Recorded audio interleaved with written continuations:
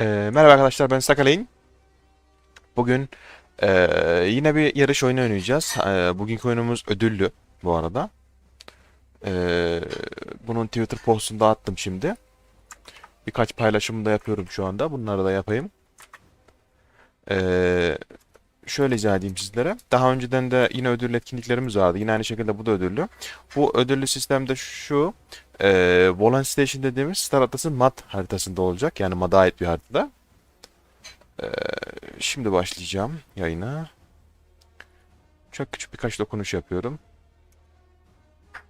Tamamdır. Aa, yine zaman aşımı dedi. Anlamıyorum ben. Neyse. Ee,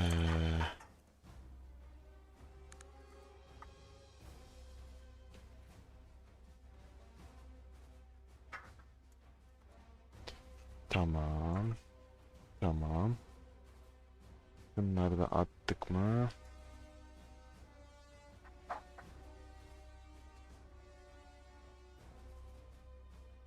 Paylaş gitsin ya. Aa, paylaşamadık. Tamam. Dur sileyim bir saniye.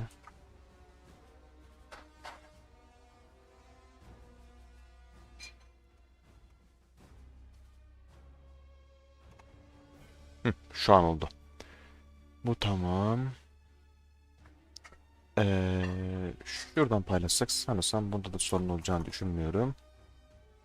Evet, bu da tamam. Bir de şuradan paylaşayım.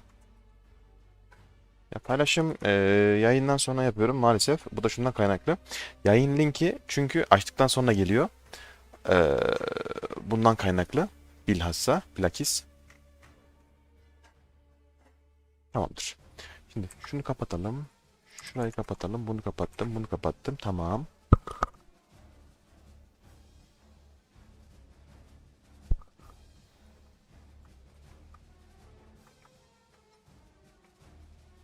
Bugün Volant Station'da sizlere hem nasıl oynandığını göstereceğim.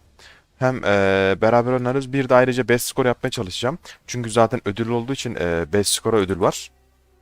Bu arada. Oyunda en az 3 kişi istiyor. Yani skoru kendiniz bireysel de deneyebilirsiniz. Ama kayıt alınan oyunda en az 3 kişi gerekiyor. Bu şekilde bir şart var. Şimdi başlayalım. Ekranımızı bir kaldıralım öncelikle. Hop. Tamam. Şimdi zaten Star Atlas'tan bahsetmiştik daha önceki yayınlarda da. Ben şu an Epic Crab seçtim. Bunların hepsi Epic. Daha önceden dediğim gibi 14 tane farklı ırk var oyunda. Bu ırkları kasıyoruz. Ben zaten şu an 6-7 tane kastım. 7 tane kastım aynen. Şimdi geriye kalanları kasacağım. Şu an şunu kasıyorum. Hayk Puna Male dediğimiz bir ırk. Kendisi. Daha sonra bunun işte Femalesi, Usturu sırasıyla bunların hepsini kasacağım. Bunları kastıktan sonra şu şekilde ödül, yani oyun içerisinde de kendi ödülü var.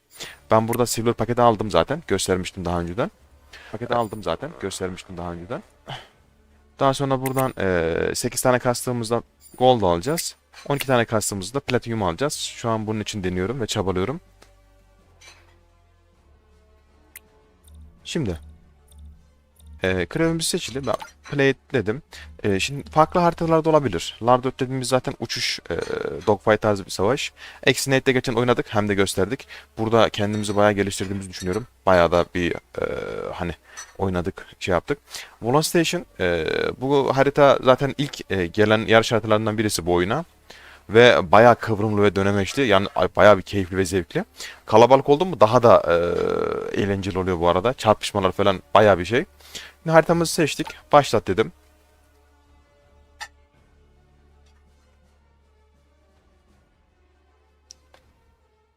Geldi. Kabul ettim bakalım. Ne göreceğiz?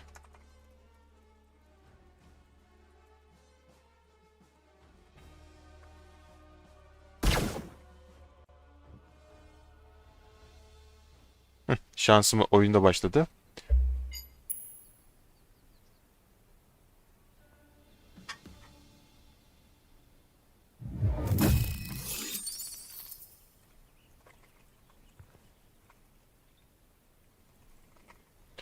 Şu mesajı da sabitleyelim buraya.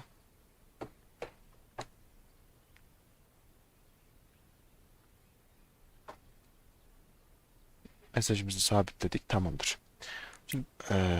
Epic Craft seçtiğim için bana her oyunda %15 daha fazla XP verecek. Veriyor. 2.19'da yapmışlar. 2.25 güzel. Bizim skorumuz aşağı yukarı 2.12, 2.13 civarı bir şey. Bakalım deneyelim. Abi oyun başlıyor, oyun başlıyor, oyun başlıyor. Dur şoklanmışız. Hemen bir şuradan gemi seçelim. Airbike'la oynuyordum genelde ama şu an Vuzu Solos'la oynayacağım. Ucu ucuna yetiştik. Oo, herkes Solos'la oynuyor. Hadi başlayalım. 4 kişiyiz, güzel. Arkamızdan ateş etmeye başladılar bile şu anda. Hops, dur dur dur dur dur dur dur.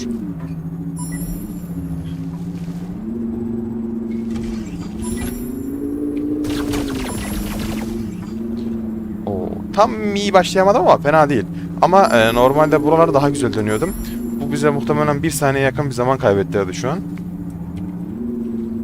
Virajları mümkün mertebe içten alıp turbomuzu daha düzenli kullanmamız gerekiyor. Ve genelde turboyu düz yollarda basmak avantaj sağlıyor, bilginiz olsun. Arkamızdan sıkıyorlar şu an. Hop, şuradan bir dönemeç. Şuradan 12'ye patlattık mı şöyle. Şurada küçük bir şey var. Burayı mümkün mertebe 12. virajı çok şey dönmeyin. Küçük bir taş mı var diyeyim artık. Takılıyor orada. Şu an devam devam devam devam devam devam devam devam devam devam. Arkamızdakiler de Nagas da bırakmıyor ha. Bu arada turbonun spamı var. Yaklaşık 2,5 saniye falan galiba. Tam hesaplamadım da. 2 ya da 2,5 saniye civarında falan bir basabiliyorsunuz turboya. Oyun daha fazlasına izin vermiyor. Eskiden her saniye basılıyordu. Daha doğrusu sürekli basılabiliyordu. Güncellemeyle beraber bunu kaldırdılar. Daha da güzel oldu bence. O. Şimdi belli bir süredir girmediğim için bu ilk oyun. Şimdi birkaç oyun bir atalım şöyle 3-5 oyun. Ondan sonra elimiz daha da alışmaya başlar. Ama iyi yapamadım diyebilirim. Bakayım aynen. Normalde buraya 42-41'de gelmemiz lazım da. Aşağı yukarı saniyeler artık aklımda. Hop, şurada bir keskin viraj. Hop.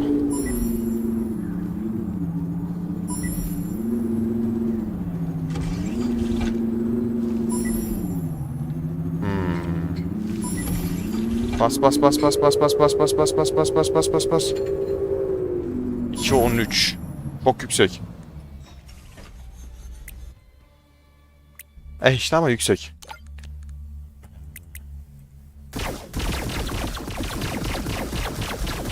Şu ateş seslerini komple kapatacağım ha, yeter.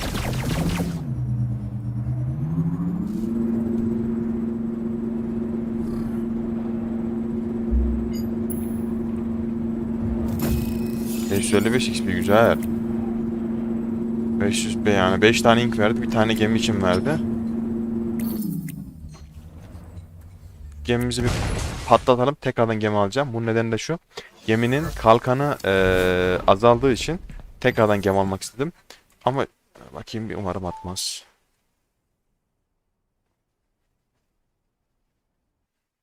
Attı. Ya ben senin var ya. Bir daha şey yapmayacağım yani. Şu an oyunda bir sorun var galiba. Eee, neyse.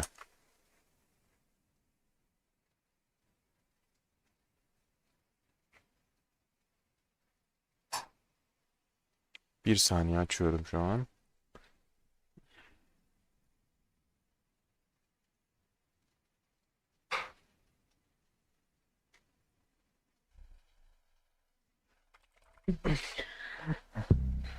Çekmemde bir sorun yok değil mi? Ya zaten kimseye izletmem.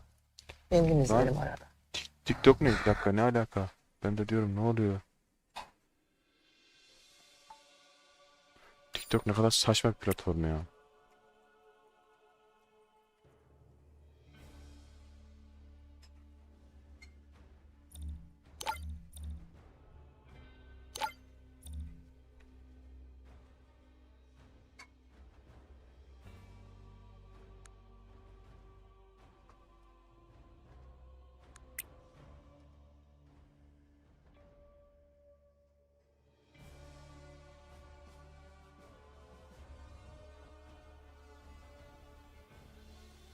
Muhtemelen oyun başladığı için bir sonraki yarışta yarışacağız.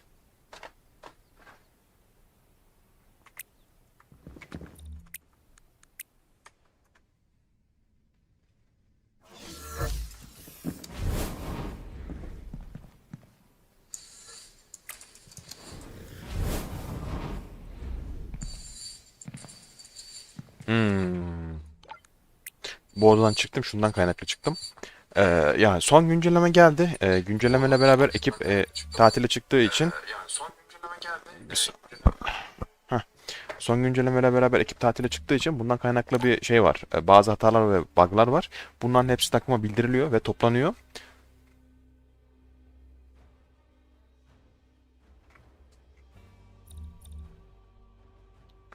En kısa sürede düzelteceği söyleniyor. Zaten şu anda AMD ekran kartlarıyla ilgili de bir sorun var. Nvidia'larda sorun olmuyor ama AMD ekran kartlarında bir sorun var. Bir hata verebiliyor oyun. Bir sonraki gelecek olan güncellemede yüksek ihtimalle hataların, bug'ların çoğu düzeltilmiş olur. Daha oynanabilir, stabil hale gelir.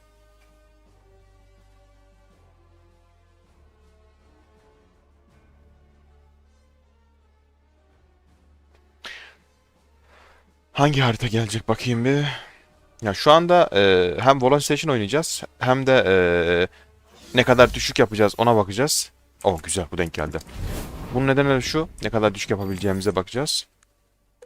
Şu an oyun ödüllü olduğu için etkinlik daha doğrusu.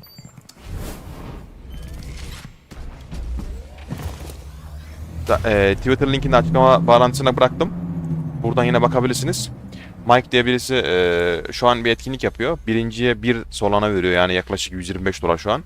İkinciye 0.5 Solana, üçüncüye de 0.25 Solana veriyor. En iyi skor yapanlara. Yani ayın 4'üne kadar geçerli 2 gün var bitişine. Ayın 4'üne kadar en iyi skor gönderene bu şekilde bir ödül verilecek.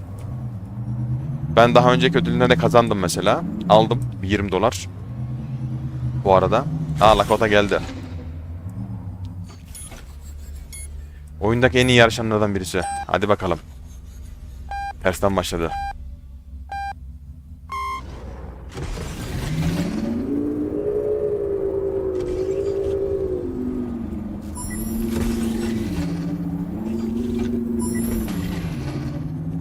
Bu adamın interneti daha mı iyi? Ben anlamıyorum ya.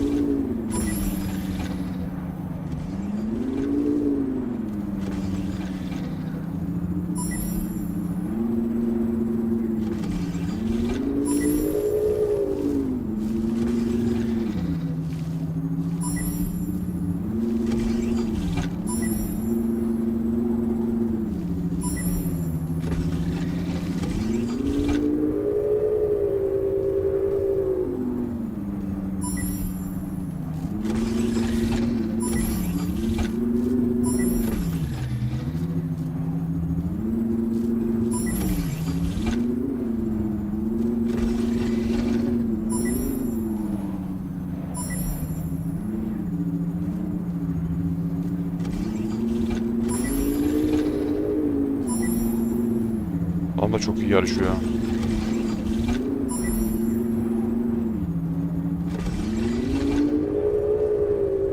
Lan var ya kafa kafaya bitirdik yemin ediyorum ha.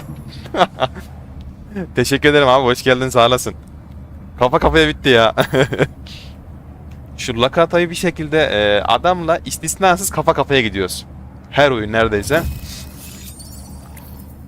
Bakalım. Ama muhtemelen bu Lakata'nın Ya bilgisayarı çok iyi ya interneti çok iyi benden. Ya benim de iyi tamam internetim bilgisayarım ama muhtemelen bu adamın biraz daha iyi. Veya daha çok çok daha iyi. FPS falan kaç alıyor ne yapıyor bilmiyorum ama. Ama gayet zevkli bu adamla yarışması.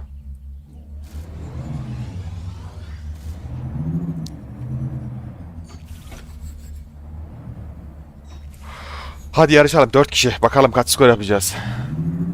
Bu arada bugün 2-11 yaptım da. Tek başımızaydık. Yapabilecek miyiz bir daha bilmiyorum. Yine mi ters verdi ya? Abi ters zor ya.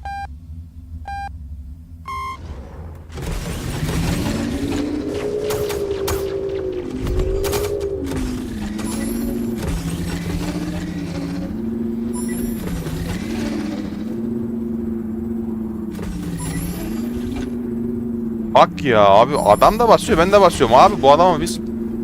Bu adam beni nasıl geçiyor ya? Lan var ya.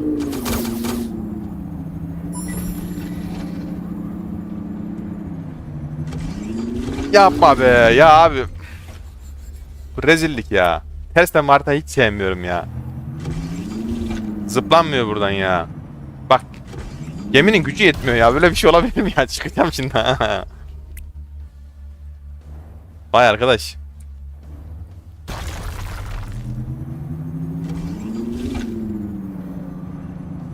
Ha şöyle ya. Arkadaş ya. Vay arkadaş ya. Lan var ya tersten rezillik ya.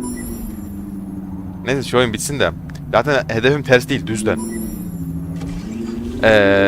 Tersle düz arasında yaklaşık 1 ya da 2 saniye oynuyor bu arada. Fark ediyor. Düz yapmak daha iyi skor çıkartıyor bu arada. Neyse yarışı bitirelim de. Elimiz alışsın. Daha elim alışmadı.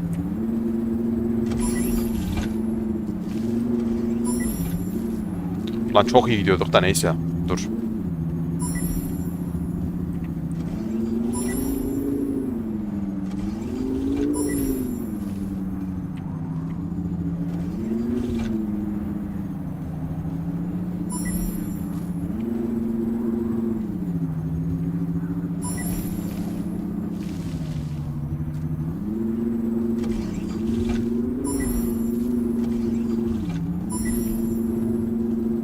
Harita çok kıvrılmama var ya.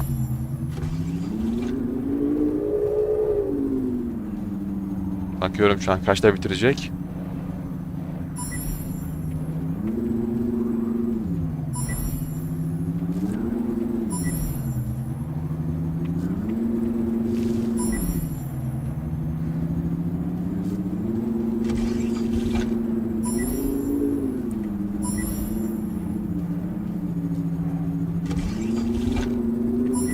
Bir kişi daha mı geldi oyuna? Bir kişi daha geldi galiba.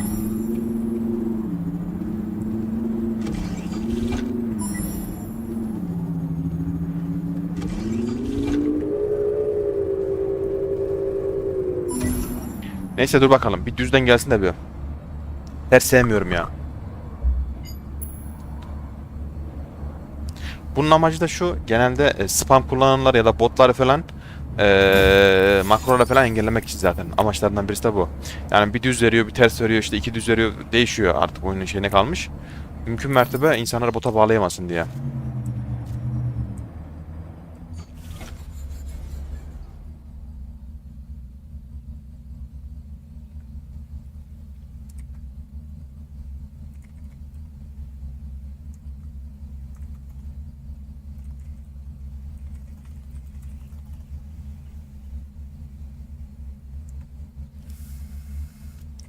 On saniye var başlasın bakalım.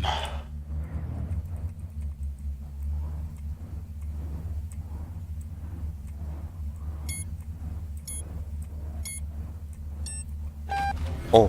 Yine tersten ver de neyse. Oradan atlama yerini halledeceğim bir sefer dur. Bu sefer aklımda başka bir şey var.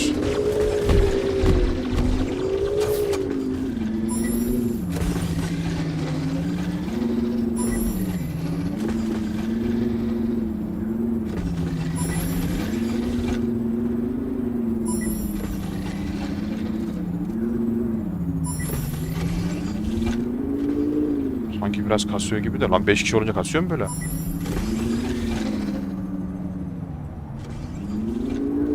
Evet. Bu sefer atladık. Ya burası ne kadar sıkıntılı bir şey ya. Bu harita cidden çok zor bu arada.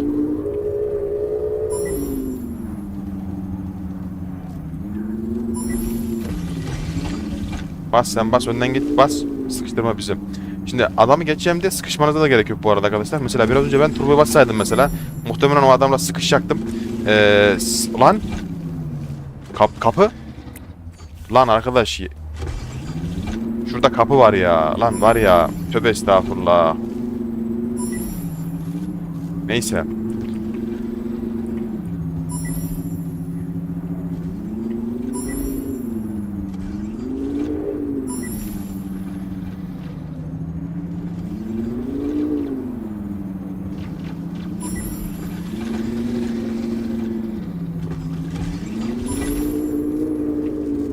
O kadar geri düşmemize rağmen adamların hala arkasındayız ya. Oğlum. Hop şu kapıyı geçtik. Bas bas bas bas bas bas bas bas bas bas bas. Geliyorlar onlar da arkamızdalar. Geri düştük. Ha, kapıyı geçemedik. Yine ikinciyiz ya. Böyle bir şey var mı ya? Dur.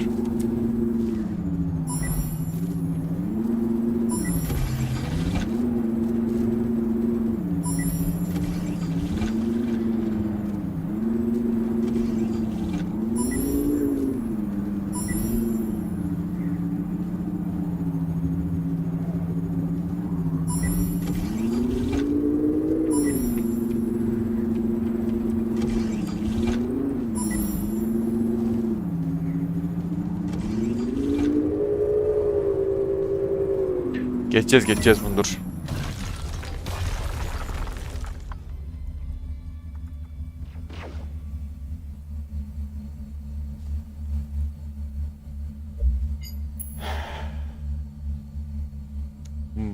Bunun bir de şöyle bir şey var.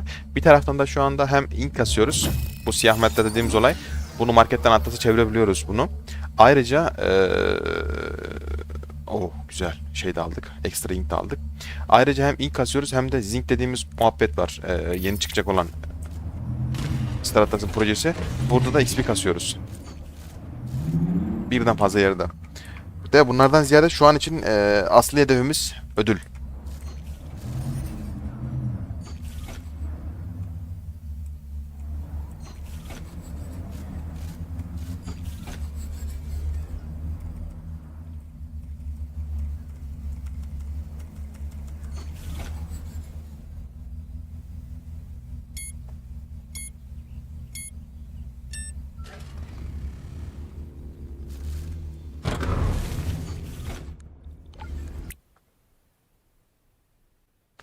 Teşekkür ederim, hoş geldin.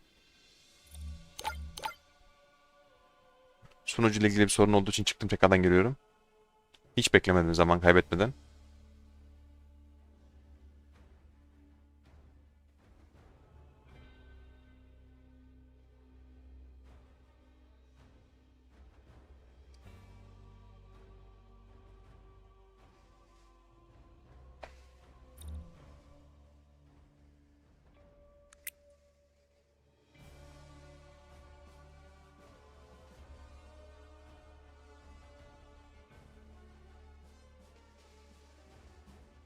Hangi haritaya verecek? Random girdiğinde rastgele harita verebiliyor. 3 tane harita var zaten. %33,3 şansımız var. Muhtemelen Volant Station verdi aynen. Zaten girişinden anlaşılıyor.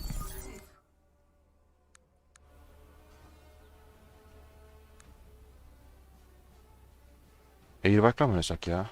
Hadi lan Airbike'la oynayalım. Toplu oyunlarda Airbike çok tercih etmiyorum da. Çünkü Airbike'ın yer tutuşu biraz daha zayıf. Vuzu Solos'un daha iyi. Yani Vuzu Solos'ta bir taşın üstünden geçtiğinizde bir yere çarptığınızda gemi çok sarsılmıyor. Toplayabiliyorsunuz. Ama Airbike dediğimiz bu gemiyle çarptığınızda gemi dağılıyor yani. Toplayamıyorum bir daha. 2 kişi girseydi tüh 3 kişiyle yarışırdık. Neyse bir kendimiz deneyelim. Düz verdi güzel.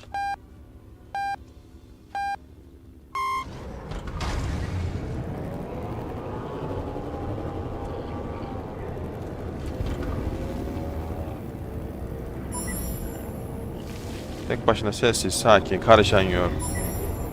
Lag yok.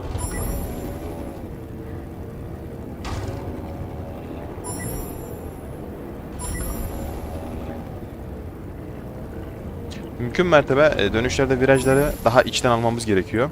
Ayrıca turboyu da dikkatli kullanarak daha yani düz yollarda kullanmak lazım. Çok dönemeçli yollarda turboyu kullandığınızda nedir onun ismi? Turbo çok pasifize kalıyor, etkili olmuyor. Yani efektif kullanamıyorsunuz. Mümkün mertebe düz yollarda kullanmaya dikkat etmek lazım turboyu. Yani dönemeçlerde turbonun geri sayımını bekleyeceğiz, düz yollarda basacağız. Bu taktik kazandırıyor.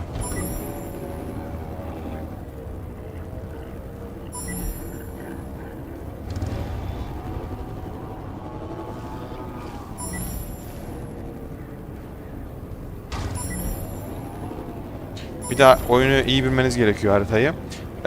Hani nereden döneceksiniz, dönerken neye dikkat etmeniz lazım, kıvrımlar, kapılar, şeyler, bunların yerlere falan hepsi çok önemli. Ve kırmızıyı turboyu kullandığınızda üst tarafta bir kırmızı ibare çıkıyor. Bu kırmızıyı mümkün mertebe doldurmamaya gayret edin. Çünkü kırmızıyı doldurduğunuzda yaklaşık 1 saniye falan turbonun geri dolması için bekliyor. Belki daha fazla. Bu da otomatikmen size zaman kayboluyor.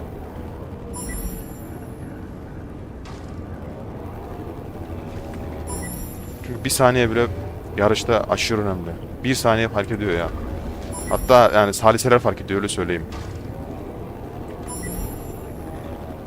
Saniye geçtim, salise bile fark ediyor.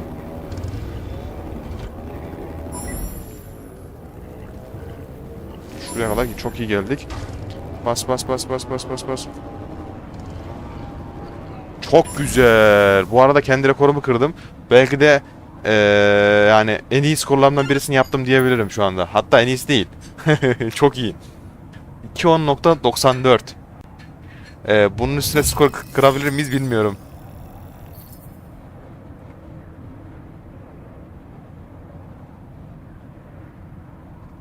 Bunu yazmak istiyorum. 2.10.94. Bu zamana kadar yaptığım en iyi skor şu an.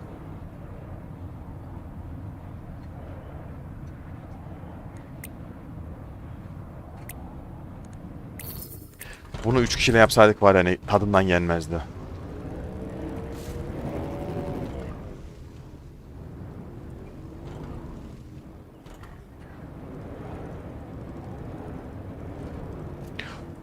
Şöyle bir şey size bilgi vereyim. Genelde Türk oyuncular için veya Türkiye'de yaşayanlar için kısa bir bilgi.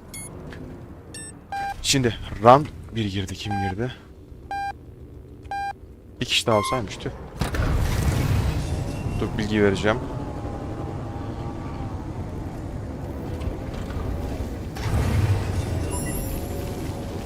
Şu ilk baş çok önemli. Burada adam seni geçerse veya şey olursa, kaza yaparsan yarış gidiyor ya.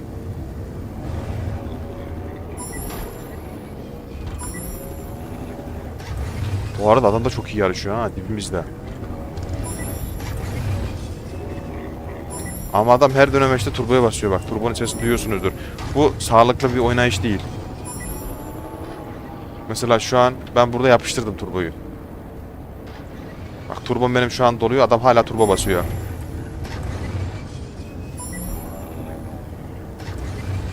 Biz turboyu şurada yapıştıracağız.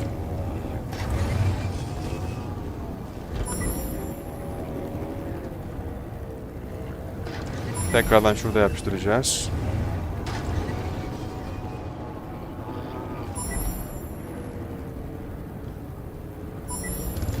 Şu düz yolda da kullanmakta fayda var bence.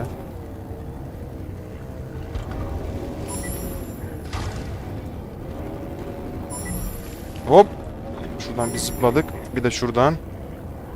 Adama fark attık, tamam. Adam da çok iyi yarışıyor bu arada ha.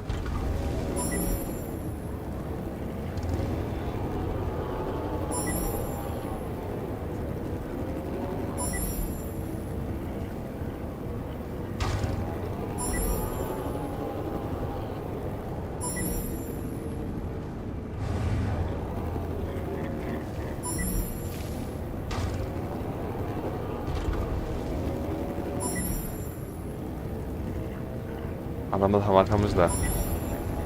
Ups. Abo. İşte bahsettiğim olay bu. Toplayamadık virajı. Lan var ya. Belki de best skor geliyordu bu arada. 10.94'ten daha iyi bir skor yapabilirdim bu arada. Kaza yapmasaydım eğer.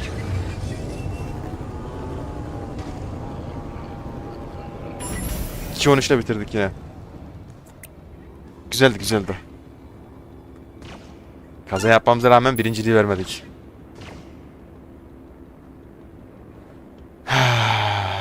Olacak.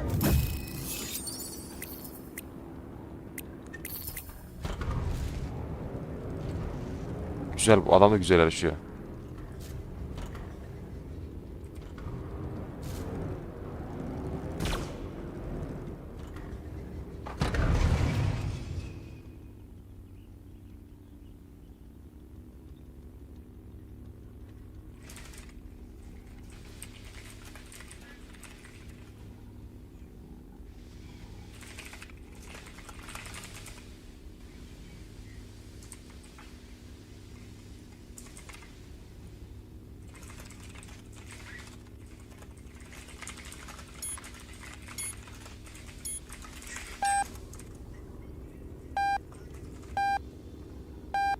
Geldim dur.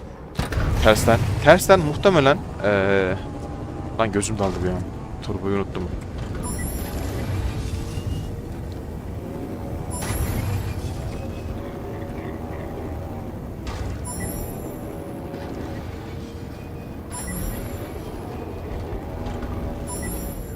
Çok geniş aldık burayı bu arada. Şu en sağdan atlayacağım. En sağdan atlayınca sanki rahat atlanıyor şuradan. Biraz şöyle hız basalım. Evet. Hop. Yapıştır. Bu sefer güzel zıpladık. Ya buradan var ya. Geçmek korkulur ya. Gerçekten benim. Bilmiyorum. Abi bir geçiyoruz bir geçemiyoruz. Bir şey oluyor burada. Adam yine arkamızda. Adam bırakmıyor. Pes etme yok. O da bırakmıyor, biz de bırakmıyoruz. Bak turboya bastı. Turbo sesini duyduğum anda ben de bastım. Biraz da oyun oynarken arkadaşlar şöyle bir şey dikkat edebilirsiniz. Eğer oynayacağım diyen iddialı arkadaşlar varsa aklınızda bulunsun, şunu söyleyeyim size. Adamın peşinden geldiğinizi şu şekilde de anlayabilirsiniz zaten. Ses kasarsanız hani counter gibi aynı şu mantıkta. Adam turboya bastığında siz de turboya basarsanız mümkün mertebe adamla çarpışmazsınız. Yoksa gemiler birbirine çarpıştığında savruluyorsunuz. Adam yanınıza geldiğinde anlaşılıyor zaten turboyu kullandığında. Bu ses çıkıyor mesela. Adam direkt bastığında. Hop işte bahsettiğim konu buydu. Orada bir şey var. 20'nin orada bir şey vardı. Takılıyorsunuz demiştim hatırlarsanız. Allah'tan ucuz yırttık ha. Şansa avantaj olarak kullandık. Bu arada adam oyundan çıktı. Adam niye çıktı oyundan? Ne güzel yarışıyorduk ya.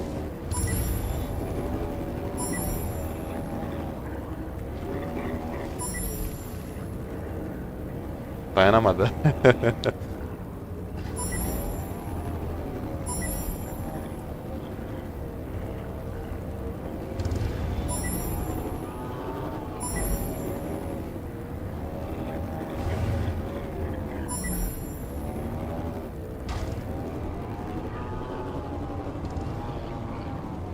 İki 12 güzel. Dediğim gibi tersten bir saniyede fark ediyor ya. Bir saniyede olsa. Neden fark ediyor bilmiyorum ama. Haritanın dönemeçlerinden, geçişlerinden kaynaklı muhtemelen.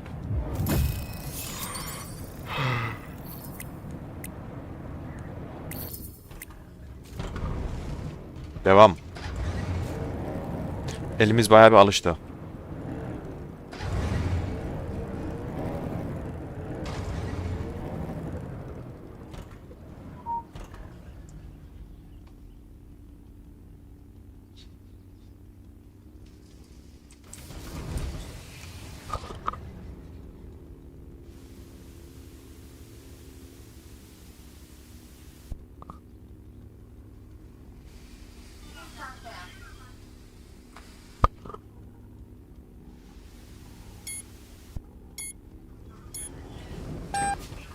Yine tersten verdi vay arkadaş.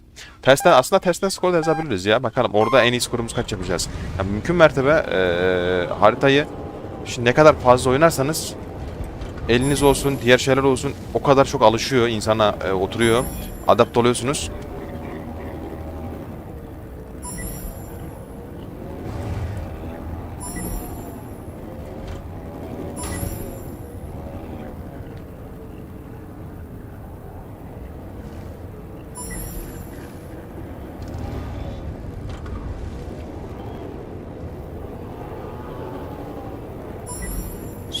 Orayı çok iyi yaptığımızı düşünüyorum bu sefer.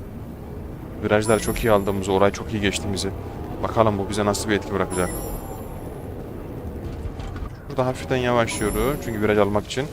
Yoksa burayı almaz çok zor. Hemen turbomuzu burada kullandım. Çünkü şurada dönemeç olacağı için zaten turboyu çok fazla kullanamıyorsunuz. Sadece şu 16-15'i geçtikten sonra, şuradan sonra, yani 14 geçtikten sonra şurada biraz turboyu çok fazla kullanmayın ki burası biraz daha düz yol, basılabiliyor.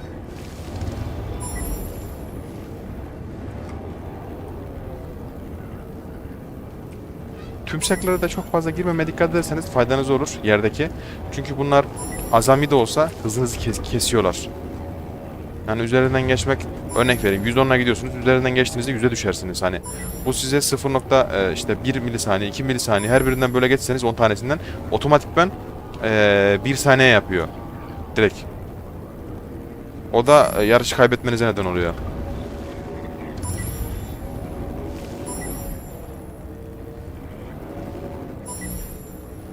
Güzel döndük ama turbomuzu biraz fazla kullandık. Şurada turboyu biraz biriktirmemiz lazım. Şu köşeye döndüğümüzde. Çünkü turbo bize lazım olacak. Şurada ha.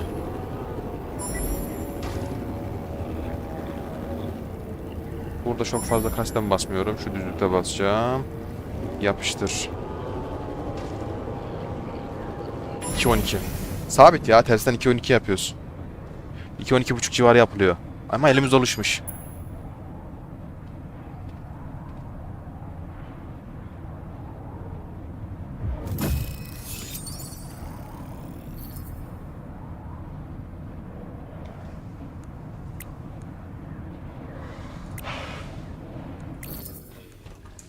Şimdi şuradan bir şey yapalım.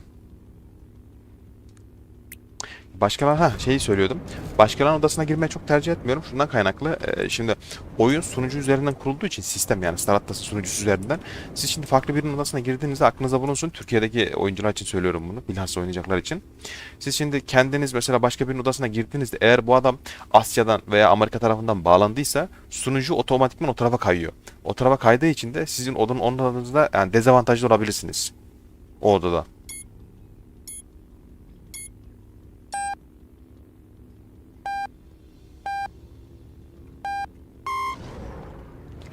Tersten yarışmayacağım ya. Yeter, ikidir tersten yarışıyoruz. Yarışı bitirdim. Düz, düz yarışmak istiyorum.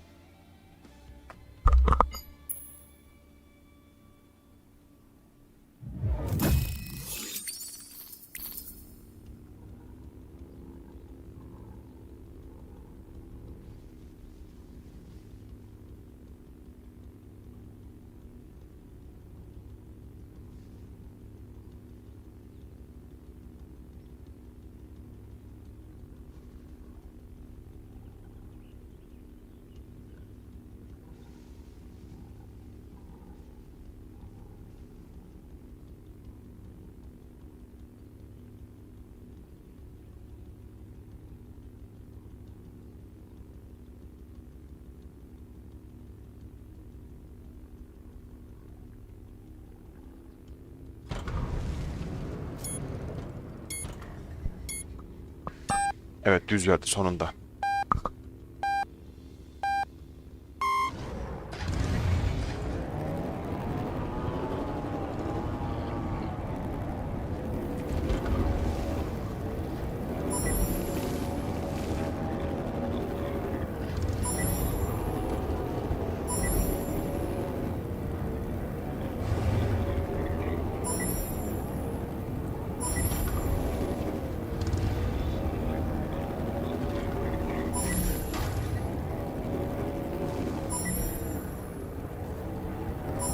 Turboyu bekliyorum ve basıyoruz.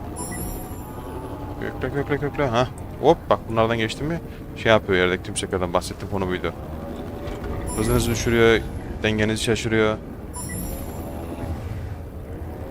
Virajları yalamadık ama bir süre. Ayrıca buraya geldiğimizde turbomuzu doldurmuşuz. Oo. Demek ki iyi gelemedik buraya. Dur bakayım. Bir şeyler yanlış yaptık.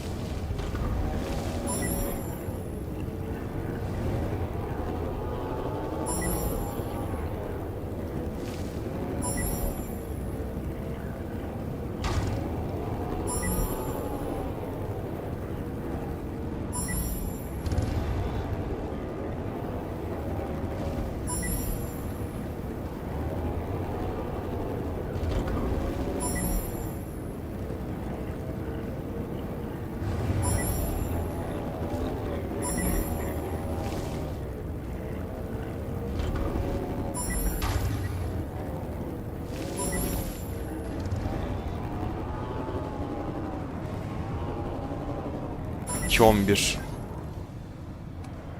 2-11 sabitledik gibi duruyor ama dur bakalım.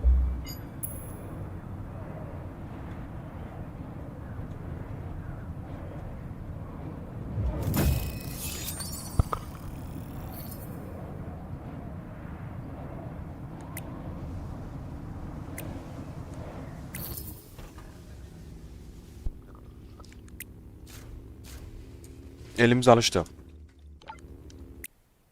Biraz yabancı odalara gidelim değil mi?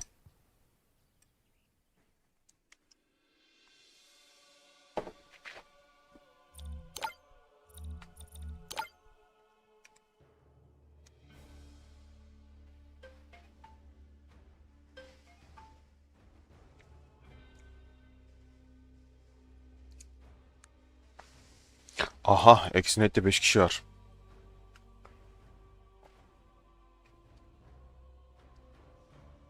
Neyse oynarım da. Golden Station deneyelim ya. Çünkü burada şu an ödül muhabbeti var.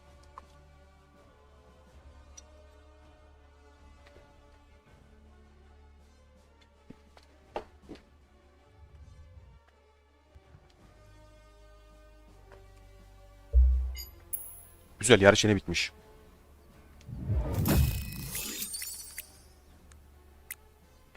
Lakota var. 2-11-56. Çok iyi yapmış ama benim 1 vs 1 best skorum 2-10. Adam çok iyi oynuyor ya. Hadi bakalım. Airbike alacağım. O da iyi, biz de iyiyiz. Bakalım ne çıkacak.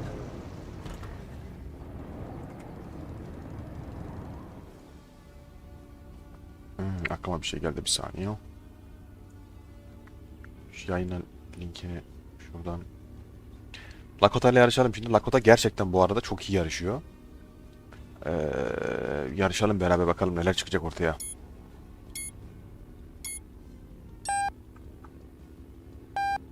Düz, güzel.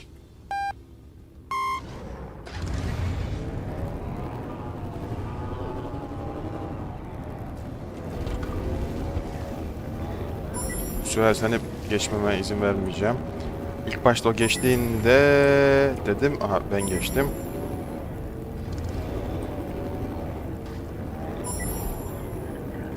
Şimdi onda uzun solo olduğu için geçtiğinde biraz benim için sıkıntı bu arada.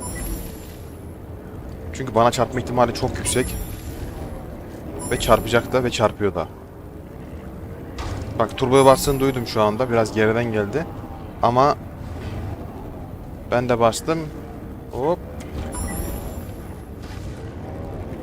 Lan ne maç dönüyor be. Vay, ben tam alamadım, yalan yok. Dur bakayım.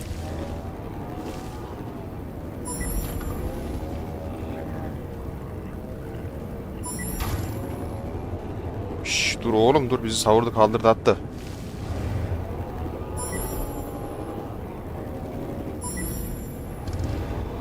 Sanki şu an için iyi gidiyorum gibi duruyor ama dur bakalım.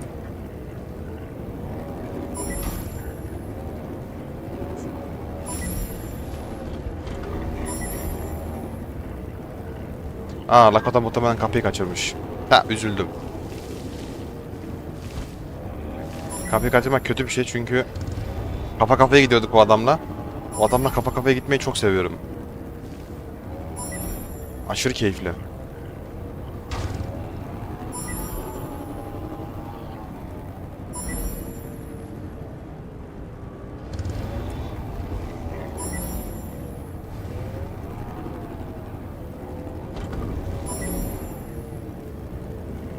Geliyor.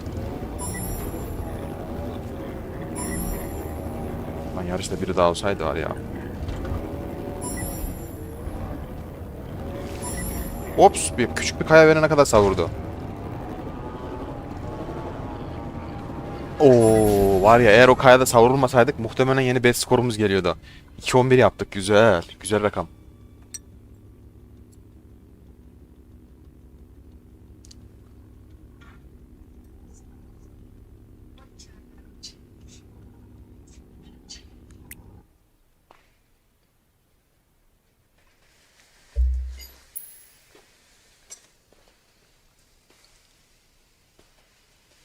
Hadi bitirelim bu işi.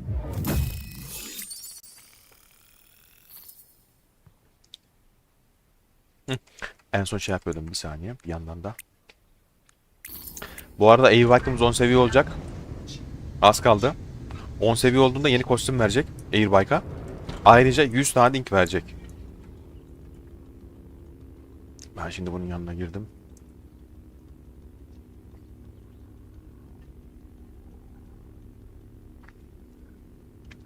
Dur şuraya bir yanıt ekleyeyim.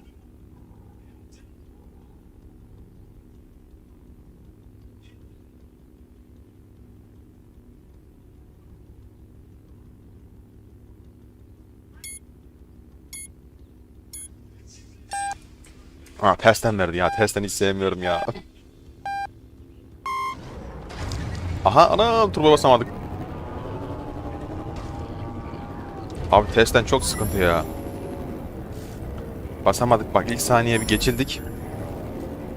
Gel buraya. Gel buraya.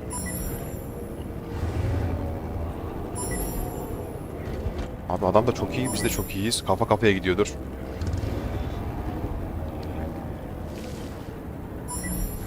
Sağ tarafta bir sorun yok bak o da oradan gidiyor. Kesinlikle hop ucu ucuna var ya az daha çarpıyorduk. İçim gitti böyle oradan geçerken. Bizi geçmedi dur. Turbomuz var daha. Basmadık ya.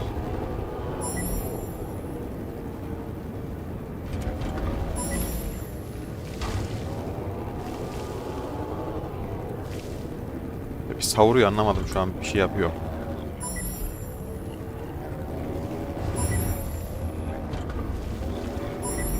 Ops. Bak bak bak nasıl vurdu bana bak bak bak bak bak. Orada bir dengemizi dağıttı ama topladık.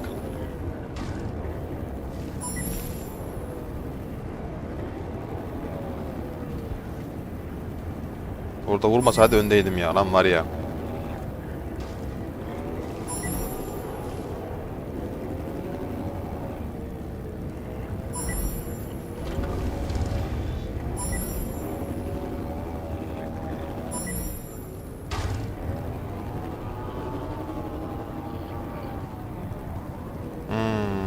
Kesinlikle.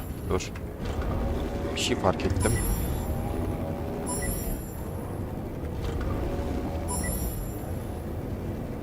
Biraz turbomuzu harcadık. Yetişebilmek için ama.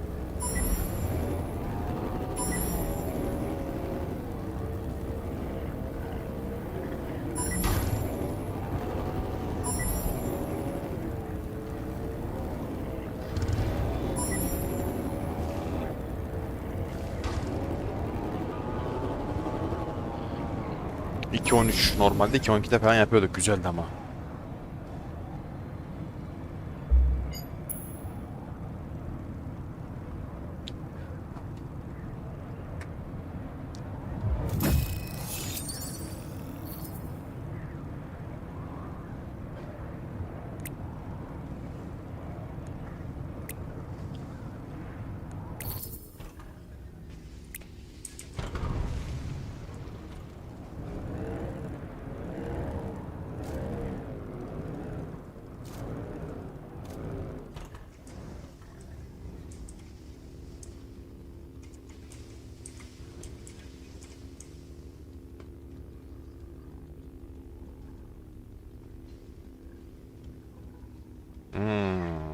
Sogmian ırkının Male Legendary şeyi.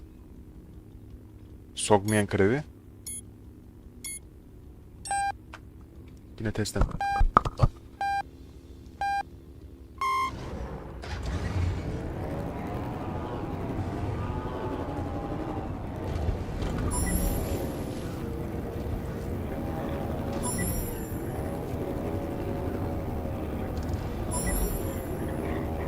Abi nasıl önüme geçersin sen ya? Al ben geçtim.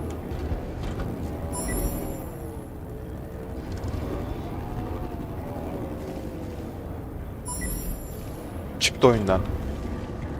Oyundan niye çıktı şimdi bu adam? Ya ne güzel yarışıyordu arkadaş. Muhtemelen o köşede ben geçtim bunu. Çünkü geçtikten sonra bir daha geçilemeyeceğini bildiği için çıktı oyundan.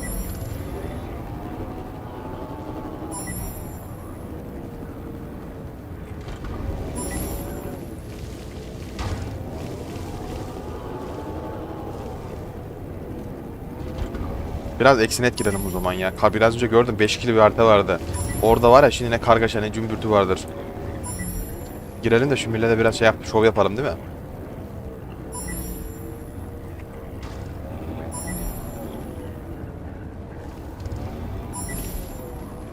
Hop. Bir şey deneyemedim olmadı. Haritamızı bitirelim eksine de geçelim.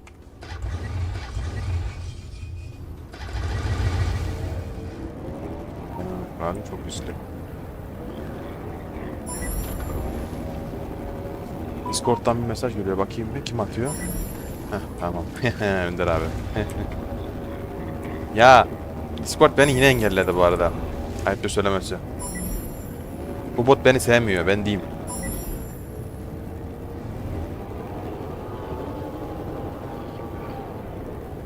Hiçbir şey yapmadım halde engelledi. 2 satır yaz alt tarafı ya.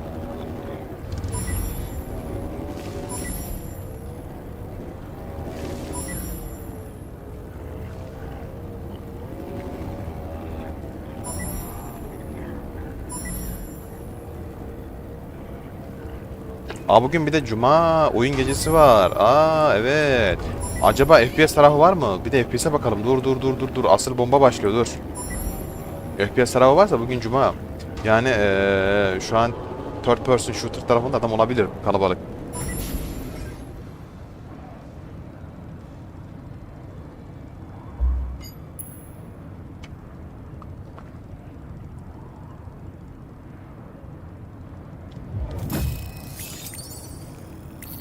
Şimdi haritadan bir çık. Oyunda biri var.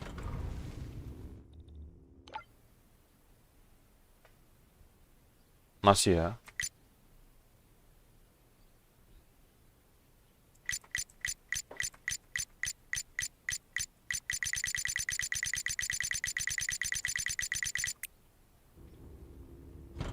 Yarışsa yarışalım çıkmayacağım. Eğer Lakota yarışmasa çıkacağım.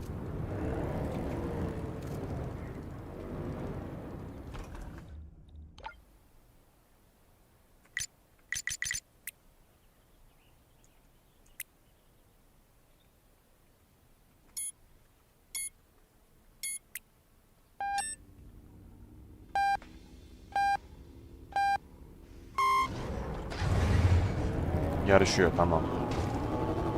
Biraz önceki yarış o zaman kasten çıkmış ben diyeyim. Geçileceğini anlayınca çıktı.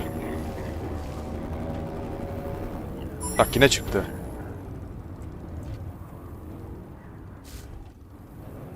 Nerede lan bu adam? Adam yukarıda. Niye çıktı? Merak ettim bir yere gideceğim.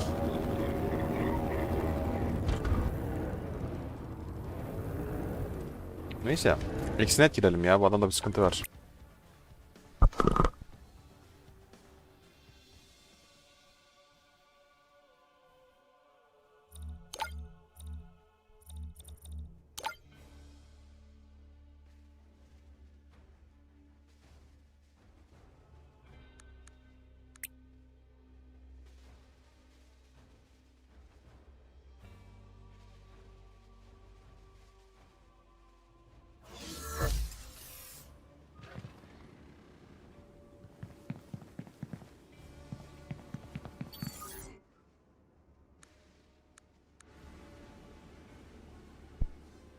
Evet. Şimdi Eksine'de girdik. 5 kişi mi neyiz oyunda?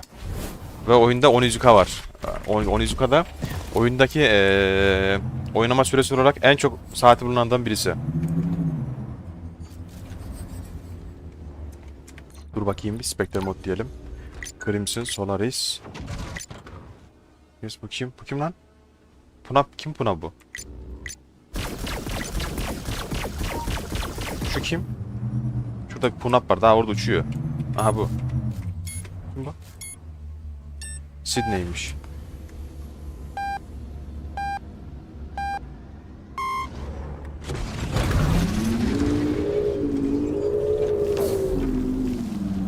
Epeydir de eksine dönemiyorum ha.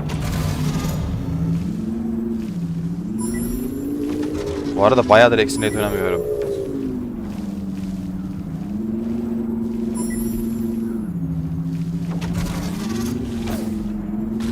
Bak la.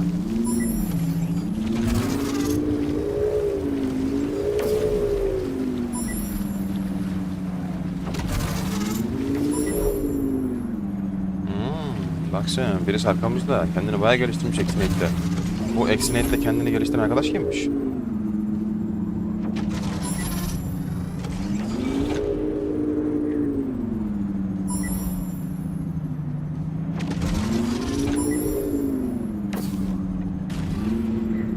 Bunun neden olduğunu ben size açıklayacağım. Aslında adam bize doğrudan çarpmadı. Adam bizi yanımızdan geçti. Yanımızdan geçerek önümüze geçti. Oyun gecikmeli geldiği için adam bize çarptı. Olan bu.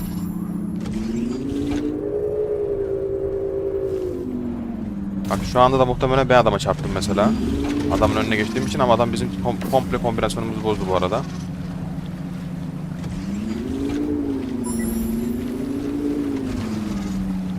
Lan git. Bak la. Bir sonraki round onunla görüşeceğiz dur.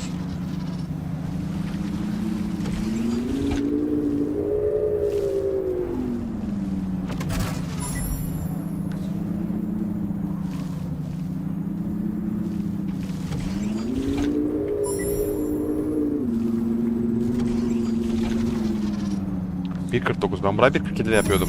1.50. Paslanmışız. Tabi olan station'a gireceğim ya.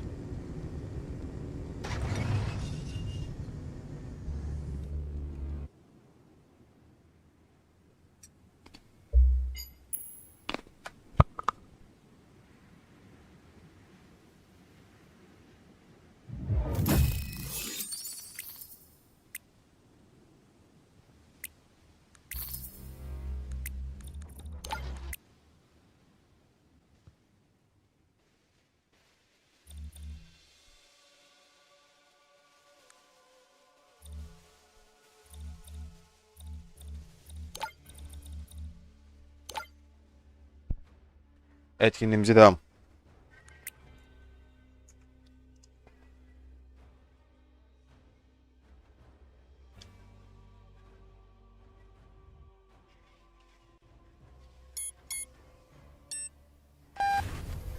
Ama bu gemiyle olmaz ki. Bu gemiyle yenemeyiz ki. Oynayalım da bu gemi... Lakotay bu gemiyle imkanı yok yenemeyiz. İmkansız hem de. Çünkü bu gemi ondan yavaş. Neyse bu oyun zevkini oynayalım. Hantal, yavaş.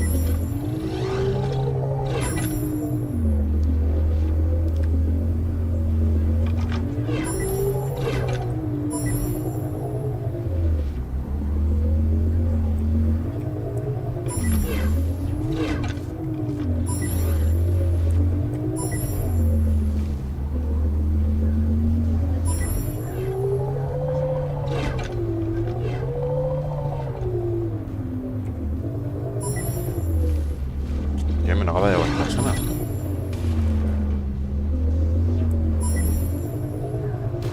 Lan ne çarptık biz? Vay arkadaş bu gemi çarpıyor ya.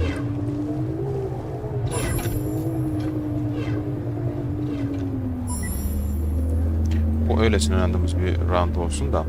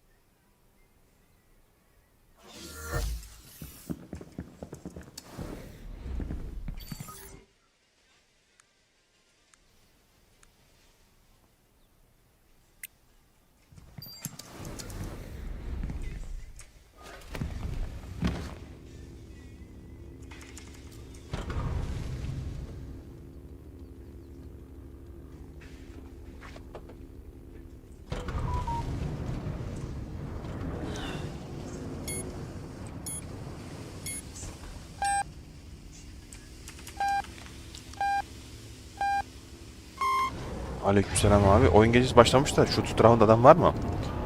Ya da shooter oynayan var mı? Ben görmedim. Bakmadım daha doğrusu. Bir baktım çıktım yoktu. Çok şey yapmadım ben.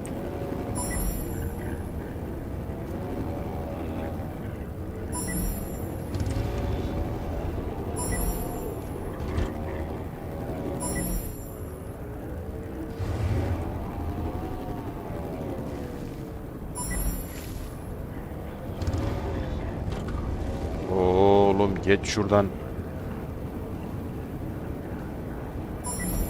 Ha duyuruyu gördüm. Duyuru atmışlar mı? O zaman oynarlar, gelirler.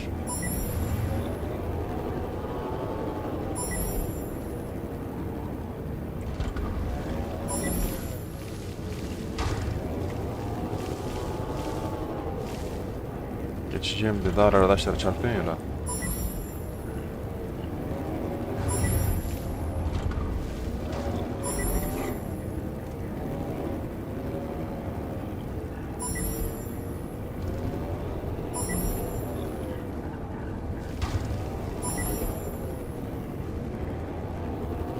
Oo, kırmızıya dayadık yanlışlıkla bak burada. Turbomuzdan kayıp yaşadık.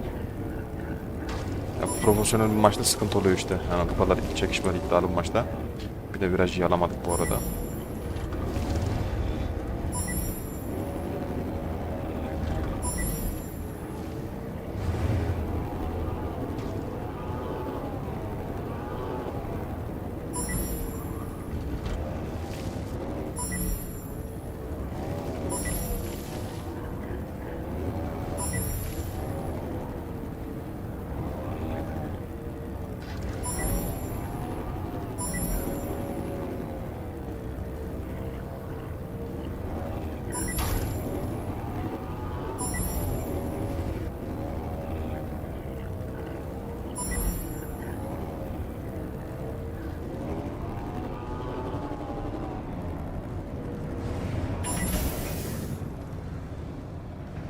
Sesi de eğer shooter varsa geçelim. Ben shooter'a bakmadım bilmiyorum.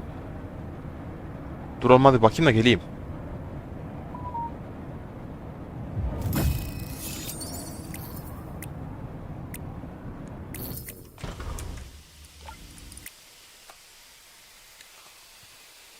Dur bakıyorum ama.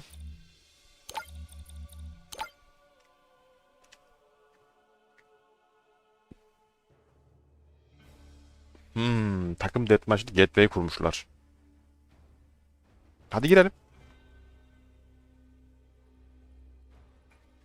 Adam öldürmek de keyifli.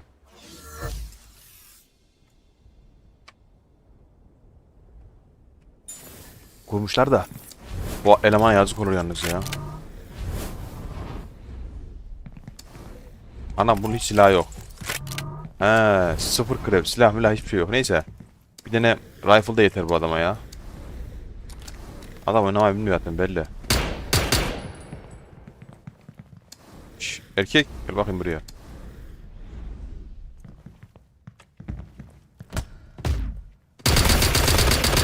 Vallahi vurur öldürürüm bak ha.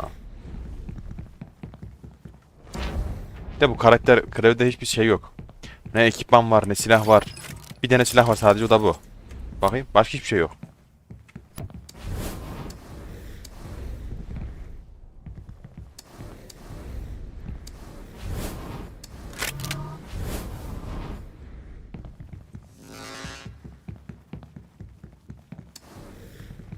Nerede lan bu öyle?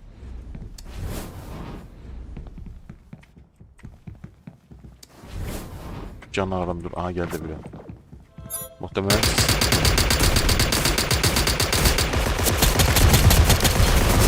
Abi etli ekmek bu ya.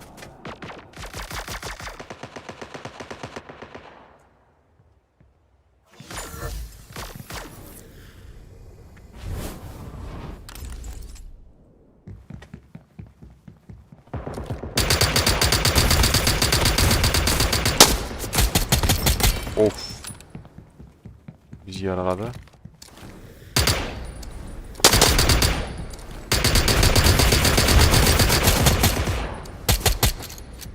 Görmüyor musun? Başka bir daha çıkıyor. What? Kaçırmayacağım o benim.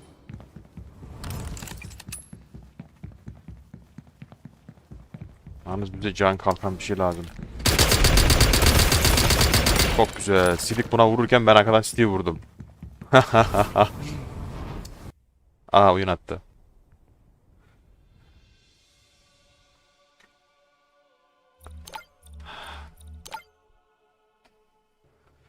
Ay. Ah. O puzzle kurmuşlar. Zones nasıl bir harita bilmiyorum.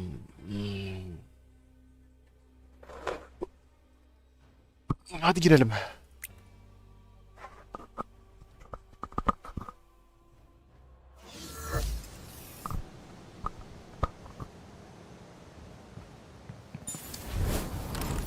Daha önce ben hiç oynamadım bunu.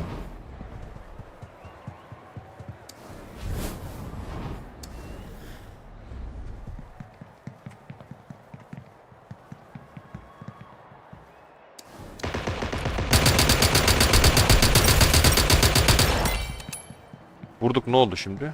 Bunlar var. Bunlar ne? Ha, takım bölge almalı. Zone. Şimdi oldu. Zone dedi. Aa.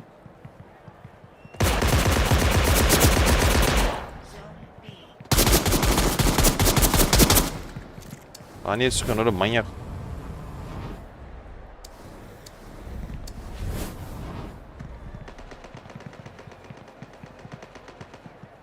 Aha, orada adam var. Aa, buradan da attı. Niye atıyor? İlginç.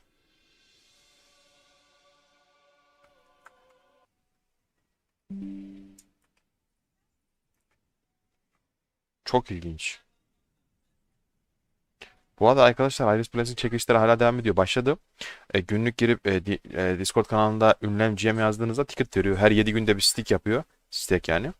Toplu bir şekilde size bilet veriyor. Biletlerin çekilişleri de var. Bir sonraki çekiliş zamanında Ocağın 9'u, bir sonraki hafta bakayım. Aynen. Bir sonraki Cuma günü, önümüzdeki hafta çekiliş olacak. Hani biletlerinizi kazanmayı, almayı unutmayın.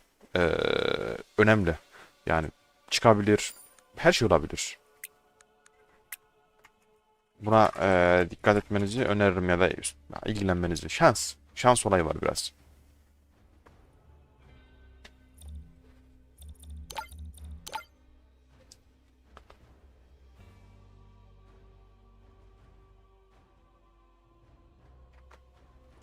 Acaba Lardo'da oynasak nasıl olur ya? Lardo'da girelim ya. Lardo'da aktif bir şekilde oynamadım direkt.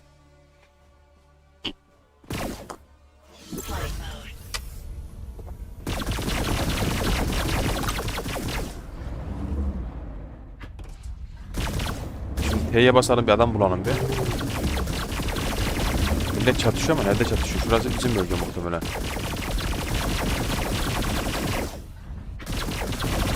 Biraz geriye alalım şöyle. Ha. Ekranı daha iyi görebilmek için. Ulan. Ayarımızı yaptık, tamam. Şimdi.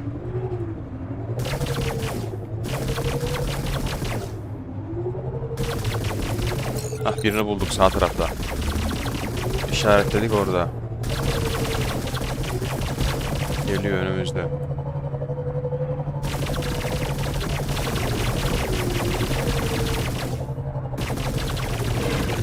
Bir şey yapmam lazım, bir saniye.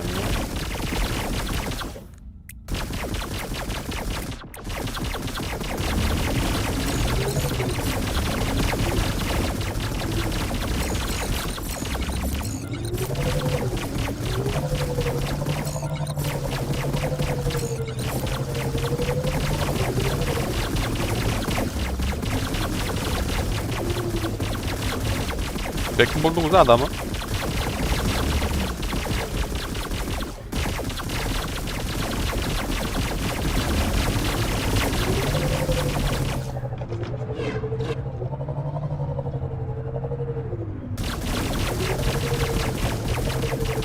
Bizim eleman tek bulmuşlar, saldırıyorlar.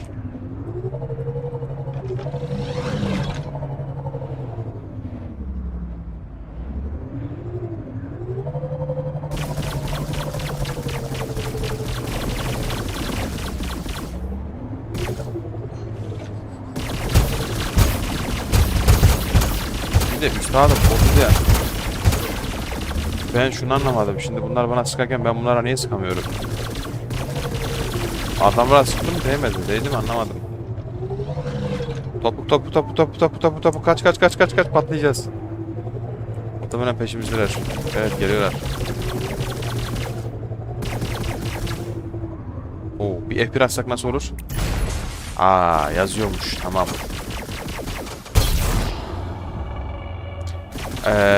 Sağ olasın, teşekkür ederim. Şu CG'yi denedik de ya, buraya savaş gemisiyle girmek lazım ya. Yarış gemisiyle bu iş olmuyor. Nerede bu adam? Aşağıda. Yarış gemisi burayı kesmiyor. Bu normalde yarış gemisi, fighter gemi lazım bize. Burada birini yakaladım.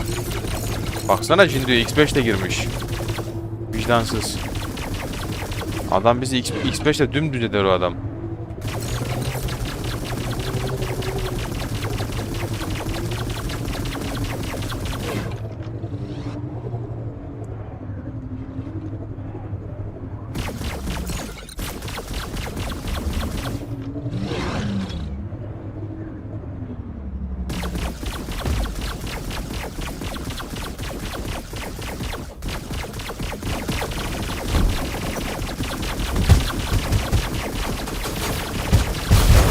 Oho. Yok abi, burayı biraz oynamak lazım. Bir de gemi çok burada gemi faktörü çok önemli anladığım kadarıyla. En az X5'te girmek lazım buraya. Ya X5 alıp gelelim. Bu gemi burada gitmez. Adamlar bize furdu. Dur bir bakalım, eğer oraya gideceksek X5'te girelim.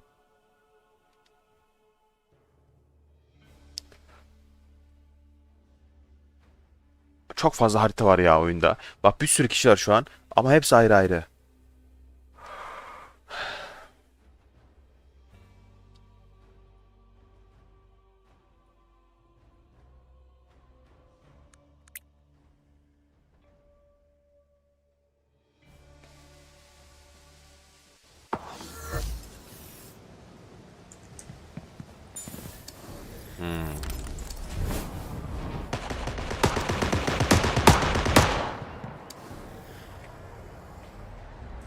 Neredeler?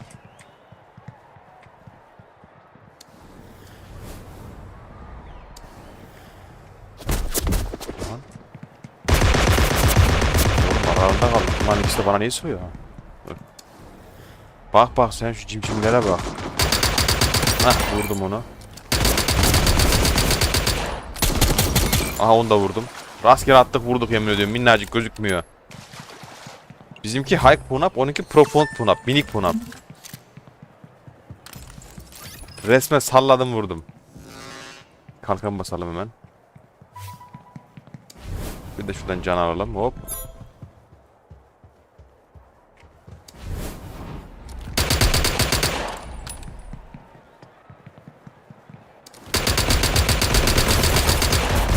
Bir de soldan sıkıyor ama şu ölmez böyle. Bunu niye bırakayım? Gel gel gel. Daha orada.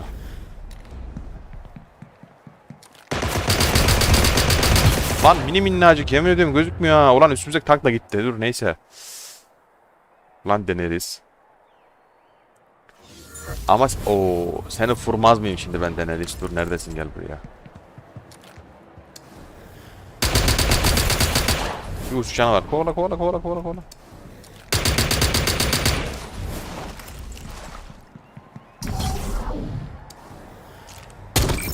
Ha, bir tane vursam öldü.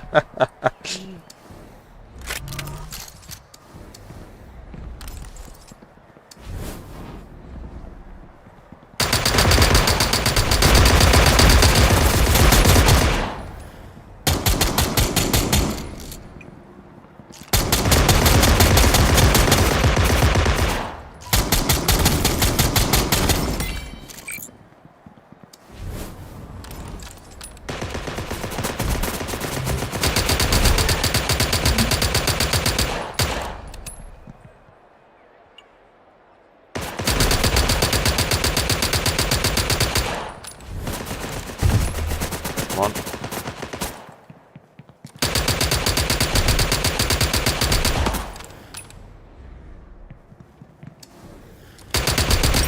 Ah.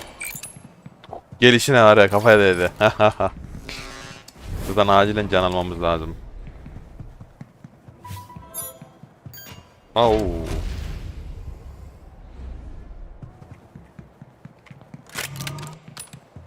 Önümüzde. Çok bilmiyor galiba ya.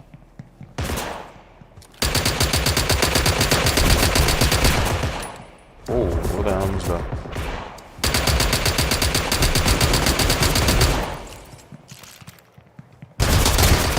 La ama haksızlık, dur şu tankı bırakayım ha. Öldürürsene sonra öldürün. Silah yok ki. Bir tane silah oynuyorsun. Karakter yan olunca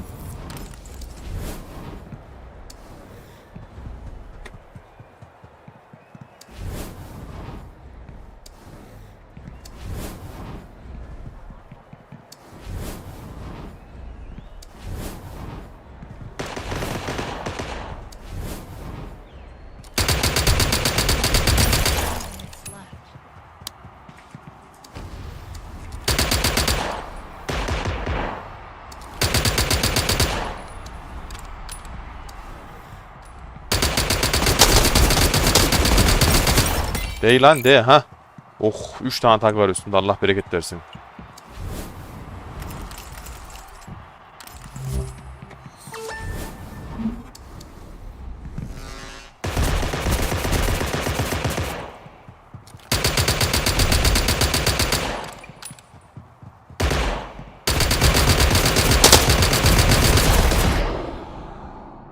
Arkadaş bir tane silahla oyun mu oynanır? Olacak şöyle 4-5 tane silah. Onu ondan ona, ondan ona, ondan ona.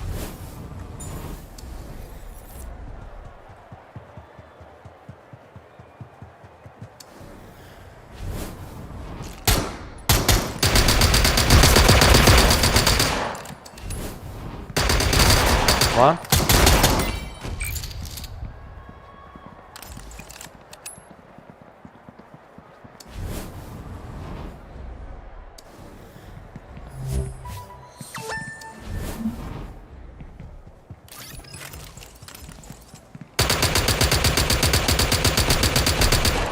Abi minnacık değil mi ya?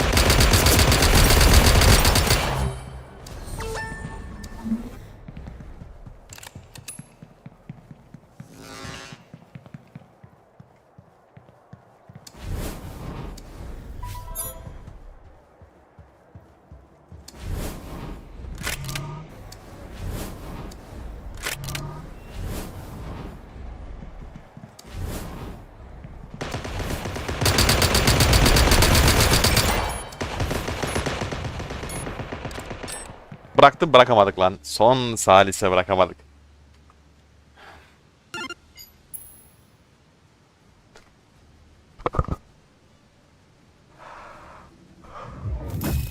...900 XP. Değmez.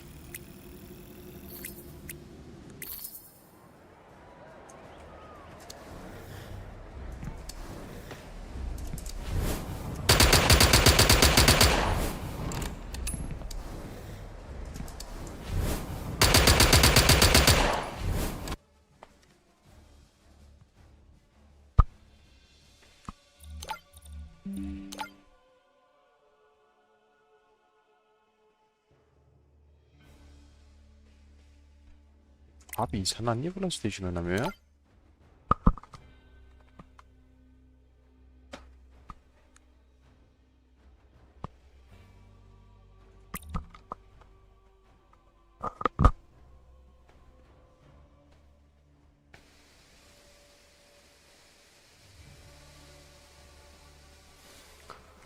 ...20 saniye var. Hemen bir gemi alalım.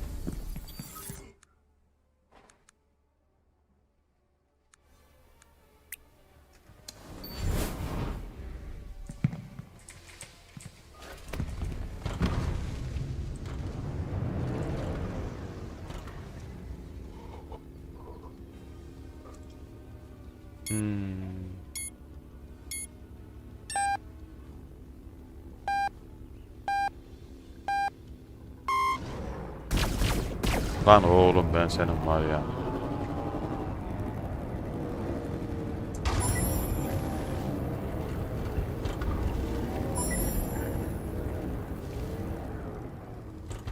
Niye yaşmıyor?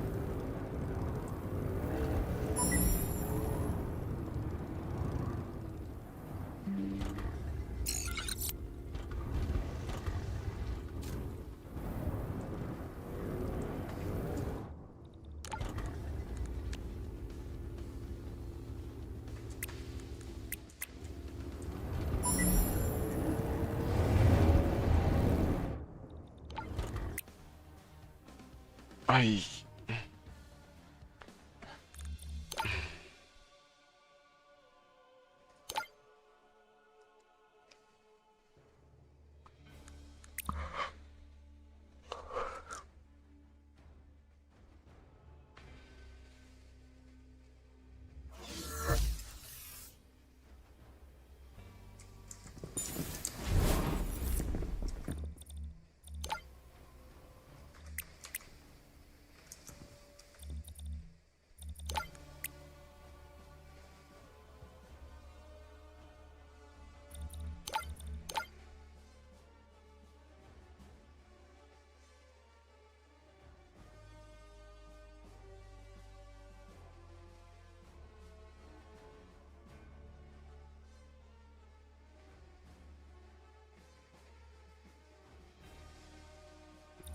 Hoppala.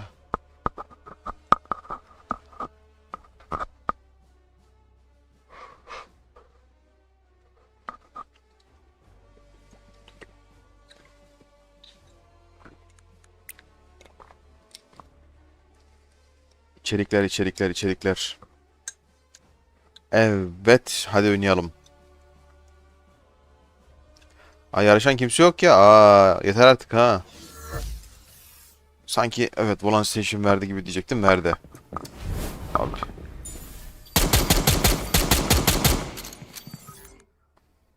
Biz şuradan bir Airbike'ımızı alalım ya. Solo salayım diye düşündüm de. Airbike candır.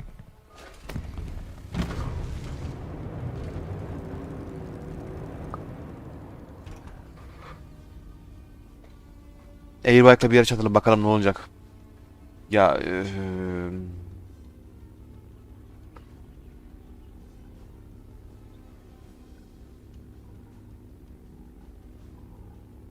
oyun gecesine baktım, biraz kişi var da. Normalde Sarattas'ın her cuma günü akşam üzeri Türkiye saatiyle saat 9'da oyun gecesi var her cuma. Baktım oyun gecesinde birkaç kişi de var. Ama şey yapmadım ya. Şu Volan Station oynayalım diye. Çünkü bilhassa şey, şu an nihai hedefimiz Volan Station çünkü. Maksat zaten ödül almak. Daha önce katıldığım yine aynı şekilde bu adamın bir etkinliğinde 20 dolar aldım. Onun dışında birisi 100 dolar aldı. Birisi 55 dolar aldı ayrıca. Yani veriyor yani.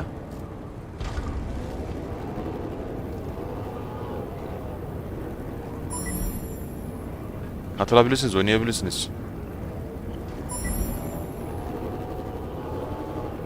Zaten şu anki etkinliğinde ayın 4'üne kadar vakti var.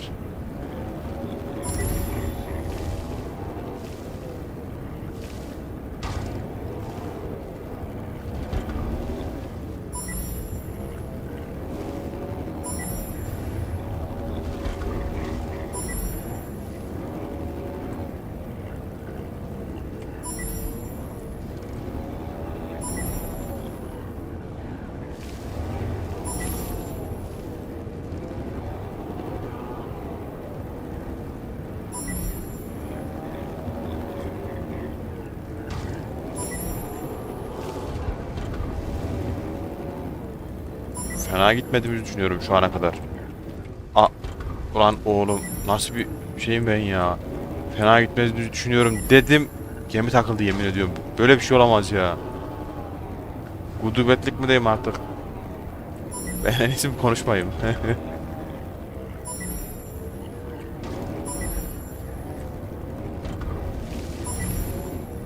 Bas bas bas bas bas bas bas bas bas bas bas. Şurada biraz turboya basabiliriz çünkü şu köşeye dönünce turbomuzun dolması gerekiyor. Bize turboya ihtiyaç var şuraya dönünce. Tam şu düzlükte yapıştırmamız gerekiyor turboyla ki biraz şey yapalım. Heh, saniye farkını biraz indirelim. Burada da olabildiği kadar yapıştır. Bırak ve yapıştır. 2.13. İşte.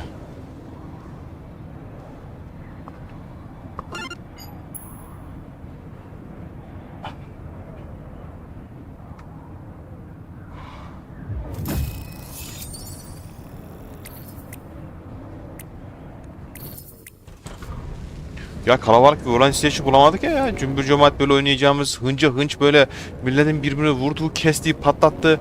Aa yeter artık. Arkadaşlar indirmek isteyen indirsin oynayalım.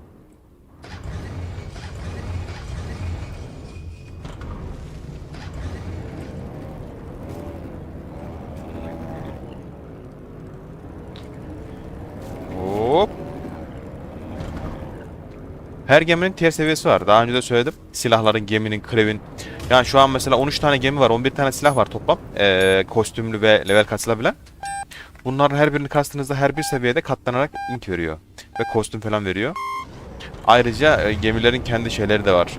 Master'lar da var yani. Gemi güçlendirmeleridir vesairedir falan. Yani bunları da alıyorsunuz bu arada. Bunlar tam şu an için aktif değil ama ileride aktif olacak.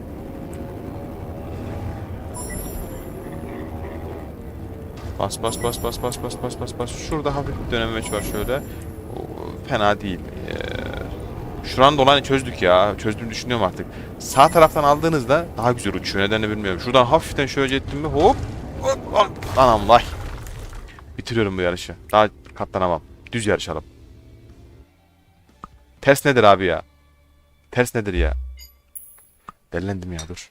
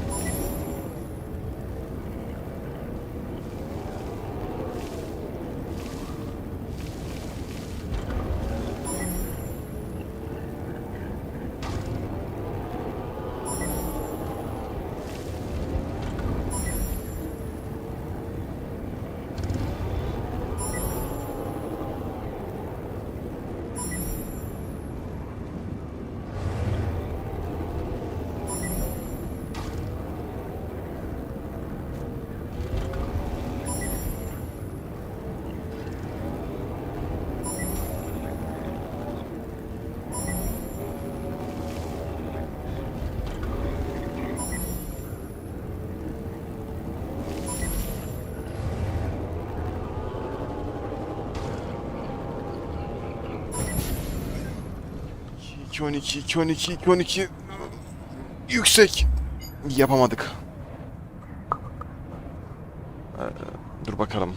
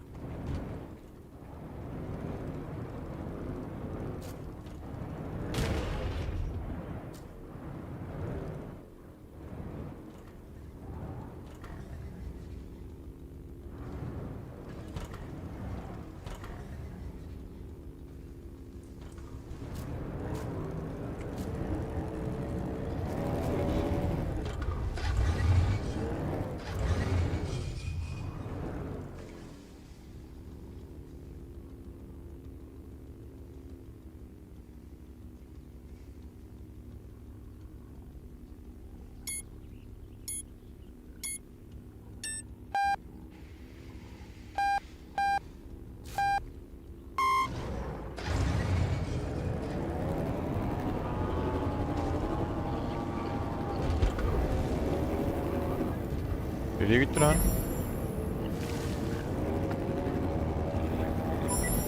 Yarış bitsin de olmadı bir şu tura bakalım ya.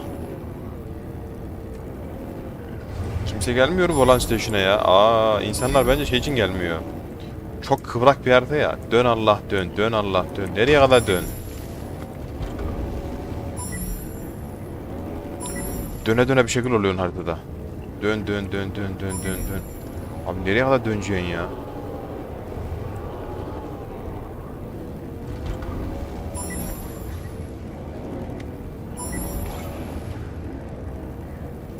İyi yapamadık bu arada. Bence. Daha iyi yaptıklarımız oldu. Şu an çünkü turbomuzu boş olması lazımdı şu an.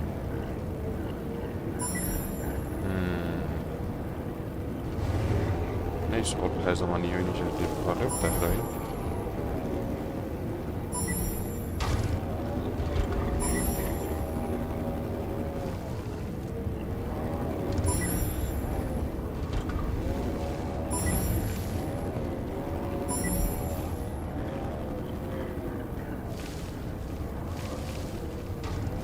Düz yaptık ha.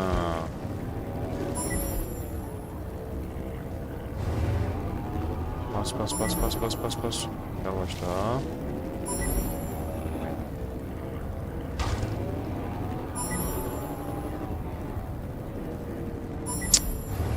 Cık. 2.13, 2.14 hatta ne 13'ü. Bu oyunun bitiş saniyesi 2.13, 2.14 civarı bir şey.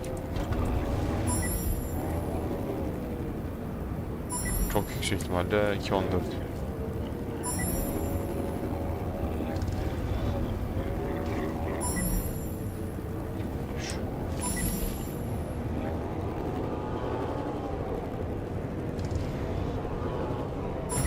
Şu 12 yaptık iyi lan. Beklemiyordum.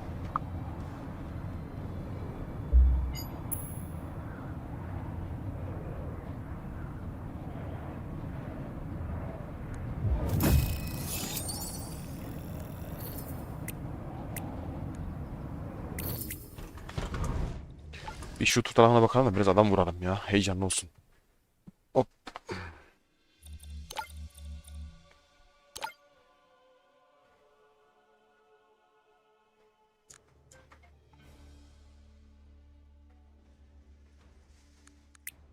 Eksine etkiledim. Kalabalık harita iyidir. Biraz kapışalım.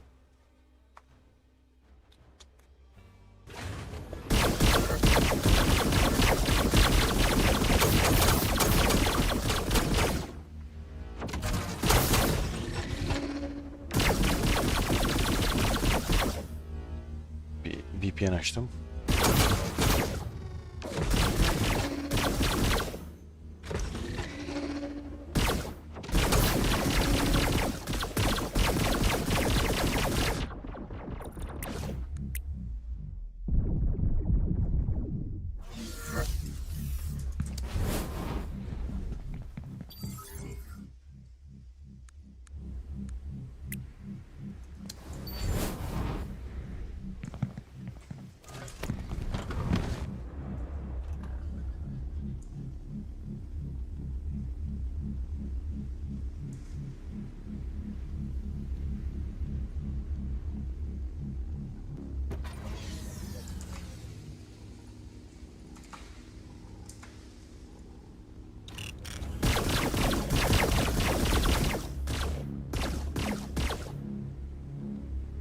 Yarışların bitmesini bekliyorum. Şimdi biter. O sırada Discord'dan bir şey kontrol ediyorum ben de. Oyun gecesiyle ilgili bir gelişme var mı? Ekstra bir şey var mı? Ya da kod vermişler mi? Bunlar önemli şeyler.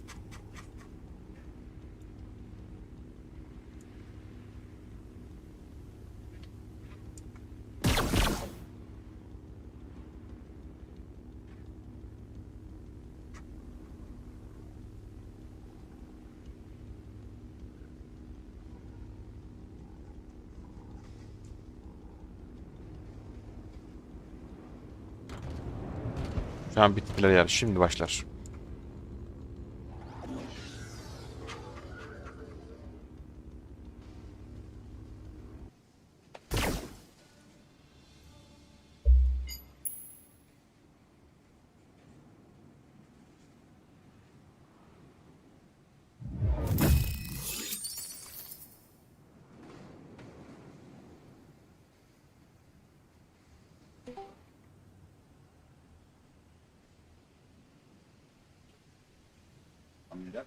I'm definitely hitting you. I see your shield bouncing all the time. It's just not doing any damage.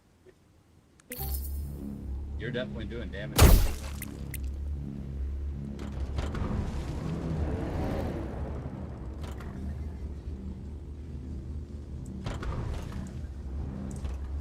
Internet is real. The AI shit. My mind is full of everything all at once. Yeah, it's dead. Hı hı.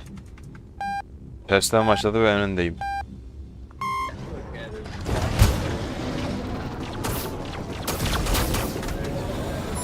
Hainler acımadılar bana ya. Bak ya. Patlayacaklar ha.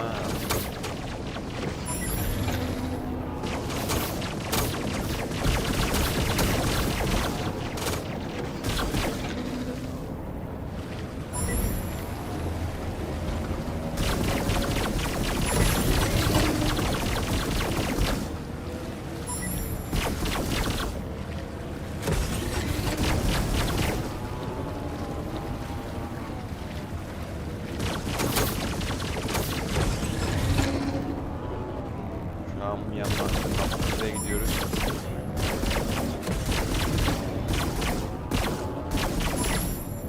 Did you see that news channel that I showed?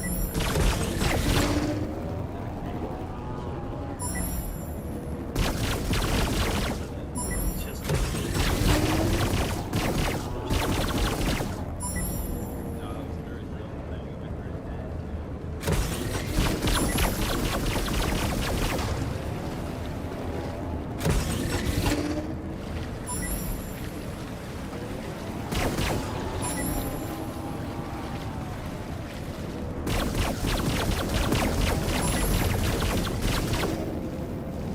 İlk başta adamlara çarptığı anda hız dengesi dağılıyor, yön dengesi dağılıyor. Maalesef dezavantajlı bir gemine.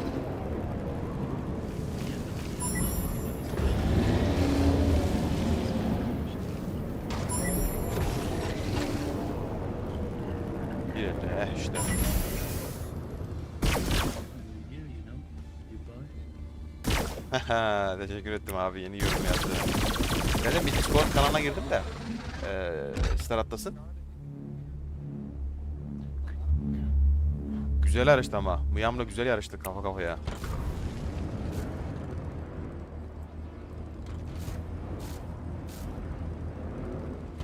I I posted think it. you Bunların sesini biraz kısayım dur.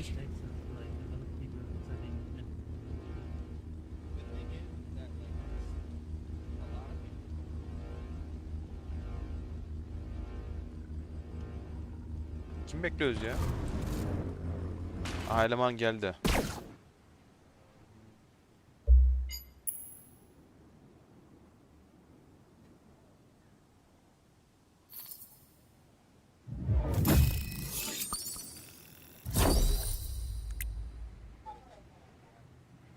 Airbike 10 seviye oluyor 3 oyun sonra.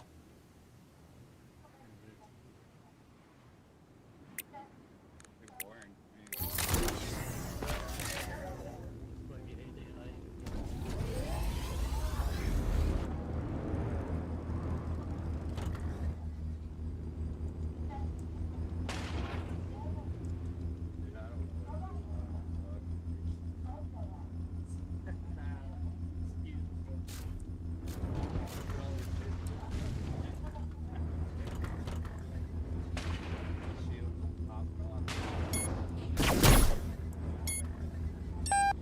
Yine mi ters ya? Are you? When do you have your?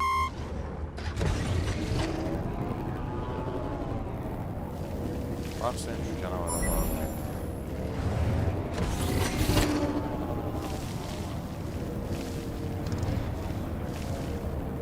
Hemen rakamda.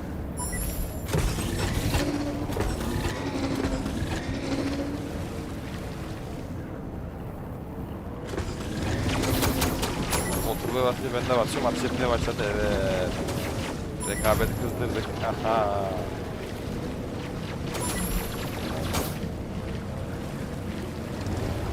Bas bas bas bas bas bas bas bas bas bas bas bas bas. Geçmiş olsun.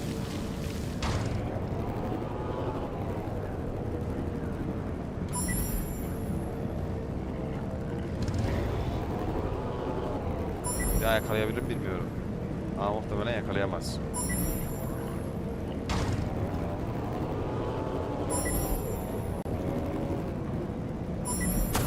Bak arkamda hala sıkıyor, bak bak bak bak bak.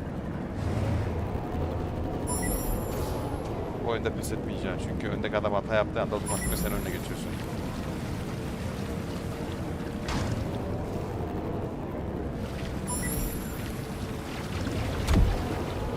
Bay bay. Hemen arkamızda ha, hala bırakmadı.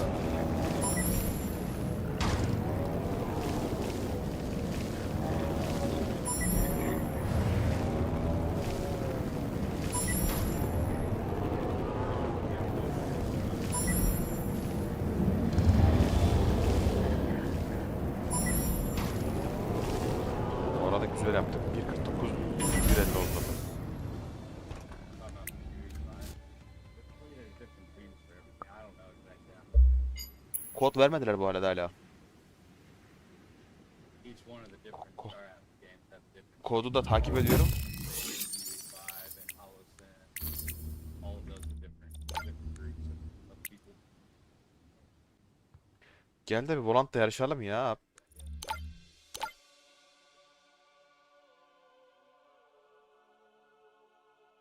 Of, Volant Studio, Volant Station. Try switching to Cody out, Volant Station. see if there's any different.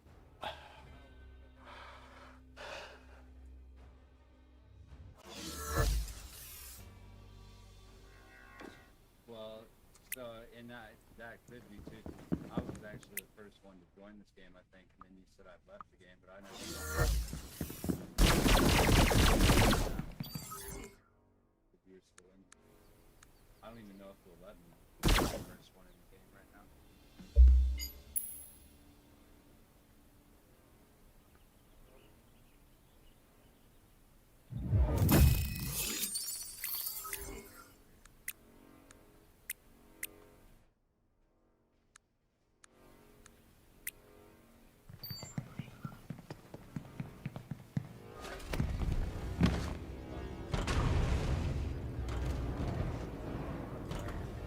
Without a patch, Bu arada Opal Jet de çok iyi bir gemi ya. it's hard for me to really test it. Çok fazla oynamadım ama gemi çok iyi bir gemi.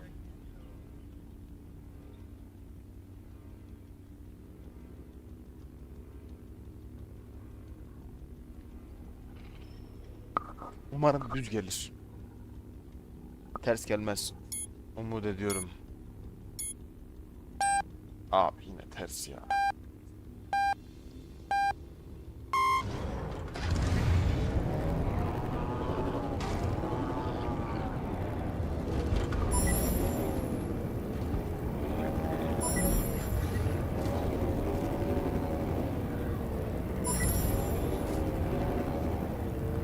Aynı şeyler yapıyoruz. Bana bir şey çıkmıyor.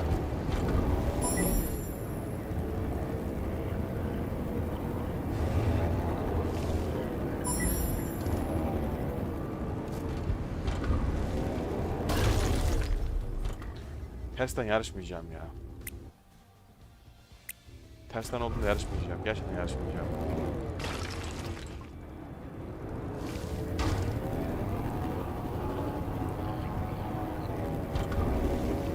Ters nedir abi ya?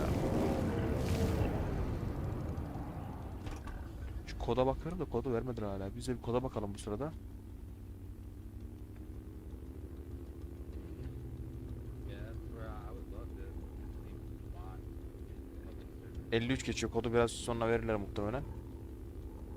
They actually need to try. Someone posted something the other day. It's an AI thing, the bot case. So I think they should try it.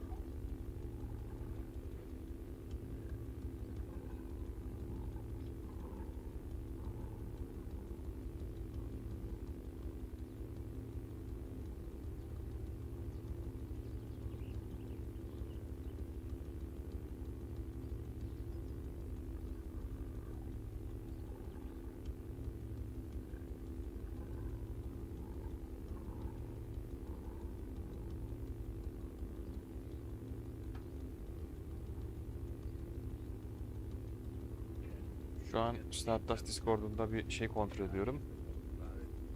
Bu arada yarış bitmek üzere şu an. Bakalım bir. I don't know. I know you're kind of new. Lakota aynen sona gelmiş bitiriyor şu an. Just where we're at now, but we didn't have this all that. Very basic gunplay trainer, I guess, but it was Ne konuşuyor bunlar ya? Ne diyorsunuz ya? Dur bakayım. no multiplayer. Kod vermiyorlar galiba. Kod yok muymuş ya? Getting better. But yeah, this big patch before Christmas and then the team being gone is just like how it was.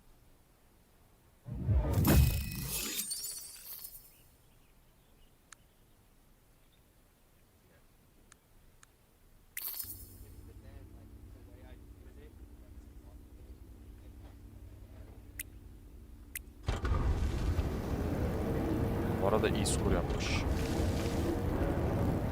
Başlasın 20 saniye var.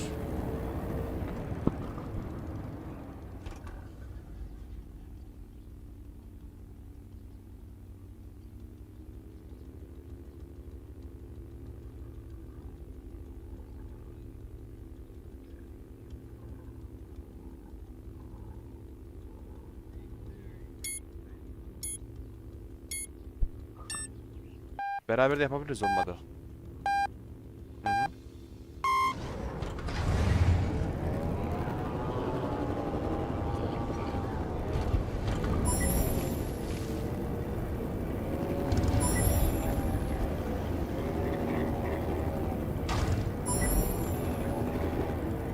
Nasıl önüme geçti şimdi bu adam?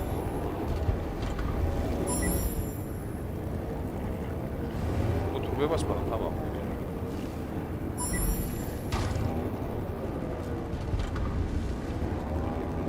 Ulan var ya yine çıkamadık ya. Yemin ediyorum ya. Ya var ya. Abi tersten bu harita gitmiyor ya. Gerçekten gitmiyor ya. Yarışmıyorum lan. Lakata'yı izleyek.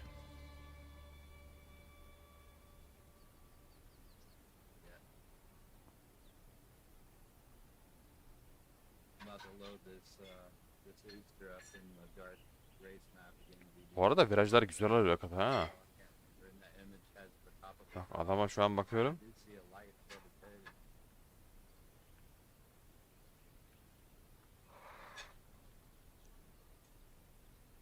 Virajları falan gayet güzel alıyor. Bak tümseklerden geçmiyor. Tümseklerden geçmiyor. Virajları gayet güzel alıyor. Mümkün mertebe düz yollardan gitmeye çalışıyor.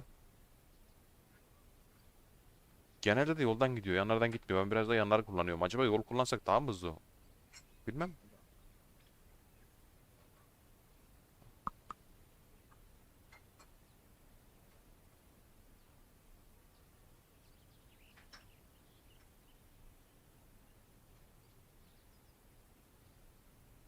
Hmm.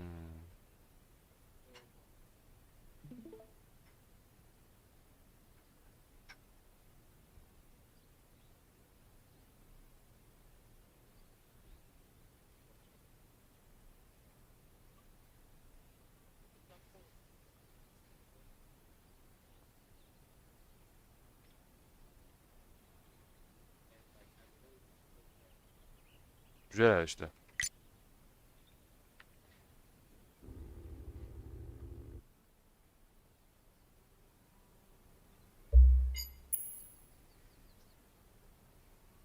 Yep, no halo, you're right. Keep the lights on. I mean, it still looks badass with all lit up, but Yani. much cooler than any of the other races at the moment.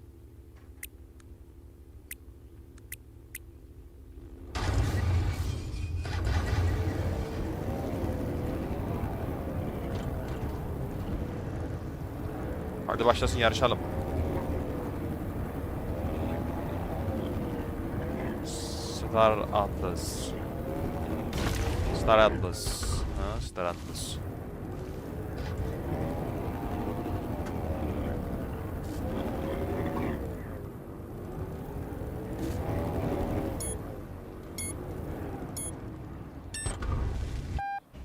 Oh be sonunda düz yol verdi. de 2 kişiyiz. Şansa bak. Abi niye çıkarsın köyünden? 3 kişi olmadığı sürece kabul olmuyor.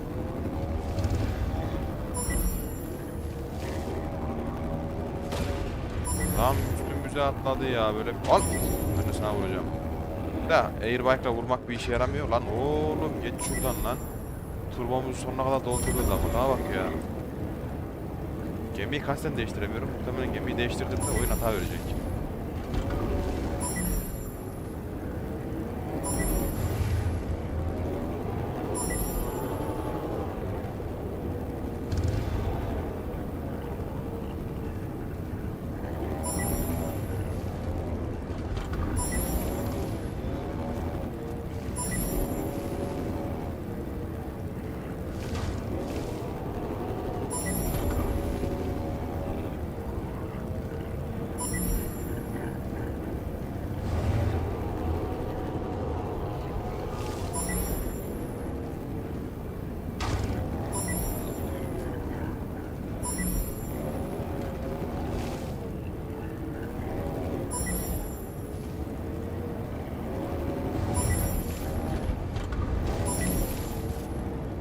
Yarış dönüyor be.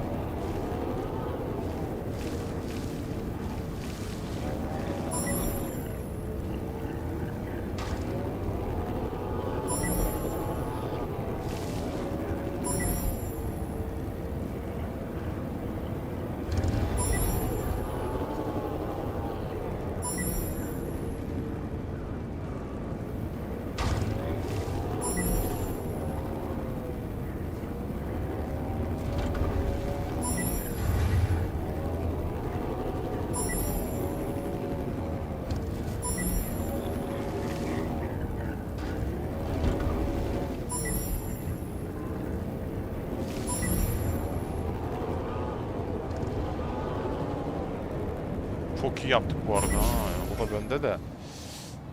Anca bu kadar.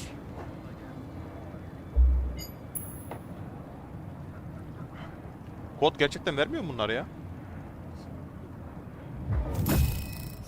Galiba vermiyorlar.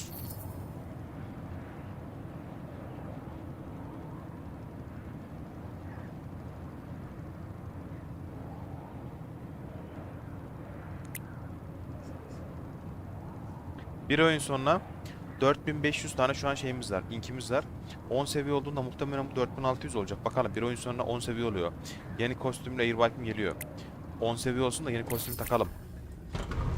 Bir çıkıp girelim yeni kostümle oynayalım. 10 seviye olsun.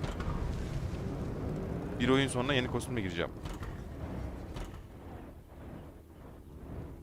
Son oyun hadi bakalım.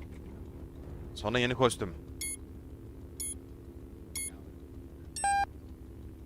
Ters idare eder.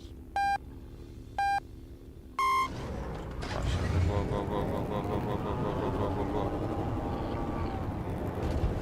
Gaza bastık. Burayı böyle geçtik. Abi şurada gaz kökledik. Bak ne ara önümüze geçtik lan. Vay arkadaş ya. Lan oğlum ne vurdu be. Ne vurdu be. Ne vurdu be.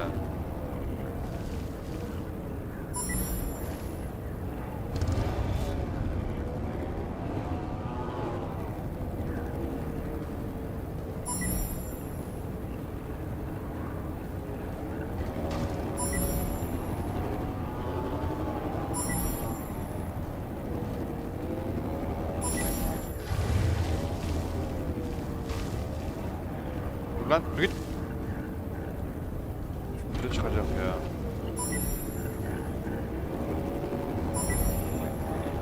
Bu arada kod vermiyor ha. Oğlum bir dur git. Aa yeter. Bunu solo oynayacağım be.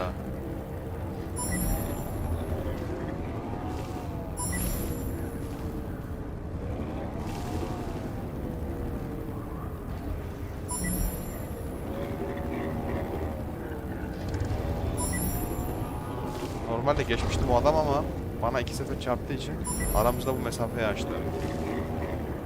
Ama normalde geçmiştim.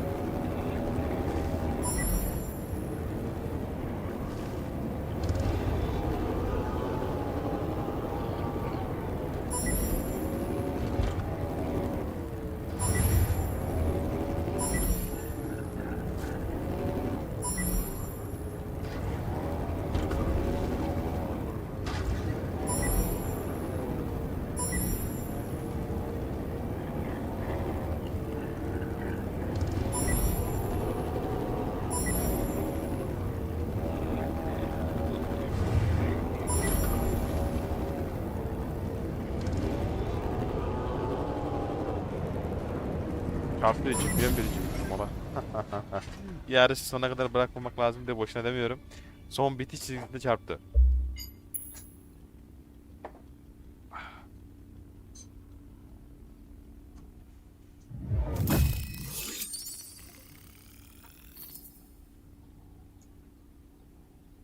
Ben şu Discord'u bir kapatayım. Bir de oyundan çıkıp gireyim. Yeni kostümümüzü alalım. Bakalım bir 4600 oldu mu? İleri dedim. E, evet 10 seviye oldu. İnkimizi kontrol edeceğim. 4608 olmuş mu bakalım. Legendary o. Artı 100 çarpı 100 ver daha burada. Güzel. 100 tane inkimizi aldık. Legendary kostümümüzü aldık. Çok iyi. Şimdi oyundan bir çıkalım. Oyun donduğu için şu an kostüm muhtemelen giyemeyeceğiz.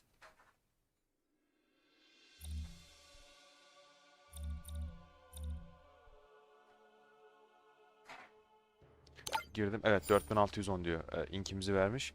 Ayrıca nerede? Evet max level 10 diyor. Şimdi şuna girelim. Hangar diyelim. Airbike diyelim. Configure ship. Şuradan ship ship'in evet geldi. Normal.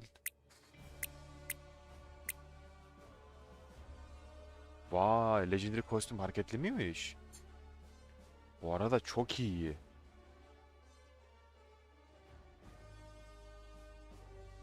Of ki ne of.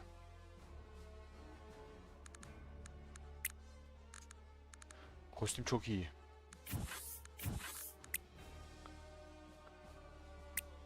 Bunun da sarısını takalım. Sarı da çok güzel duruyor.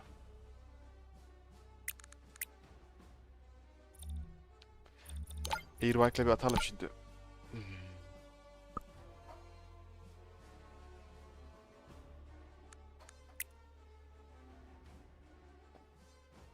Eksineyi de akar.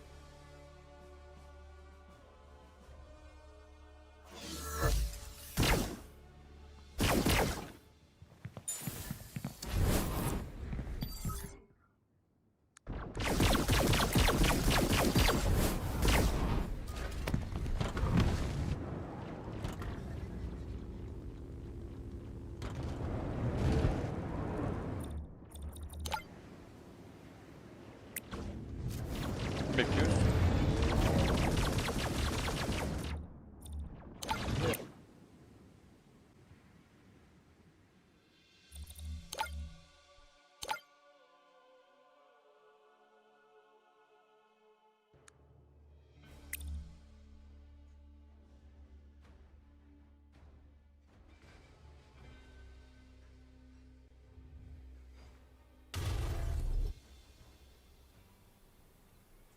Güzel. Lakata yarışın sonuna gelmiş.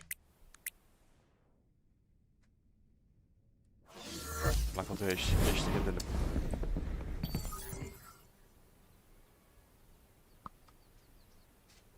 Oo biri daha geldi çok iyi.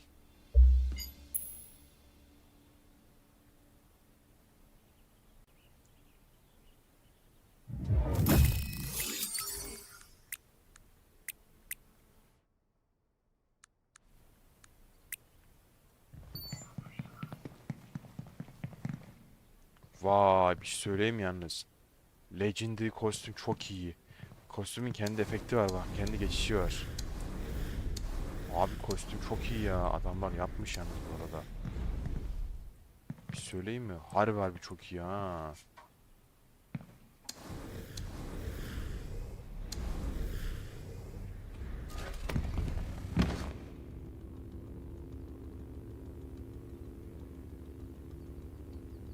Kostüm yapmışlar ya.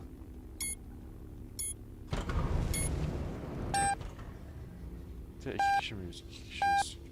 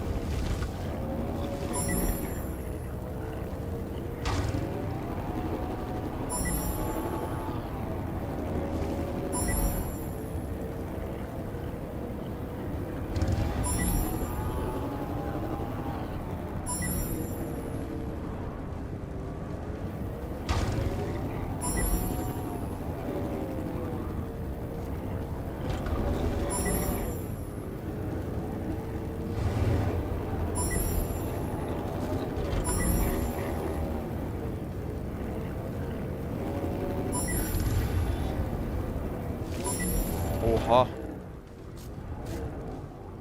Airbike'ın maalesef böyle bir sıkıntısı var ya. En küçük taşı çarpmayı yetiyor oyun.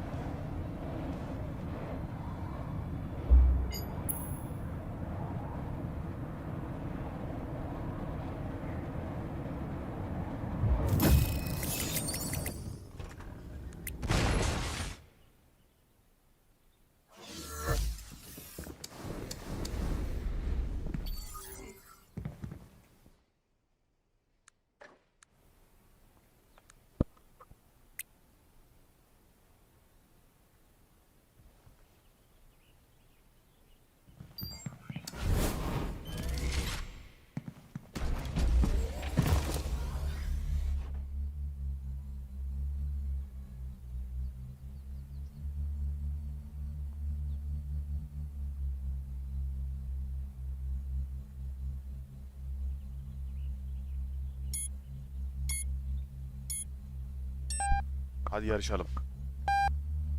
Lan bu adam niye ters? Tövbe estağfurullah.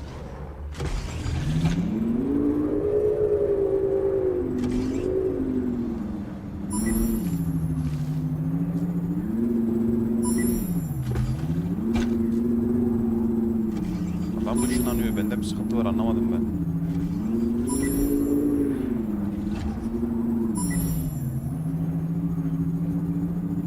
Adam ışınlanarak gidiyor, anlamadım ben de.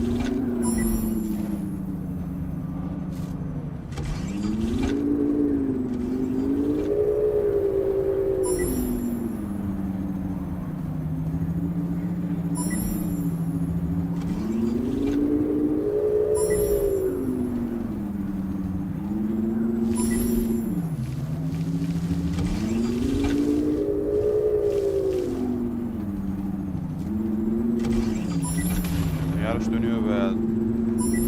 Kafa kafaya. Bak şimdi vurdum mu biz uzatamıyor. Ya ne oldu? Tank gemiyi aldık.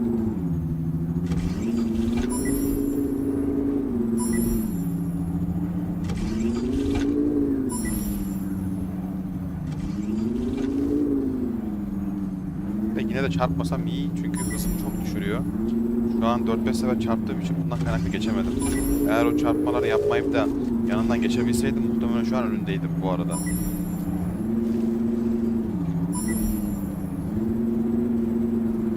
Biz turbomuzu buradan az biriktirdik ya. Ulan turboya bak.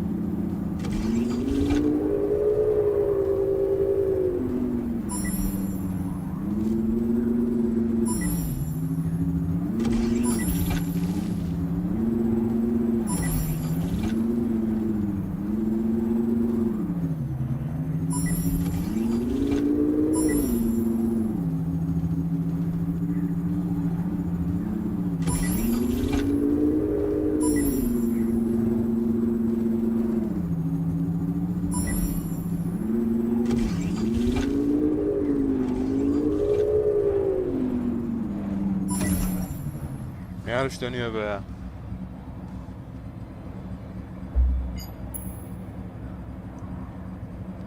Bu arada Volan Station'da şu an Lakota 96 zaten yani ikimiz muhtemelen en iyi yarışlardan birisi şu anda. Bu arada onu da söyleyeyim. Hani bakmayın kafa kafaya gidiyoruz veya uçuşuna hep bu birinci oluyor veya yani arada geçiyoruz ama adam zaten en iyi yarışlardan birisi galiba yüksek ihtimalle. Biz de işte aynen yanında. Vur. Vur şöyle bir tane vur.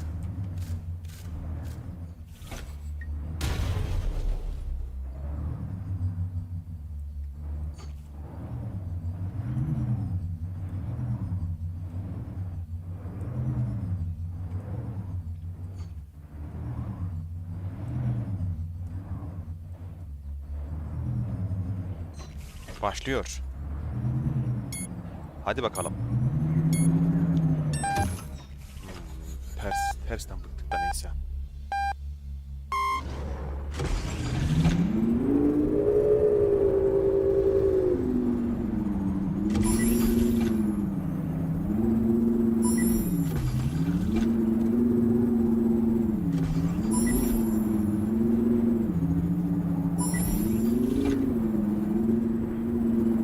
Ana kapıyı geçemedim. Kapıyı o kadar silme geçtim ki buraya. O kadar silme geçtim ki, o kadar silme geçtiğim için kapıyı geçemedik.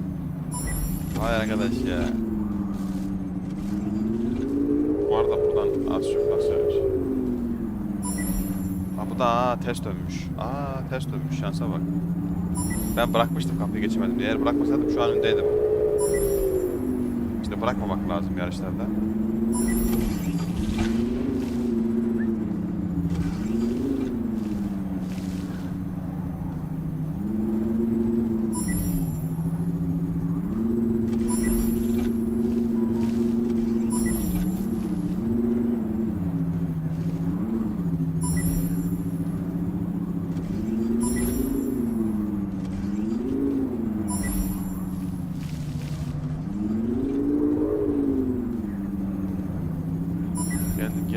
Geldim hemen arkasındayım. Bastır. Ops şuradan. Sen dön. Ha benim çarptığım yere çarptı biraz önceki. Ben de bir önceki oyun çarpmıştım ya. O da insan.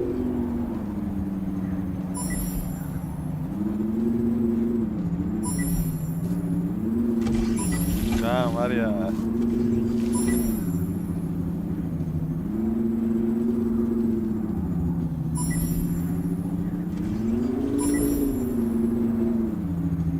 Lan oyun kastı.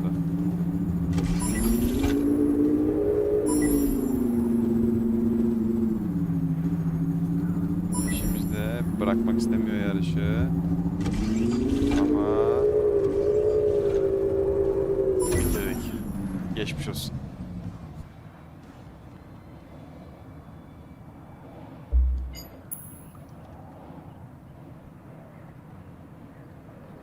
Eline sağlık hayatım.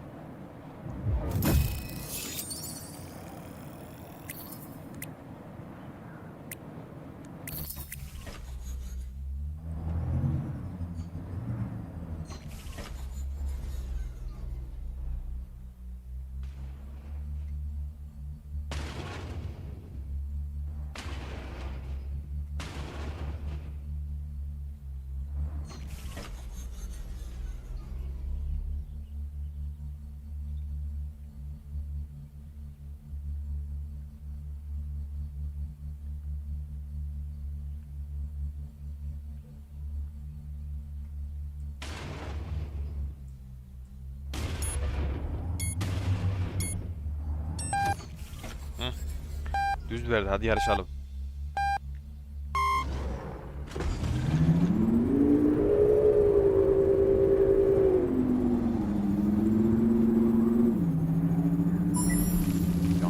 Niye geliyor ya? Vallahi billahi ya. Bak reisim. Sen iyisin ama ben de iyiyim, sen de iyisin. Ne yapacağım?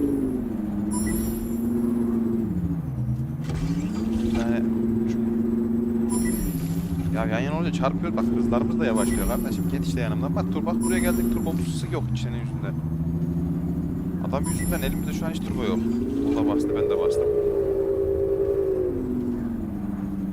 Onun turbosu daha mı hızlı gidiyor anlamadım.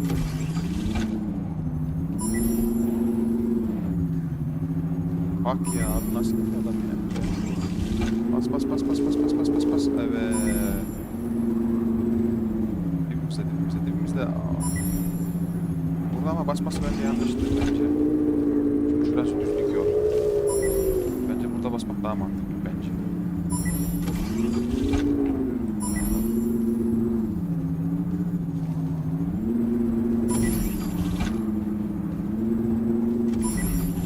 Bastır.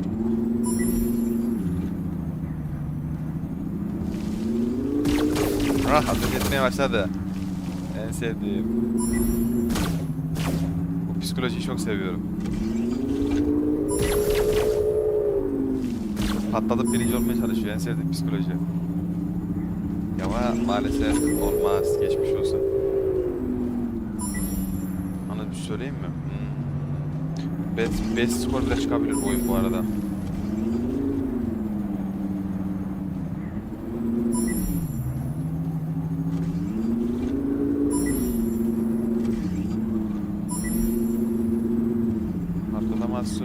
Çünkü geçti. Hala dibimizde ya. Ana. O da çarptı, ben de çarptım bu arada ha. Ulan çarpmasa 5 skor geliyordu bak hala. O da çarptı son saniye, ben de çarptım. Ulan var ya ne yarış döndü be.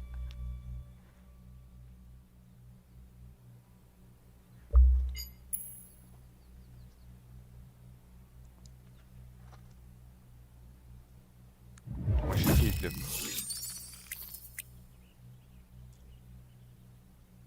Şimdi Vuzuz Solo'yu 10 seviye yapacağız.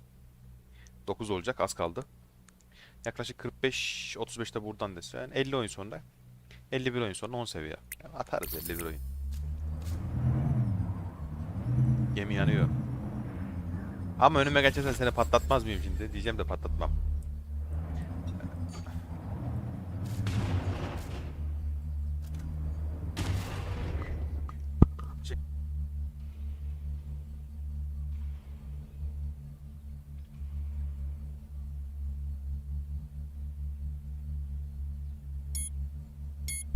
Hadi başlayalım. Aa tersten. Adam yanıyor. Bas bas bas bas bas bas bas bas bas bas bas bas bas bas bas bas bas bas bas, hiç konsantrasyon bozma. Şurada hop hemen turboyu bastık, o da bastı, ben de bastım. Şurada ben de bastım, o da bastı. Lan savurdu beni ya. Lan var ya. Orada öne geçti ya. Orada öne geçti ya. Orada öne geçti. Abi ben burayı nasıl silme alabiliyorum ya? Bu kadar temiz almamam gerekiyor bu kapıyı. Bak 2 yıldır bu kadar temiz aldığım için abi kapıda kalıyoruz ya. Böyle bir şey olamaz ya. Burayı da çözdüm. Hop zıpladığımızda fareyi yukarı kaldırdığımız arkadaşlar olay bitiyor. Nasıl geçeceğini çözdük. Ama yarışı bırakmak yok. Kaza yaptığı anda arkasındayım.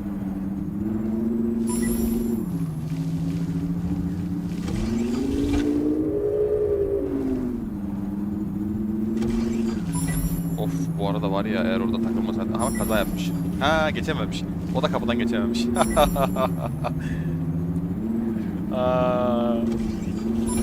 Ha oyundan çıktı. Abi bak ben kapıdan geçemeyince oyundan çıkmıyorum.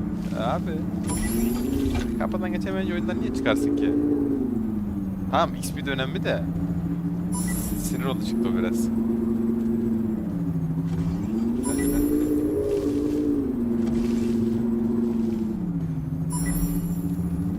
Burası tehlikeli, mine'li bölge gibi abi. Hop.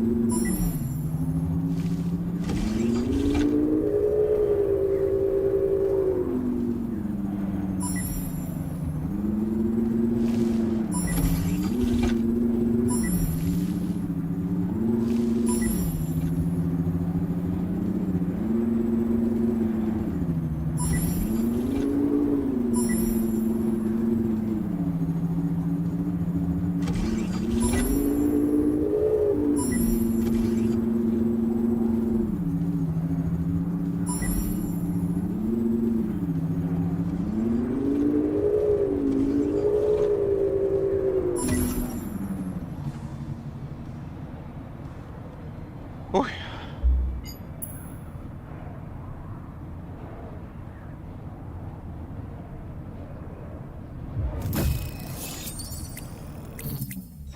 Adam komple oyundan çıktı mı oyunda? Tamam. Yarışı bitirmiş. Şey hani kapıdan kaldığı için yarışı bitirmiş. Hadi başlayalım, hadi başlayalım. Haydi haydi haydi haydi.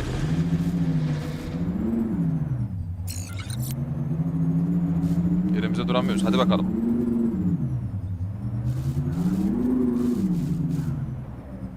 ...15... Başlıyor. Aa bu arada şey açık kalmış. VPN. Hemen VPN'i kapatıyorum bir saniye.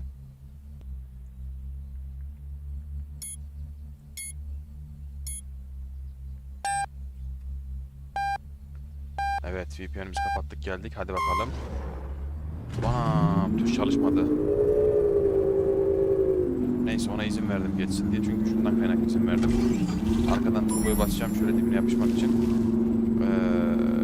Ya yan yana gitmek de tehlikeli. Şu anlamda tehlikeli. Mesela şu adamı geçeceğinizden emin değilseniz yani turbonuz yetişeceğini düşünmüyorsanız adamı hiç geçmeye çalışmayın. Çünkü şundan kaynaklı adam geçemezseniz adam sizi geçerse ve çarparsa otomatikmen sizin de hızınızı düşürüyor ve yavaşlatıyor. Şu an olduğu gibi mesela bak.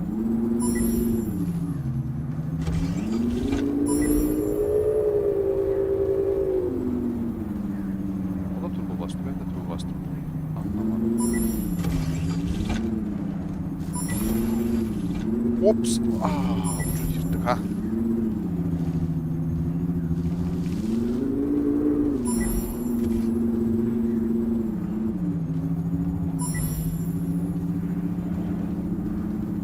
İslam parçası biz sıkarak oynamıyoruz. Yanından bir silme geçeyim seni şöyle bir. O da beni geçti. Bir ben onu, bir o beni. Ne yarış dönüyor be, ne yarış dönüyor be. Ops! Yukarıdan üstten vurduk ama muhtemelen değdi demedim bilmiyorum. Şurada birazcık turboya da ben basacağım.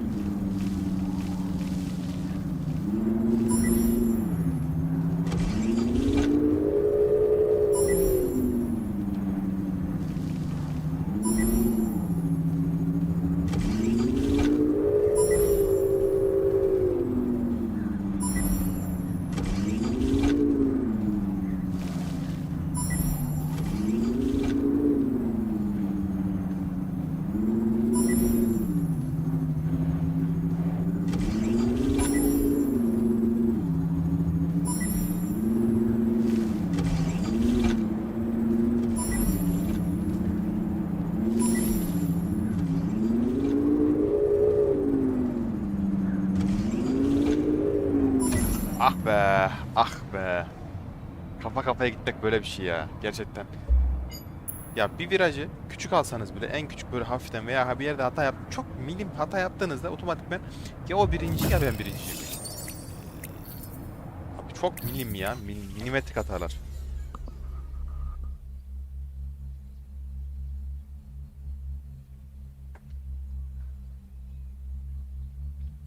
Ama zevkli bu arada. Şşş. Bir tane vurayım gel.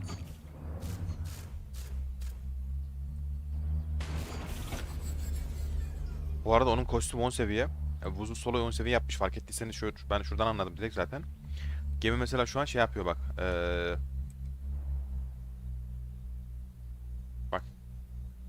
Gemide şey var. Hareketli kostüm var. Canlı kostüm. Canlı kostüm sadece Legendary yani 10 seviye kostümlerde var. Biraz önce gördük zaten Airbag'da. 12-10 seviye. Hadi bakalım. Bir de yarışta başlama yeri de önemli ama bakalım. Bas bas bas bas bas bas bas bas bas bas bas bas bas. Hemen arkamızda. Şuradan şöyle yaptık mı? Of çok uçtuk be. Arkamızda geliyor. Motorboya bastı ben bastım. Oo nasıl önümüze geçer? O da bastı ben de bastım. Vur. Biraz turboya bastım çünkü arkamda kafaları. Şurada biraz daha ops bastım. Buradan nasıl atlayacağımızı çözdük ya tamamdır. O turboya bastı şu an ben de bastım ve dibindeyim.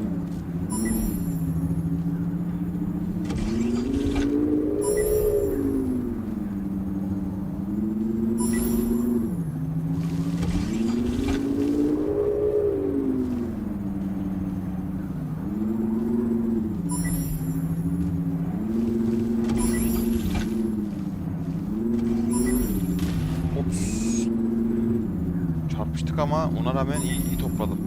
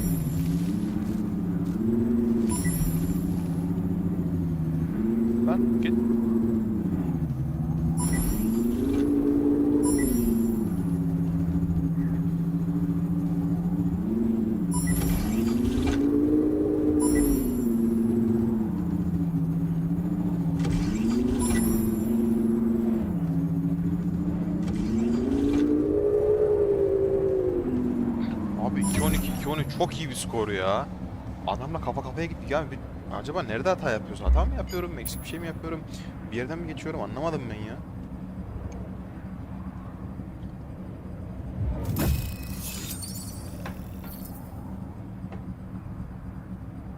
Bilmiyorum, siz keyif alıyor musunuz ya da sormak istediğiniz bir şey var mı? Şuradan gidelim, şunu yapalım dediğiniz bir şey varsa deneyebiliriz de bu arada.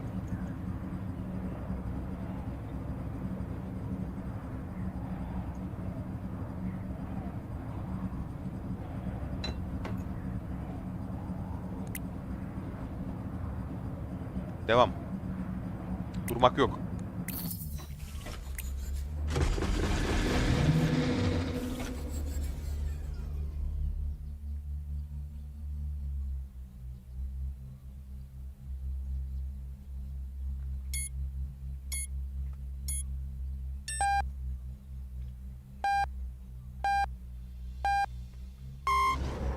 Bir şey deneyeceğim şimdi.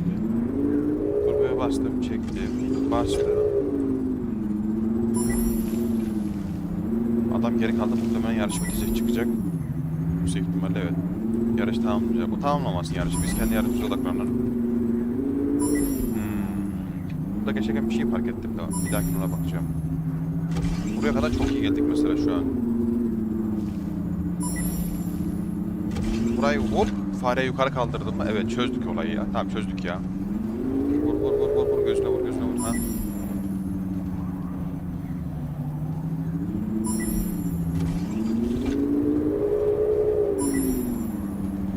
Neden yarışmadı bilmiyorum. O da ayrı bir konu.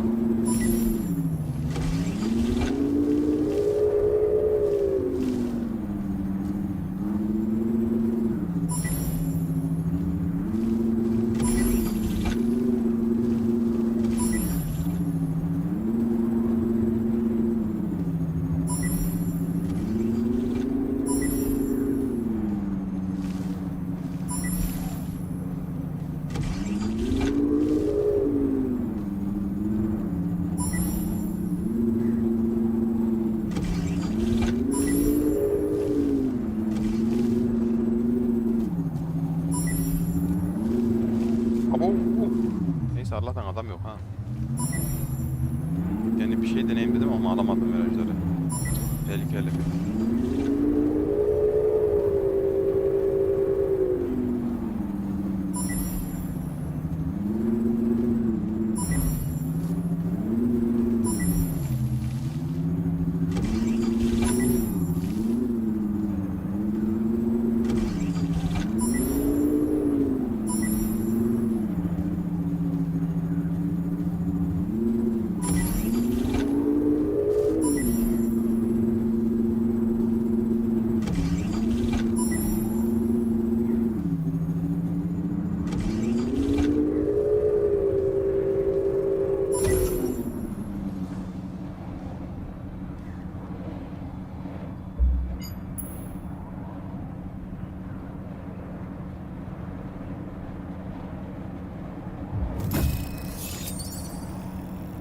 Devam. Devam, devam, devam, devam. Aha, yukarı çıkmışız. Anam. Hop.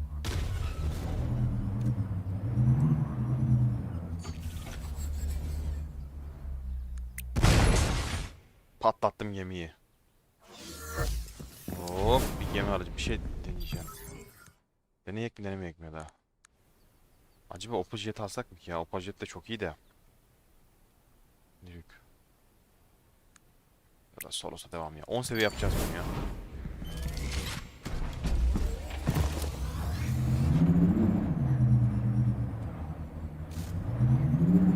Hadi bitirelim bu işi Lokata. Yine tersten başladık. Bas gaza, bas gaza, bas gaza, bas gaza, bas. Yarıştı, tamam.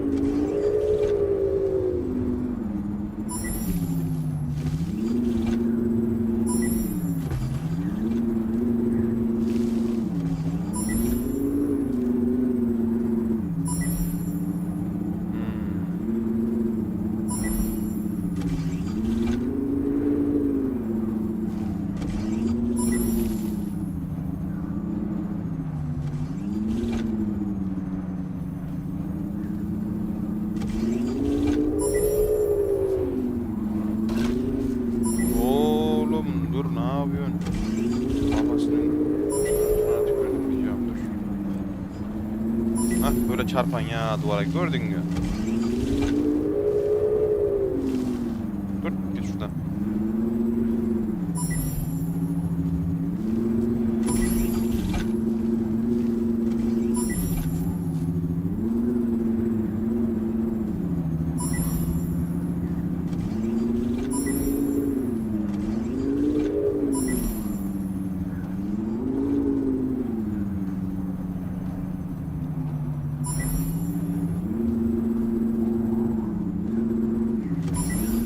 Ha ben getireceğim oradan.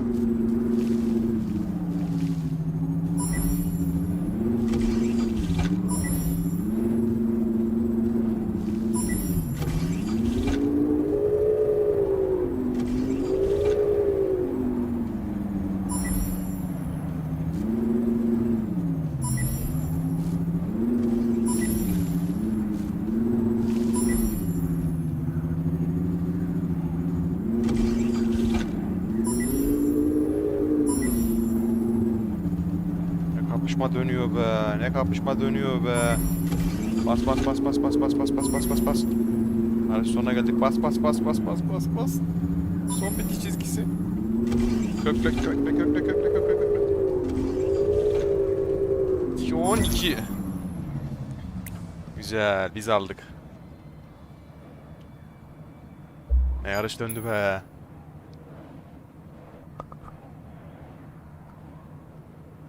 Vay.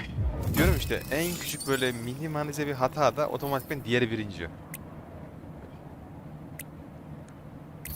Gayet keyifli.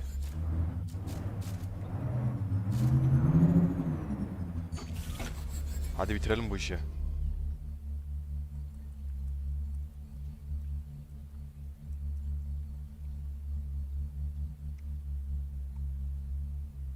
Bu geminin ismi Vuzul Solos arkadaşlar, bilginiz olsun bu arada. Daha sonra gören varsa veya şey varsa.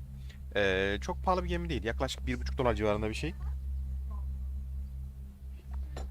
Airbag dediğimiz gemi daha ucuz zaten. 0.6 sent, 0.7 sent civarında bir şey.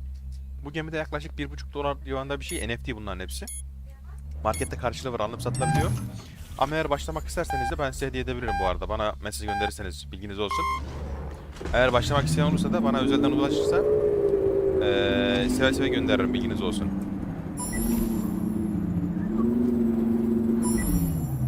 Dur oğlum dur, turbomuz bitti, dur.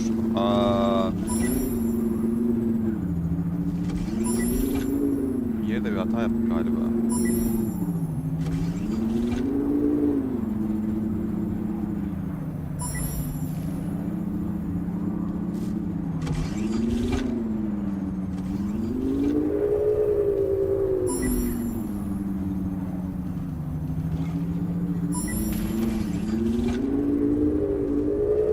Appa be, kırmızıyı fullledik. Bak şu an 1 saniye 0.5 belki 1 saniye bu bize kayboldu. Adam sırf bundan kaynaklı şu an önümüze geçti bak. 0.5 milisaniye bile önemli abi, vermemek lazım. Bu arada o da çok ciddiyim. Bak adama mesela 0.5 saniyede geçemiyorum.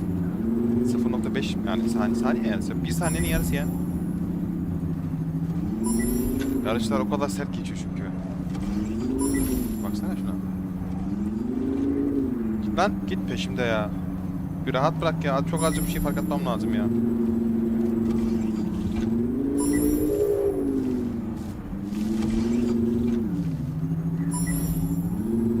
Anasını Allah'tan var ya. Kapıyı geçtik. Ne turbo şey yaptı. Ya abi senin ben oraya o takılan şeyim var ya. Ah ulan. Neyse biz yarıştan çıkmıyoruz çoktan. Takıldığı anda yarıştan çıkıyor bu. Abi ikinci oldum diye utanacak bir şey yok yani. O da iyi, ben de iyiyim. Hata yaptığımız için ikinci olduk şu an mesela. Hata yapmasaydık bir kafa kafaya gidiyordum.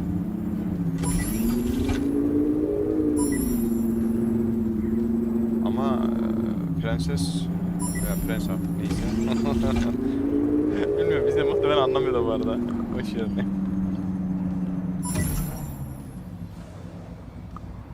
Startlas'ın genelde kitlesi %80 ağırlıklı olarak İngilizce konuşuyor bu arada.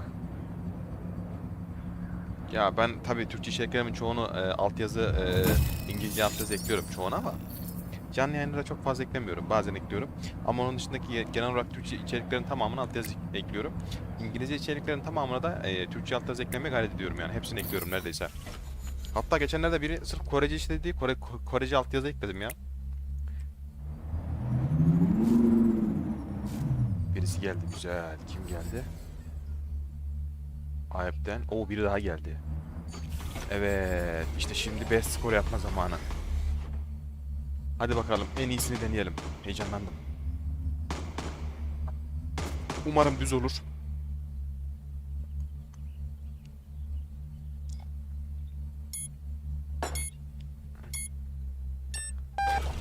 Yapma be ters abi. Ters sevmiyorum ya.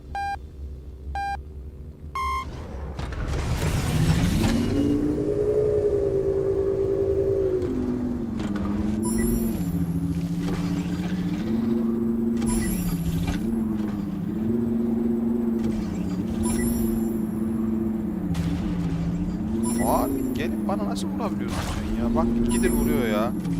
Benim şu an tüm şeyim bozdu ya. Hızımı, düzenimi.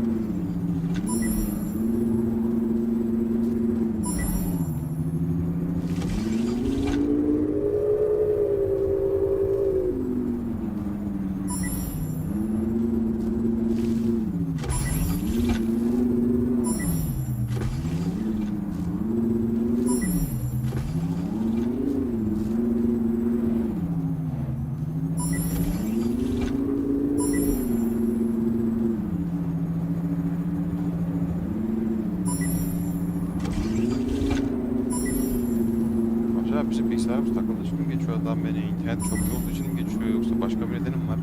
Gerçekten anlamış değilim. Yani öndeyken geriye nasıl düşebiliriz? Daha başka bir açıklama düşüyor.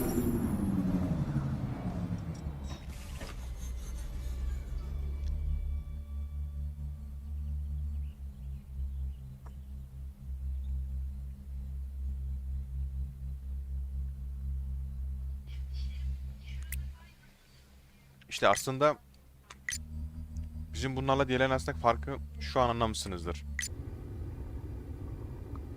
Üçüncü adamla aramızda yaklaşık 10-15 saniye vardı. Dördüncü adam daha yarışı bitirememiş bile. Gelemez bakayım bir. Oho. Arkadaşlar mübarek o.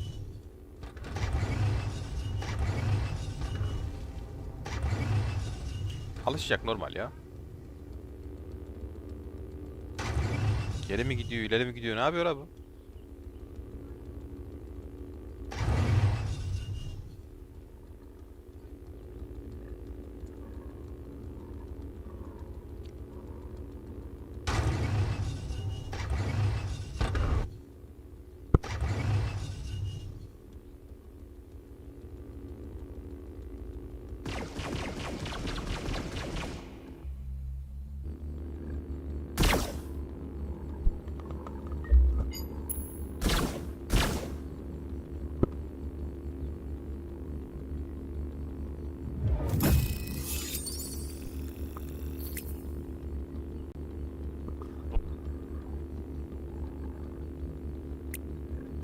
Devam. Şimdi 4 kişiyiz. Evet. Asıl oyun şimdi dur. Best skor yapma zamanı. Şu an Twitter'daki bu ödül etkinlikte Volant Station oynayın diyor. Yani bu haritayı Volant Station diye. Oynadığınız oyunda minimum 3 kişi olacak diyor. Ayrıca yapmış olduğunuz en iyi skor. Yani şu an deneyeceğiz. Bunu nasıl? Normalde ben en iyi skorum 2.10.94 birebir de yapmış olduğum. Ama oyunda birden fazla kişi olduğunda biraz bazen delay veya bug'lar girebiliyor. Lan, yani bir değil de en az 3 kişi lazım. 3 kişi olan yarışlarda yaptığımızı sayılıyor. Bakalım kaç yapacağız. Evet, düz ve öndeyiz. Hadi bakalım, hadi oğlum. Haydi bakayım. Sıkmayın lan.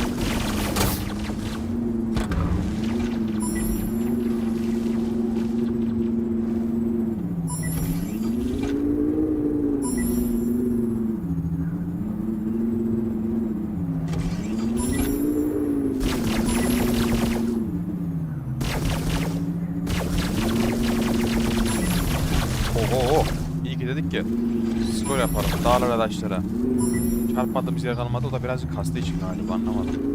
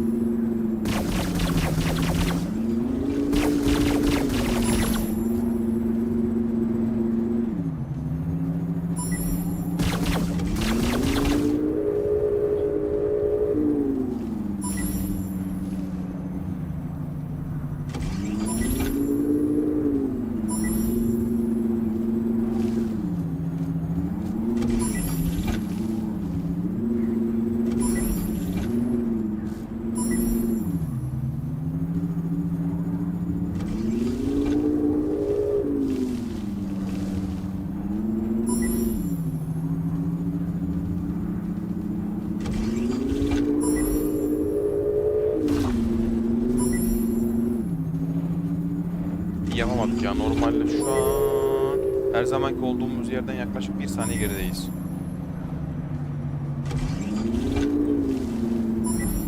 Neil bike alacağım.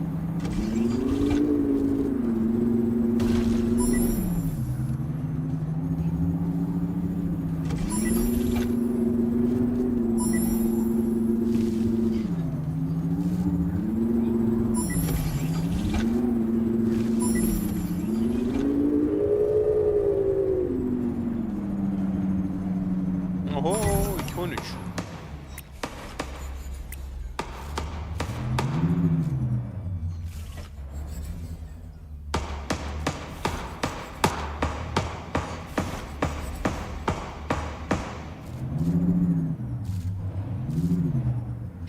İşte yani Lakato'yla kafa kafaya oynuyoruz ama işte bak aramızdaki farka bakın. Adamlar şu an 2.26, 27, 28. Şu an 3. adam 2.5'la bitirdi oyunu.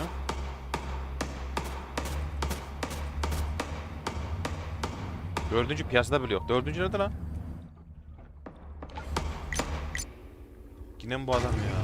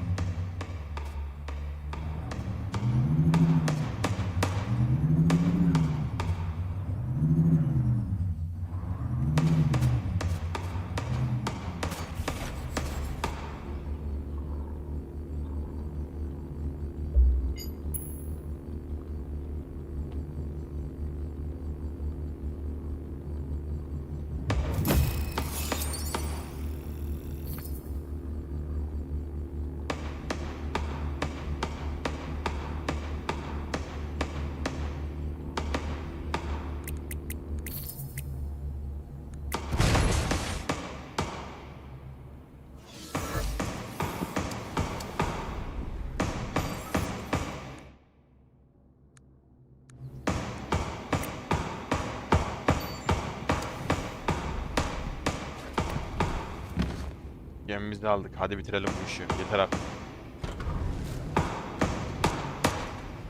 Kim sıkıyor ya? Abi yorulduk. Yeter be ha. Ters vermese iyiydi, canlı yandım da neyse. Ters.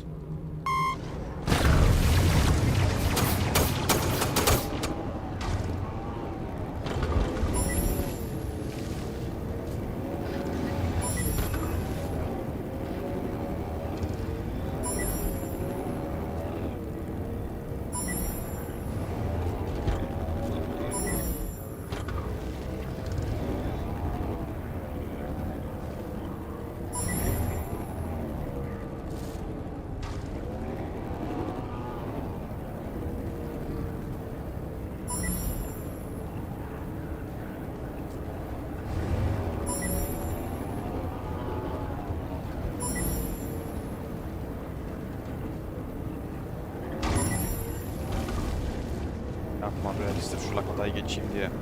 Ekstra gaz verdim orada, az daha kaza yapıyordum.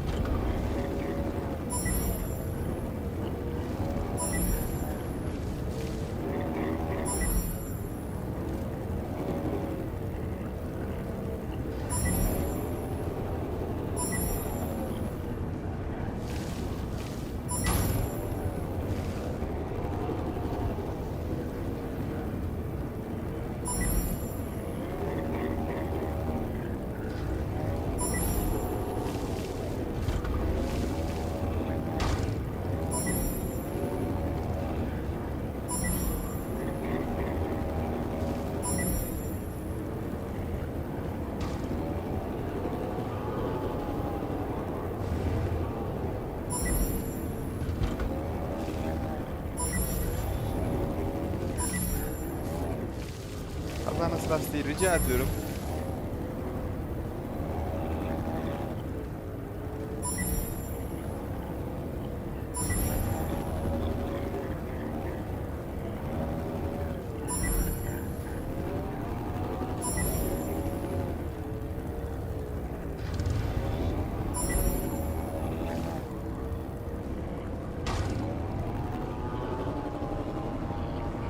Yapma be. Saliseyle kafa kafaya olur mu ya? Geçti muhtemelen ya abi. Muhtemelen aramızda yani 0.5 salise var ya. Böyle bir şey var mı ya?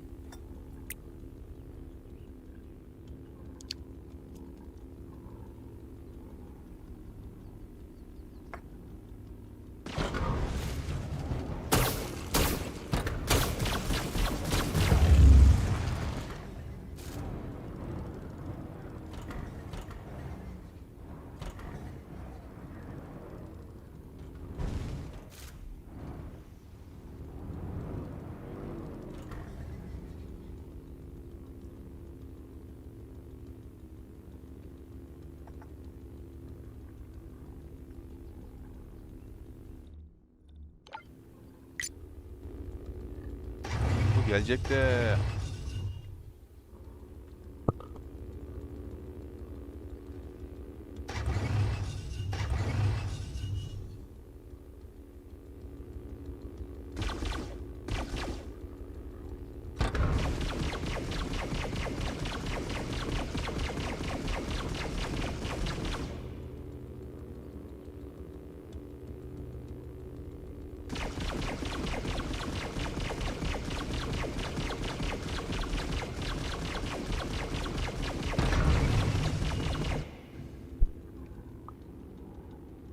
Ellerine sağlık.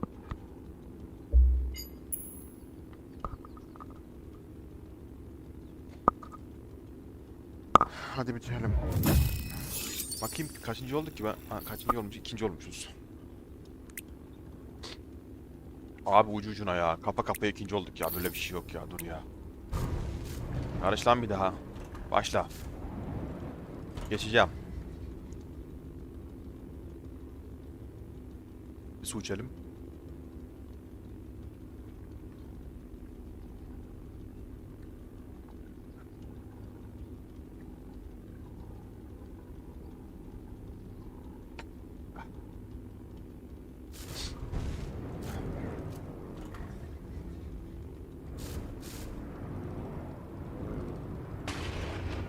Oo, bunun bu arada kremi istedim.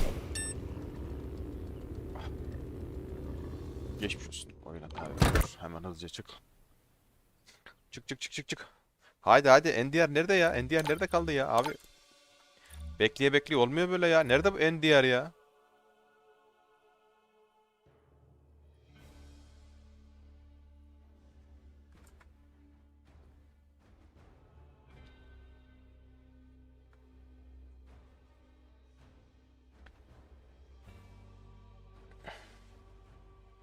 Aleykümselam. Teşekkür ederim.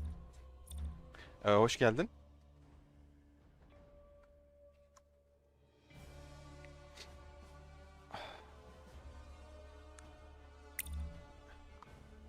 Hemen girelim oyuna.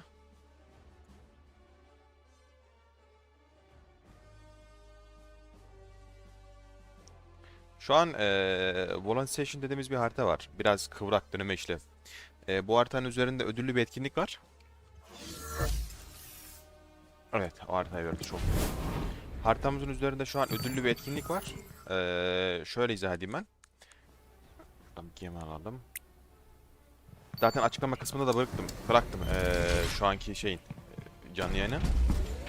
Birinci olana 1 Solano, ikinciye 0.5, üçüncüye 0.25 Solano şeklinde. Şu an 1 Solano yaklaşık 125 dolar. Yani ona göre hesaplarsınız. Bu şekilde var. Hatta birkaç tane daha ekstra şey de var yani sıra etkinliği görevi falan.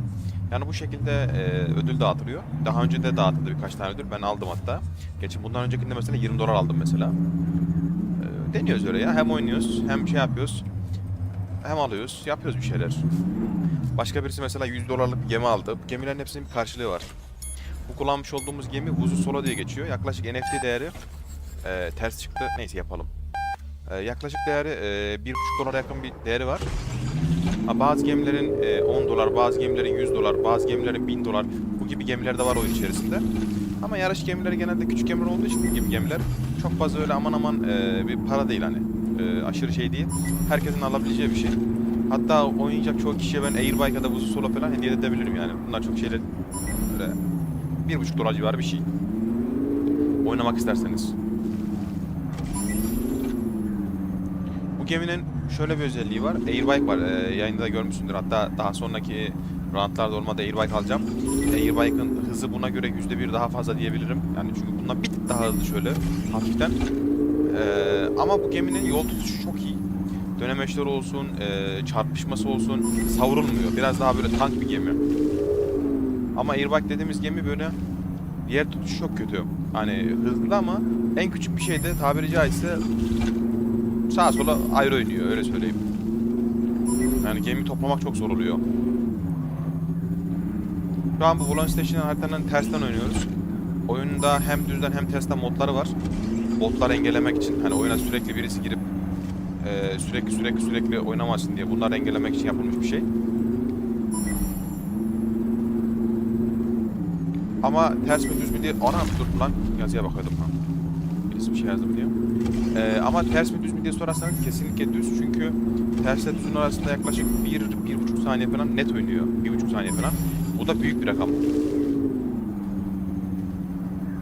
Ya bu oyundaki en büyük şeylerden birisi bir turboyu güzel kullanmak, düzgün kullanmak. İkincisi de virajları temiz almak. Hani mümkün mertebe içten böyle temiz hatasız aldığında otomatikman öne geçiyorsun. Biraz da işte haritayı bilmek, oynamak. Ha, geldi.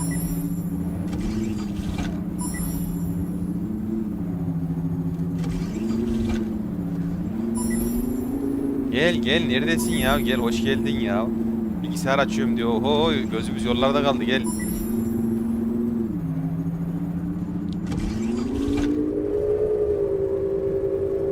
...2.17 ne lan? Saniyeye bak 2.16. Normalde testten yaptığımda biraz konuşunca veya anlatınca oynayamıyorum bu arada. Yarışa biraz fokuslanmak gerekiyor böyle. Adapte olmak lazım, odaklanmak lazım. Yoksa şey oluyor. Ben daha doğrusu kendim için söyleyeyim. Adapte olamayınca virajları düzgün alamıyorum, turboyu kaçırıyorum, turboyu tam basamıyorum. Adapte olmak lazım. Ha başımızın tatlı belası gel bakayım. Selamünaleyküm. Allah aldık kaldırdık attık aşağı.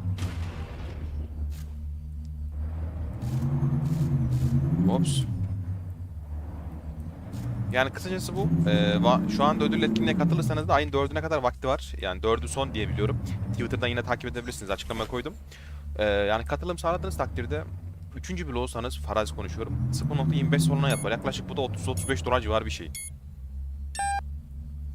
Evet yarışalım. Başlıyor.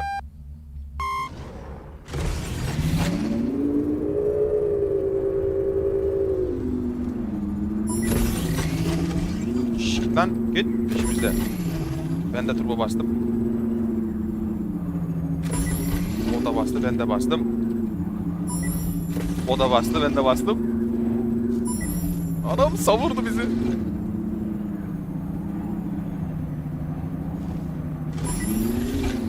Ya Lakato. Turbo bekliyorum şu anda olmasını. epey bir doldu. Şöyle biraz basalım. Tekrardan doldu. Biraz daha basalım şöyle. Yaklaştık ama bir yerde hata mı yaptık anlamadım ben. Bak turboyu bastı. Oo. Erkeğim benim hata yaptı. Tamam geçmiş olsun. Şu an ben birinciyim. Hata yapmadığım sürece. Ya yarışlar o kadar hassas ki bir köşeyi düzgün alamadığında veya küçük bir yere çarptığında otomatikmen ikinci oluyorsun. Hani birinci olma şansın yok. Öndeki adam hatası giderse eğer. Hani öyle şey değil. Gerçekten. Mesela şu an ben hata yapmadığım sürece beni yakalama şansı sıfır bak. Hani %1 demiyorum. Sıfır. Yani birinci olma şansı o adamın.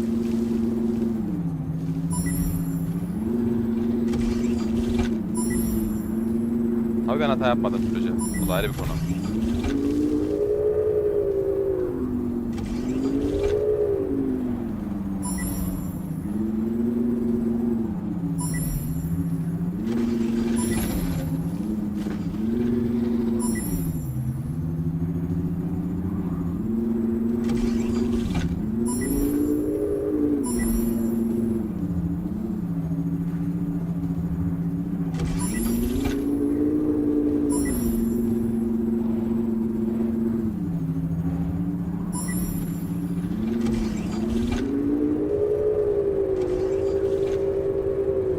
...2.13 ile bitirdik.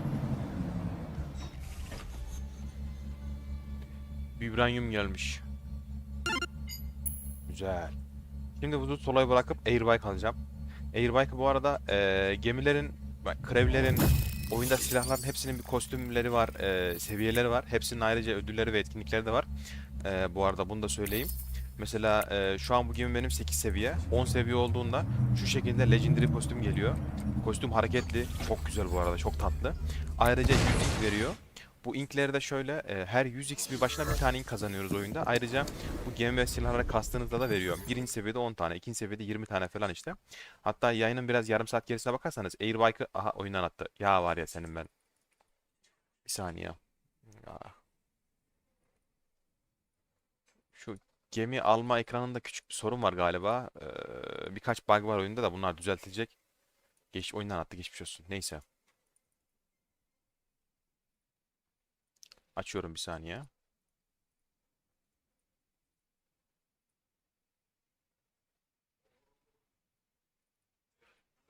Olaya bak ya. Bu arada şey de var. Şey de söyleyeyim bu sırada. Iris Blessing diye bir etkinlik de var. Buna da katılabilirsiniz eğer bilmeyen varsa. Bu etkinlikte toplam 6 ay sürüyor. Şu an 3. aydayız. Ocağın 9'unda olacak çekiliş. Herhangi bir şey yok hani. Para veya sizden ekstra bir şey talep edilmiyor. İşte kodlar, ticketlar dağıtılıyor, biletler. Bunları aldığınız takdirde, bunları biriktirirseniz eğer işte her ayın ikinci cuma günü çekiliş yapılıyor. Önümüzdeki cuma yapılacak. 5.000 dolarlık ödül dağıtılıyor toplam. Bu ödülden de işte şansınıza çıkarsa yani 50 dolarlık ödül de çıkabilir, 300-500 dolarlık ödül de çıkabilir. Kime ne çıkarsa şansa. Yani bana çıkmadı. Deniyorum şu anda. Ha, bizim arkadaşlardan birine 50 dolarlık bir gemi çıktı mesela. Tanıdığımız birine şey çıkmıştı hatta. Moderatörlerden birine siteye. Mesela Tursik diye bir gemi çıktı mesela. Geminin ederi şu an 400 dolar mıydı neydi galiba. Tam bilmiyorum hatırlamıyorum. Bakmak lazım. Geliyorum abi de bir dakika. Oyun açamadım. Niye açamadım? Niye açamadım? Bir saniye bakıyorum. Ee, Bir dakika uygulama geçmiş işlemler. Bir sıkıntı yok aslında. Niye açamadık? Bir dakika.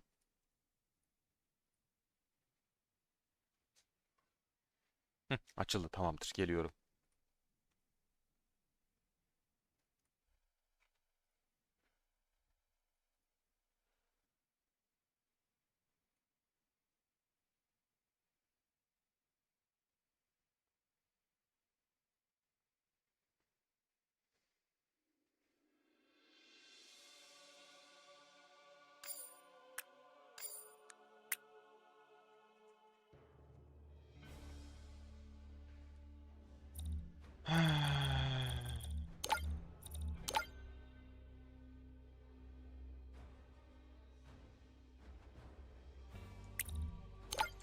Bu arada odayı ben kuracağım. Vuran Station odasını. Sıfırdan kuracağım. Sesiye de geldim bir saniye. Bir dakika bakayım bir.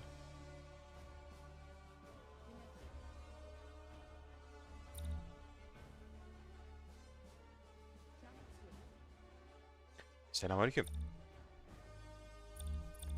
Sesin geliyor Selam. mu? Hah, Sesim geliyor mu? hah, şimdi geldi abi. Tamam. Ne Ne yap- yapıyorsun? Nasılsın? Vallahi ne olsun ya, yorulduk ya. Neredesin ya? Allah sorma var ya. Bak yayın 3 saat olmuş. 3 saattir geliyorum diyorsun. Dışarıda inanılmaz bir soğuk var. Dışarıdaydım. Ellerim şu an böyle buz tuttu. He, o zaman yarışamazsın da şimdi sen. İşte birazcık ısıtmam lazım. Oho, biz ısıttık, şu an yanıyoruz bile. Birkaç tane şeyi gördüm, izledim. Yarışını. Çok iyiydi bu arada. Çok kapışmalı geçti. Abi Lakata'yla çok kapışmalı geçiyor. Ah, yine geldi. Bayağı bir kapışmalı ve eğlenceli Kaç geçiyor. yapıyorsun şimdi Abi bu haritada? Lakata'yla çarpışmasak çok çarpışıyoruz. He. Çok kafa kafaya gittiğimiz için çarpışıyoruz. Aslında onun olmadığı oyunda oynamam lazım bence, daha iyi skor yapmam için. Çünkü ona çarptığımda hızımı yavaşlatıyor. Doğru. Hani öyle bir sıkıntım var. Best skorum ekranda yazıyor. Bugün yaptım daha yeni. Dur bakayım. İlk defa yaptım. 2.10.94. Evet. Ama bir kere yapabildim. Yani 2.10'un altına bir kere gördüm. O da bu kadar. Onun dışında 2.11'i 2-3 sefer yaptım. 3 sefer mi 4 sefer mi ne yaptım 2.11'i. 2.11 zorlayınca çıkıyor. 2.12 standart fix yapılıyor. 2.11'in biraz zorlaması lazım. Kaç Ee, yapacağım? Aha, düzden başladık biz Lakota'yla. De onu tek yaptım. Ah, multiplayer yapsaydım var ya. Tam şey yapmalıktı da.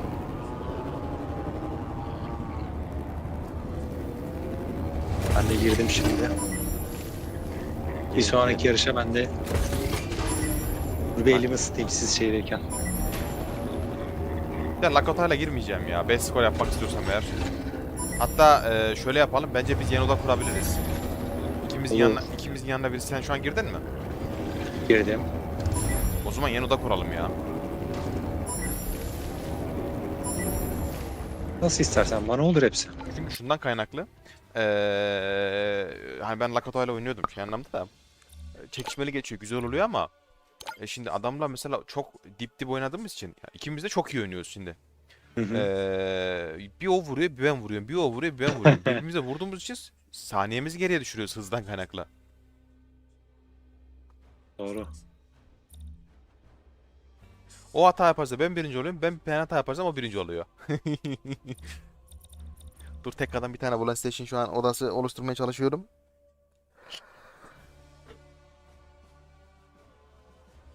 Deniyorum bir saniye. Ben elimi ısıtıyorum şu an.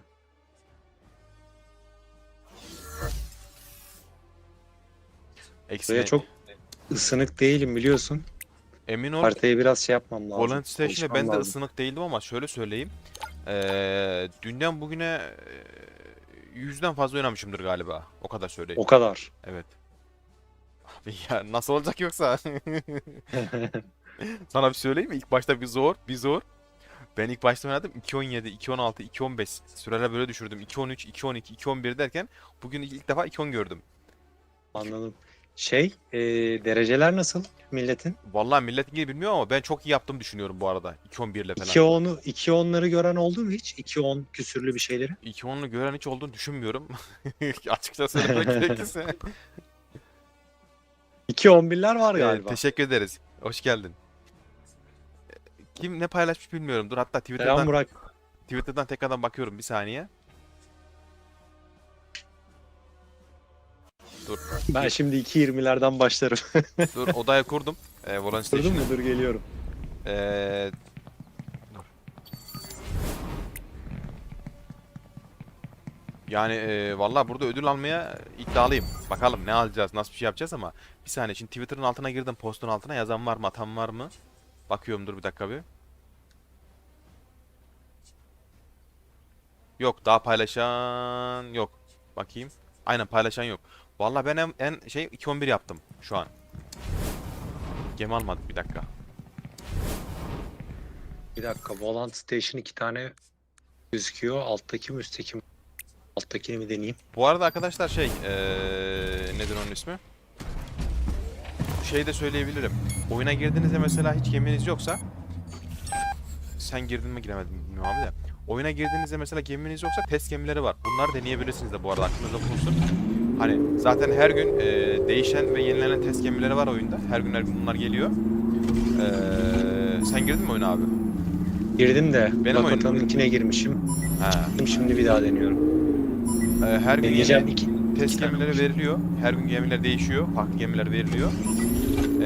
Bu şekilde gemiler test edebilirsiniz. Yarış gemileri kullanmaya dikkat edin yarışlarda falan. Ayrıca oynamak isterseniz, girmek isterseniz de ben size gemi de veririm. Hani bu konuda şeyde sorun yok. Yani Airbag dediğimiz gemi 0.5 cent falan bir şey. Oynamak isteyen yeterli. Gemi kolay. Bunlar NFT. NFT'de bir karşılık değeri var. Geldim bu arada senin oyuna. Geldin mi? O zaman Gemiyi seçeyim bir. bitirmiyorum ya. Dur yarışı iptal ettim. Yo bitir bitir. Yok ya. Ben daha gemiyi falan seçecektim. Ya gemi dedim 5 saniye beraber yarışalım dur. Hı. Yarışı bitirmek için U tuşuna basılı tuttuğunuzda burada tuşlara basılı tutuyorsunuz bazı tuşlara. Örnek vereyim. Yarış başladığında mesela yarışı bitirmek için U tuşuna basıyorsunuz. Bir kapıdan geçemediniz veya hata yaptığınızda F tuşuna basılı tuttuğunuzda geriye tekrardan başlatıyor sizi bir önceki kapıdan. Herhangi bir yere takıldığınızda F1'e basarak gemiyi patlatabilirsiniz. Yeniden doğmak için ya da SC'ye bastığınızda şurada respawn var. Bu da daha çok kesin çalışıyor burası %100. Burada respawn dediğinizde gemiyi patlatırsınız. Şu şekilde hop. Patlattık gemiyi. Tekrardan doğarsınız ama patlatmasak da iyiydi. Bu gemi seçme ekranında bir hata var. Bazen oyundan atıyor ya. Şipe tıklayınca. Umarım atmaz. Üzülürüm. Atmadı tamam. Genelde bunu Airbike'la yaşıyorum bu sorunu. Daha çok. Airbike'da bir bug var galiba. Başlıyor. Anladınız Airbike oynayabilecek misin? Oynarım. Denerim. Bakalım bir 2.20'yi yapayım. Yani ben işte Airbike oynuyorum ama Airbike'la bu arada 50 sefer oynadım belki de. Doğrudur. Dur bakayım. Gel gel. Gel çarpma var. Ben çarpmadım, çarptın mı? Bana çarptı. Ha, o zaman ben görmedim.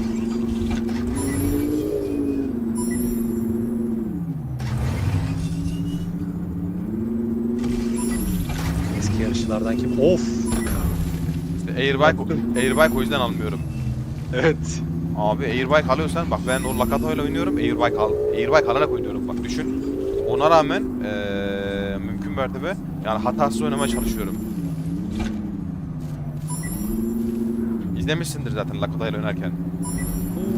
Ağaçlara dönemede ağaç gibi şeylerin takıldı ya. Oho sen daha onları çözene kadar senin çok işin var. Tabii. Ben neler Bazı yerlerden zıplıyor, bazı yerlerden zıplamıyor. ben neler çözdüm neler dünden bugüne bir bilsen. Diyorsun. Net 100 oyun oynamışımdır Volan Station'da. İyiymiş. Bakayım benim. İyi değil o kadar şu anda da. Kaçta bitireceğim onu merak ediyorum.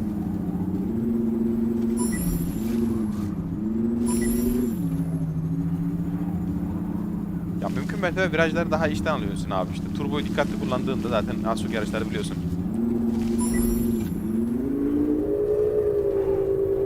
Bir de önünde birisi olduğunda şey oluyor nasıl söyleyeyim sana. Yan yana olduğunda çarpma ihtimali, Ne oluyor? çarpışma ihtimali çok oluyor yan yana olduğunda. Ha evet. 2.12 civarında bitireceğim ben galiba. Artık saniyeleri ezberledim. Diyorsun. O kadar. Bak yüksek ihtimalle 2.12 ya da 2.13 civarında bitireceğim. 2.13 de olabilir ama 2.12 de olabilir.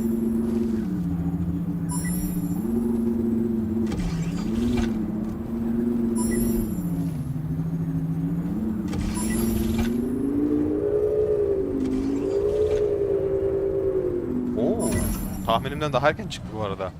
Kötü değil ya. 14, 15, 16, 17'de Hah, bitirdim. 17'yi düşürmek sorun zaten. Kötü değil. 17'yi düşürmek sorun. Ben 2.11 yaptım şu an. Start olarak kötü değil. Start olarak kötü diyeceğine takılıyorum estağfurullah. Bir de Airbike. Airbike Airbike.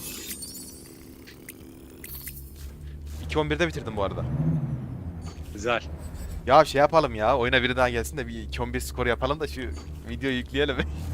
Ha, aynen. Attığım 2.12 bu arada. Onu sabah atmıştım. Hani şey dedi ya Mikey miydi neydi o adamın ismi? Aha. Videolara paylaşın şey yapın diye falan. Ben de onu söyleyince 2.12 skor attım. O zaman daha çok şey değildim. Tamam. Atarsın ya yine. Mahir abi nerede ya? Bilmiyorum. Arkadaşlar etkinliğe bakmak isteyen veya katılmak isteyen varsa açıklama kısmından Twitter'da görebilir. Ben oraya o etkinlik ödülünü paylaşan kişinin postunu koydum. Twitter şeyini. Bağlantısını. Oradan da görebilirsiniz. Bu arada tersle düzü de fark ediyor. Tersle düzün yaklaşık arasında 1,5 saniye net fark. Net fark var. Net.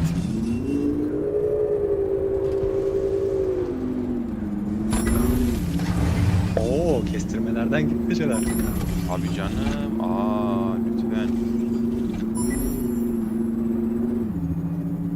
Lütfen lütfen. Hatta şurayı artık o kadar temiz alıyorum ki kapıdan geçemiyorum.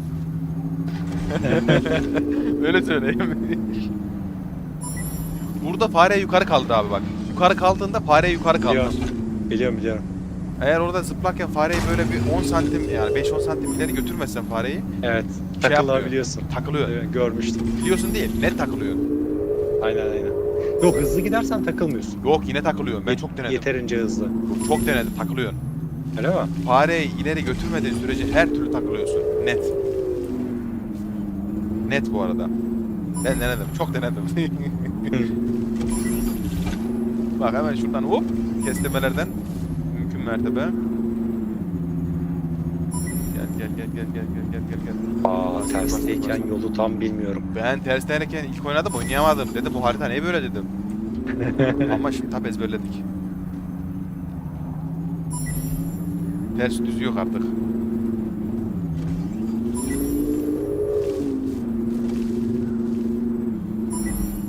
Artık tersi düz yok. Bak 22. kapı geçince turboyu fullleyeceksin abi. Oraya kadar turboyu çok kullanma, burası dümdüz. Evet, iyiymiş. Ama ben kullanmıştım. Heh ona alışacaksın. Ona alışacaksın. Dönemeçlerde mümkün mertebe çok turbo basma. Tabii. Bir de bu 27'yi geçti mi biraz turbo basabilirsin şimdi gelir 27 karşına. Ayrıca 28'i geçtikten sonra şu ileride 29. kapı var. 29'dan sonrasında biraz turbo saklaman gerekiyor. Burası biraz düz. Bakladım. Ondan sonra da şeyi saklayacaksın. Son viraj döndüğün mü kalanı komple oraya saklayacaksın, boşaltacaksın. Oo, 2.11 bu arada testten rekor kırdım. Kendi rekorumu.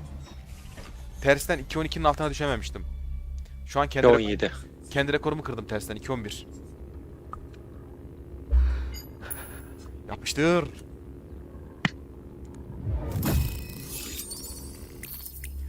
Var ya. Bu arada iyi inkte kastım ha. Zinc, ink her şeyi kasıyoruz. Kasmışsındır. Bu kadar oynarsan birikmiştir baya. Bakayım ne kadar birikmiş en sondan bugüne. Bugün şey oynadınız mı ya hiç? Shooter tarafını. Dur geldim abi bakıyorum bir saniye.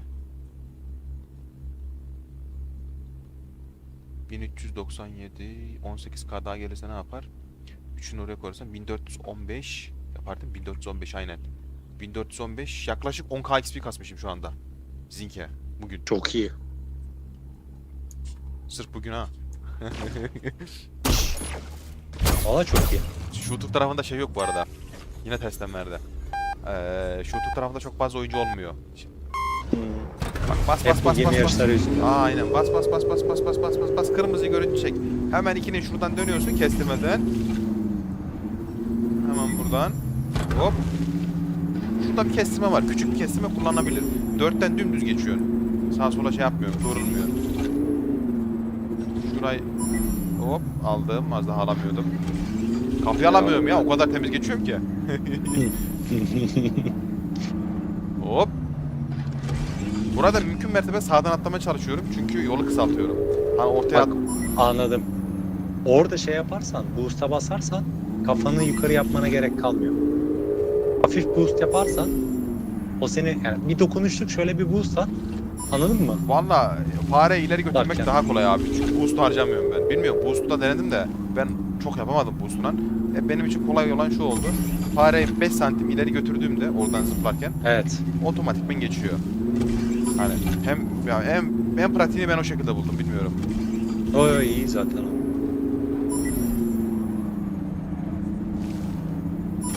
Let's go.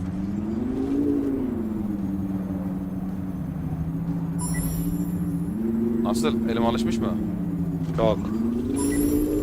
Döktürüyorsun.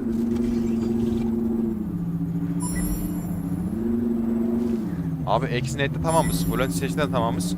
Bundan sonra turnuva olabilir. Daha önceden turnuva olaydı. Ama şeyi aktif hale getirirlerse Getirsin de vuramazsın ki beni. Şu an sence sen beni ateş edebilir ateş et. misin? Şu an değil ama başlarda ederdim. Yine Bir kere vuramaz. patlatmam yeterli. Aa, o da denk gelmesi lazım ya. Çok zor. Evet. 27'den bas. Ondan sonra 29'a kadar çok şey yapma abi. 29'u köşeye döndüğün anda yapıştır. Yukarı kadar. Ondan sonra çok fazla yine turbo harcama. Son viraj dönene kadar. Son viraj dönünce tokatlıyorsun. Bas bas bas bas bas bas bas bas bas. 2.11. Yine 2.11. Var ya 2.11'e sabitledik ha. Lakat olmayınca 16. lakat olmayınca saniyemi düşürdüm. Ona çarptığım için. Azıcık bir iyileştirme yaptım ben de. Bu arada airbike oynamıyorum. Altını çizerim. Evet. Airbike'da bir sıkıntı var ya. Bir bug var galiba. Tam nedenini bilmiyorum. Bu arada karşıma gelen bug'ların bundan sonra ekran resmini çekiyorum. Toplu bir Çek, şekilde çek. Jindo'ya atacağım. Stick de var. Takım gelmeye başlamış galiba. Tatilden dönmeye Hı hı. başladılar. Şu hatalar en başta düzeltmeler gereken hata bence en başta. AMD ekran kartı. Bence. İlk Evet, düzeltilecek evet. hata. Çünkü Aynen, şu an aynen. çok ciddi bir oyuncu oyuna giremiyor kitle. Doğru. Senin geminin kostümü var mı? Airbike'ın. Açılmış olması lazım da şey yapmamıştım. Ben Legendary'yi aldım. Giydirmemiş. Takmamı ister misin? Almamı ister Ne? misin? Legendary'sini aldım. Son seviye. 10 seviye. Aa çok iyi. Sana bir söyleyeyim mi? Ama Kostüm 6 saniye var. bir sonraki tur şey yapalım. Kostüm manyak bir kostüm olmuş. Hangi renk? Şöyle hareketli, canlı. Hareketli. Anladığım kadarıyla Legendary yani Legendary olan tüm kostümlerin hepsi canlı kostüm. Legendary diye geçiyor. Onun seviyede kaldığı kostümlerin hepsi Legendary'miş abi. Vay. 8 Darma duman ettin beni var ya. Ah ah ah ah ah. Çarparak. Ah ah ah ne kadar kötüyüm ah. 8. seviyede hiç- Bana çarpınca şey oldu mu? onu ben çarpmayı da çözdüm bu arada. Onu da çözdüm. Çarpma nasıl biliyor musun bak? Örnek vereyim. Şimdi sen airbag kullanıyorsun ya. Ben sana çarpmak istiyorum değil mi? Bak şimdi çarpacağım sana bak gel. Sen devam et, sen devam et. Bak ben sana nasıl çarpacağım bak. Çarp bakayım.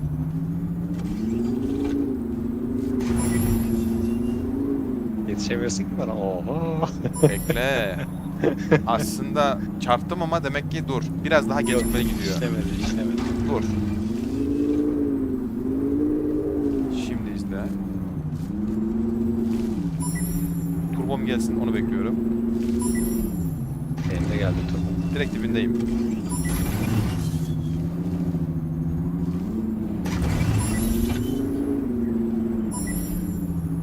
Şu an oyunun gecikme süresine bakarak ben hala ikinci gözüküyorum. Normalde aslında senden öndeyim.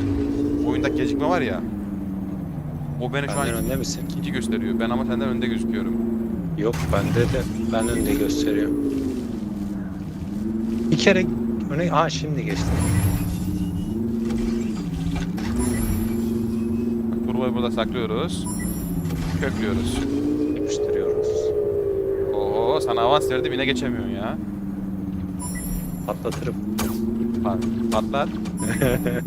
Patlatırım.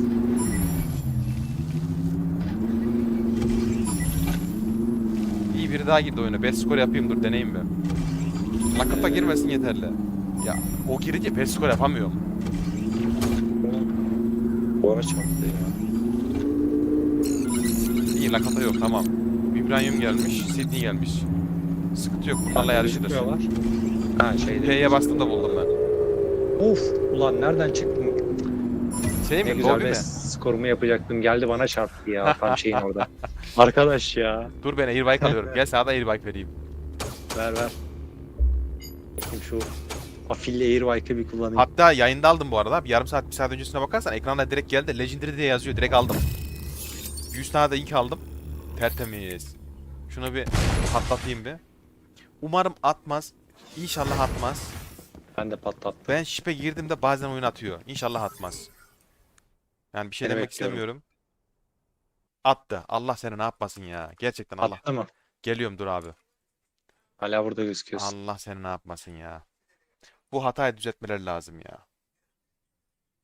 20 saniye. Ee, şey Bir yapamayız sonraki yarışa biz ancak. muhtemelen. Bu niye böyle yapıyor ya? Bilmiyorum. Açıldı bir Aa, saniye. beni otomatik başlatacak yarışa. Sen gelene kadar ben bir yaş At yayıl sıkıntı yok. atabilirim. Ben seni izleyeyim hatta geriden şey yaparız. Sana şey Oo, söylerim. bana şey verdi. Niye başlatmadı? Dur. Dur açtım oyunu geliyorum. Geri Valla sayım başlamadı. geri sayım başlamadıysa geçmiş olsun. Oyun hata vermiş şu anki oda. Hata O da vermiş, evet. muhtemelen benden kaynaklı. Ben şey yaptığım için. Ben şu an Aynen. tekrardan odayı kuruyorum. Lan tam adam ne Tamam. güzel adamlar gelmiş ta. Lan oğlum bari ya. Neyse Airbike alalım da Airbike'da inmeyelim bari ya. Solos kasmak istiyorum. Biraz o yüzden oynuyorum. 9 az kaldı bu arada Solos'un. Bakayım benim Airbike'ım kaç olmuş?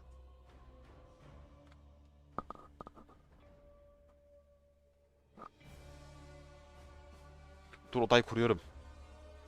Hemen deneyelim. Ay.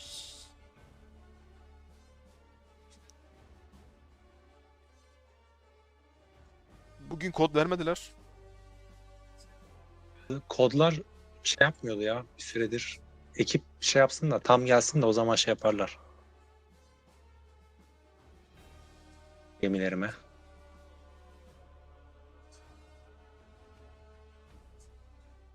Var.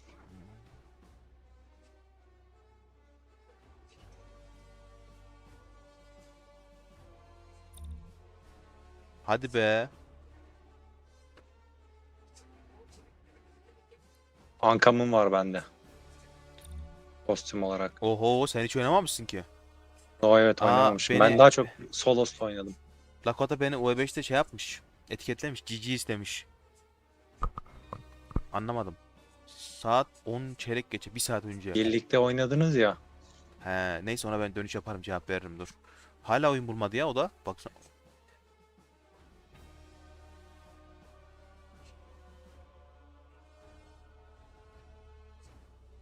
Mesajlara bir bakayım dedim.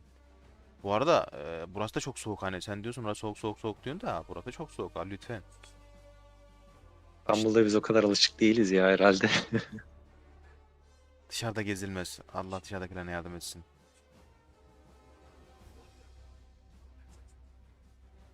Aynen City. Valla dün bir kar yağdı birazcık. Öyle 4-5 saat. Bizim buraya Sonra çok iyi kar yağdı ya. Hatta bir ara Sonra durdu. aşağı indim bir arabanın neyin üstünü neyin temizledim dedim bu araba çalışmaz dedim böyle giderse.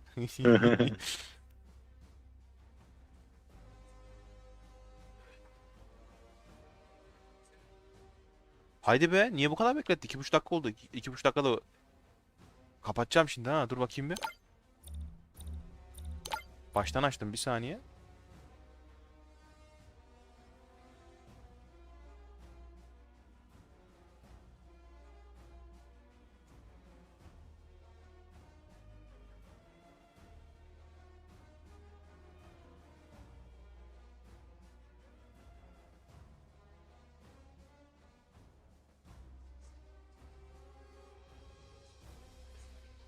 Piyasada hafif bir kıpırdama olmuş sanki. Onu ben de gördüm. Bazı coinler bir %10 falan yapmış. Bizimkilerde de poliste bir %10'luk şey var. Atlas %6 şu O an. zaman %10 yaptıysa yeni yapmış. %10 değildi çünkü. Yeni yapmış bakayım bir. Kaç coin daha Bu arada görüyorum böyle Ethereum'da gitmiş. %10. 2900'den 3100'e gelmiş. %6 yükselmiş bir haftada.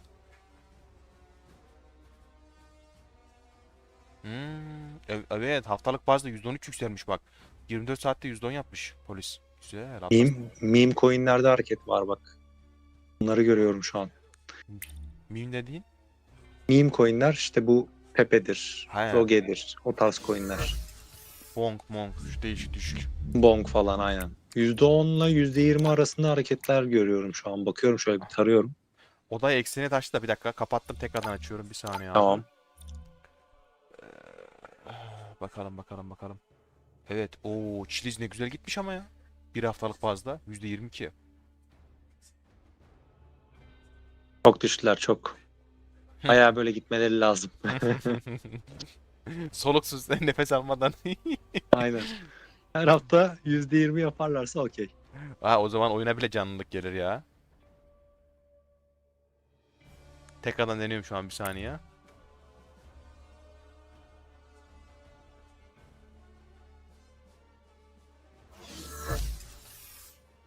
Yine Exinate. Ay arkadaş ya. Bir dakika dur. Arkadaş biz Volant Station istiyoruz ya. Aa yeter ha. Bu arada Epic Krevlerim nasıl? Abi dünya kadar Epic Krevim Onu oldu. seç. Volant diye seçince O zaman gelmiyor mu? kurul odaya giriyor direkt. Hmm. Başkasının odasına girmeyi istemiyorum ben. Çünkü abi Okey. çok fark ediyor. Ciddi çok fark ediyor. Ben denedim. Başkasının odasını, çünkü mesela adam eğer Amerika tarafındaysa ya da Asya tarafındaysa falan, sen girdiğinde otomatikman oyunda bir kasma oluyor. Nedenini bilmiyorum abi. Ping'den kaynaklı da. Olay o zaman biraz o ya. Ondan kaynaklı odayı ben kendim kuruyorum. Her zaman kendim kuruyorum. Gerekirse 3-5 sefer deniyorum, bekliyorum. Abi yapacak bir şey yok. Ama kendim kuruyorum. Çünkü çok ciddi fark ediyor bu arada. Bu adamlar bizim server'a girdiğinde onlar için fark etmiyor mu? Eğer adam çok uzaksa, internetle ilgili bir sıkıntısı varsa fark ediyordur. İlla ki fark edecektir de bu arada. Volant'a muhtemelen kurdum bu arada. Artık oyunu nasıl kurduğunu bile biliyorum. Bakayım bak, Volant Station kuruldu, gördün mü? Tamam bakıyorum Şeyi şimdi. ezberledim artık. Şimdi oyunu kurduğunda direkt açılırsa Exinate açıyor. Eğer ekran biraz beklerse şey açıyor. Bu Volant Station açıyor. Ayrıca Nefes alışını çözmüşsün. He. Şifrelerini çözmüşsün. ayrıca ekran gelmeden arka taraftan ses gelirse flight diye, o zaman da CC açıyor. LAR 4. Hepsini, Katanın oyuna girdi bende. hepsini çözdüm ben. Gel airbag'ları açtım, gel. Airbag'ları bile kurdum, gel. Dur, Anam 15 gelemiyorum. saniye var. Çabuk gelmen lazım. Yok çıkarız. Başlarsa. Ben giremedim çünkü daha.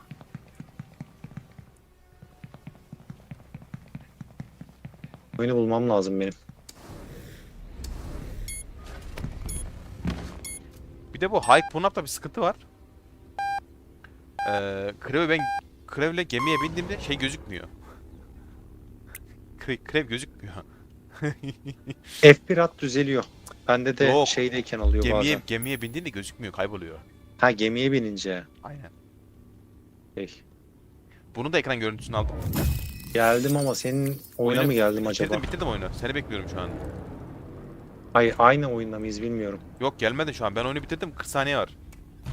40 saniye 42 saniye evet. Yok 35 saniye şu an. 34, 33, Yok. Başkasının oyuna girdim. 30 saniye var. Ben geleyim diyeceğim de fark etmez abi. Yok yok beklesen de. Ya birden fazla şey var. Hangisinde olduğunu bulamıyorum. Denemem lazım 15 birkaç kere. saniye var. O gitti o el gitti. Yok ben zaten bitirdim eli. Sen gelmiyorsun diye. Holland Station. Gemi hazır, gemi hazır. Gel. Biliyorum. Aa. Gelemiyorum. Neden? Giremedi. Bilmiyorum.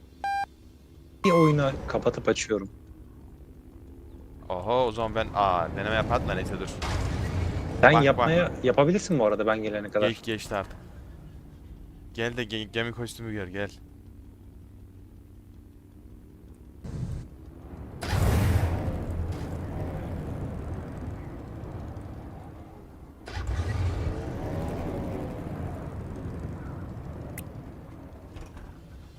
Yarışı bitirdim, seni bekliyorum. Ya maksat beraber oynamak burada. Ben sabahtan beri oynuyorum. Ana. Düşün, bugün sırf 10k XP kasmışım abi. Dün ne kadar kastım bilmiyorum. 10K ya 10 Atlas'tan bile saysan 10.000 Atlas yapar. Bak bu 10 Atlas'tan sayarsan. Şu an ne durumda bilmiyorum gerçi de Ney? piyasası. Piyasası 10k ink değil ya, 10k zink'e zink kasmışım 10k. Tamam. Çok iyi rakam. Çok iyi rakam. 10 Atlas desen tanesine bile 10.000 Atlas yapar. Bu arada 10.000 Atlas'ı öyle herkes kolay kolay Sage'de kazanamıyor ha. Söyleyeyim onu sana. Oldu. Geldin mi? Oyun başlıyor bak. Ya hangisi şimdi bilmiyorum. Deniyorum şu an. Açtım şeyi de.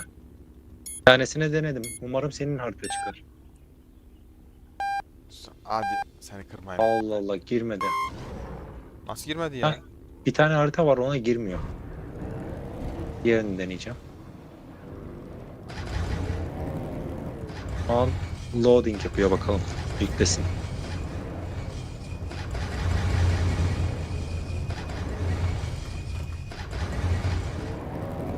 Lakata'nın oyuna girdi ya.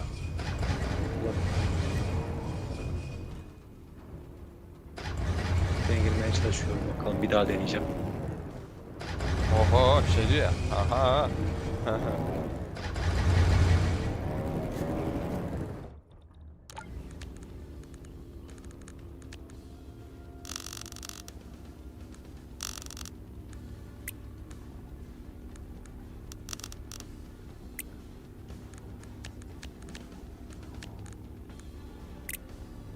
Geldin galiba, geldin mi? Heh, geldi mi? Hah, tamam oldu. Girdim. Bir de şöyle bir sıkıntı var ama ya. Ne oldu? Dur sen dur da ben çıkıp geliyorum abi.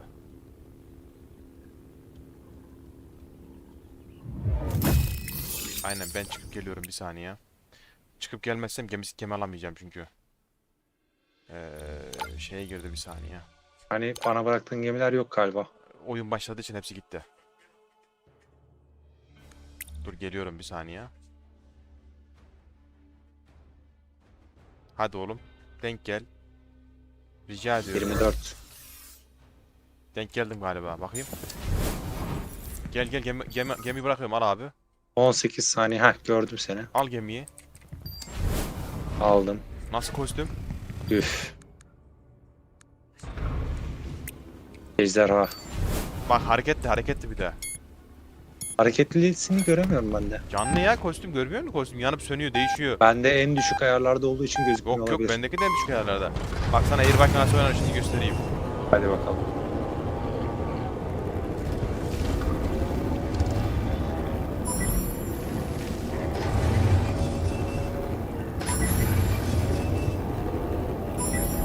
Çarptığım sana geldi mi? Ettin mi?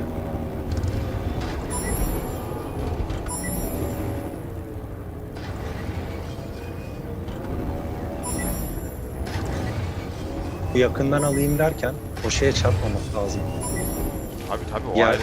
yerin beyni. Ya o ayrı bir konu. Ona çarpmaman gerekiyor zaten. Döneme var ya tam orada bazıları etkilemiyor, bazıları hızlı çarparsan seni böyle fırlatıyor. Ben onların hepsini çözdüm, merak etme abi. Biri burada mesela. 12.'nin orada. Evet. Bir tanesi orada. O 12'nin orada bir tane bir şey var. Bir çıkıntı var. Bug olarak mı koyulmuş, unutulmuş mu ya da olması gereken bir şey mi bilmiyorum. Ona çarptığında şey yapıyor seni.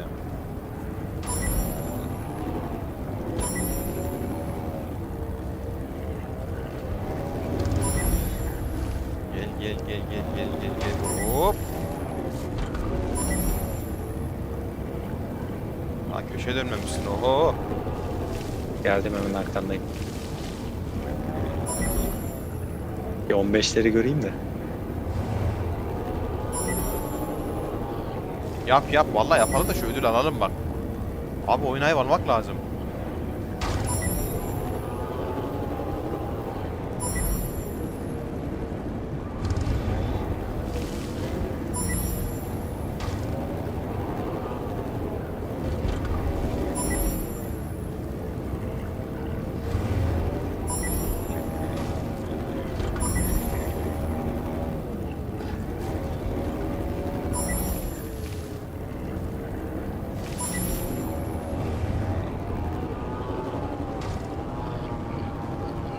John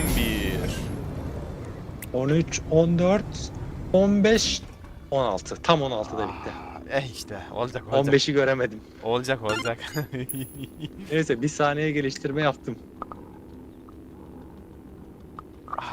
Çok fark ediyor ya. Aramızda 5 saniye abi, uçurum bu arada. Evet. Bakma o 5 saniye ne kadar önemli. Çok. Tabii canım. Bak. Oo. Hatta dur şu ekran Dur bakayım. ekran ayarlarını bir tık yükselteyim. Airbags'ın rengi.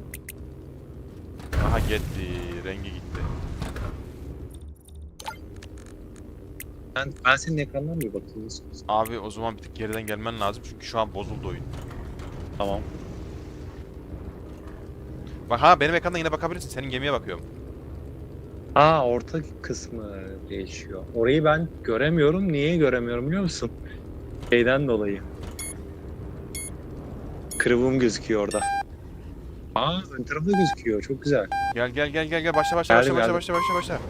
Bas sonuna kadar bas sonuna kadar bas bas bas bas bas bas bas. Gördüm. Bıraktım. Ben de bıraktım. Hemen şurayı döndüm. Biraz fazla uçtu. Evet çok şey yaptığın için. Şimdi ondan sonra buradan basıyoruz basıyoruz basıyoruz basıyoruz. Hop. Daha Bak, sonra burası işte. Bu bir daha dönemde bas. çarparsan sıkıntı. Çarpmayacaksın işte abi artık o kadar oynuyor şey yapacaksın onu. Yok, dönemenin şeyi oradaki Bak burada çok fazla turbo harcıyorsun. Senin sesin duruyor mu? Turboya basma turboya. Turboya burada basacaksın. Şu köşeye dönünce bak. basıyorum. Burada kökleyeceksin turboyu. Atlatırım bak seni. Dene.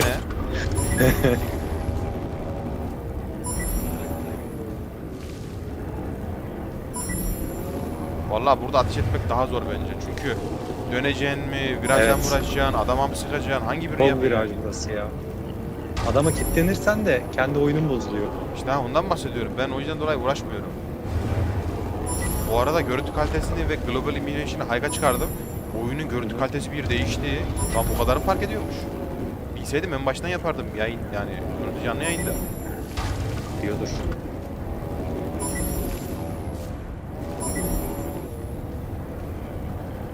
Gel gel gel geri kaldın gel. Geldim geldim. Ben seninle bir yerde park açıyorum ama nerede açıyorum bilmiyorum.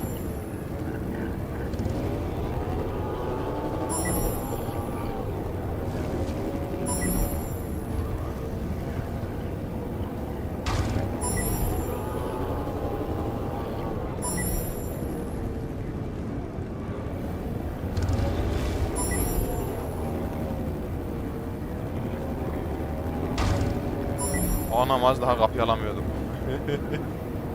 Eyvah. Benim başıma geliyordu.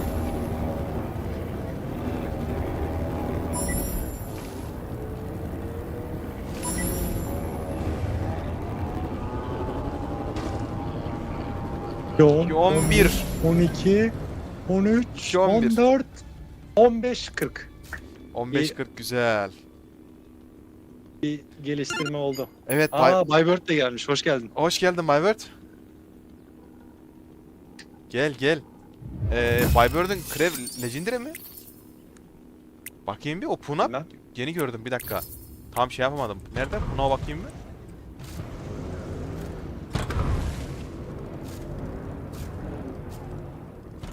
Evet Punap Legendary muhtemelen. Aynen. Oo güzel. Legendary Punap oynuyor. Bak bak bak. Nerede bu onu? Ha hemen yanımda. Arkanda küçücük de gözükmüyor. Göremiyorum valla. Ben gördüm. Geliyor geliyor geliyor hop Airbike'a binecek dur. Ha, gördüm. Ya şu Onun Airbike'ı da mı küçük? yok yok. Bendeki de şey işte Hike Punap. Profond Hissetmek Punap'lar mi? güzel ya. Gemideyken el sallama olsa keşke. Hadi, Hadi. Düz yarışıyoruz bakalım. Hadi bakalım. Hadi başla. Hadi. Bas bas bas bas bas bas bas bas bas. Bas bas bas bas bas bas bas bas bas. Ben bıraktım. Hafiften bir esneme verdim. Hafiften gaza bastım çünkü size çarpışmamak için. O turbo kim basıyor? Çok basıyor. Ben bastım bir tane. Çok basıyor. Ben bastım bir tane.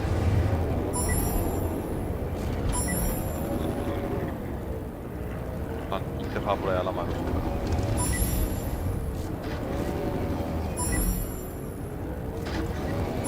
Bu aralarda çok hafif dokunuşlar bence Çok dokunuyor lazım abi. ya.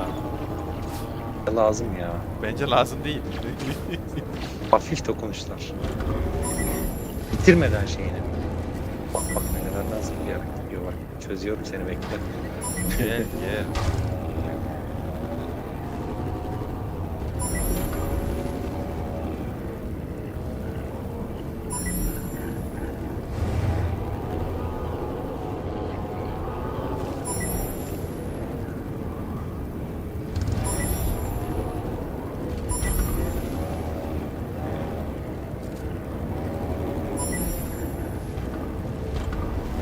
Eyvah, kapıyı kaçırdık yemin. Oo kötü olmuş. Lan ne güzeldi. Fena gitmiyordum, iyiydim. 15'in altına düşerdim belki.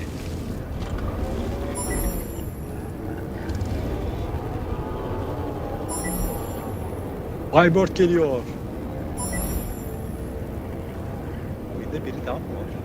Biri daha gelmiş galiba.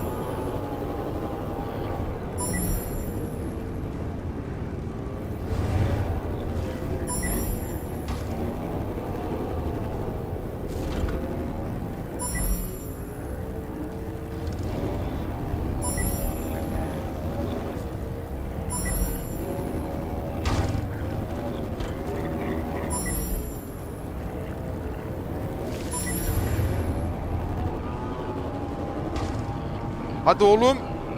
Anam vay bes. Ah kendi best skorum geliyordu az daha. Ah ah ah. Geldi skor geldi de kendi best skorum gelmedi.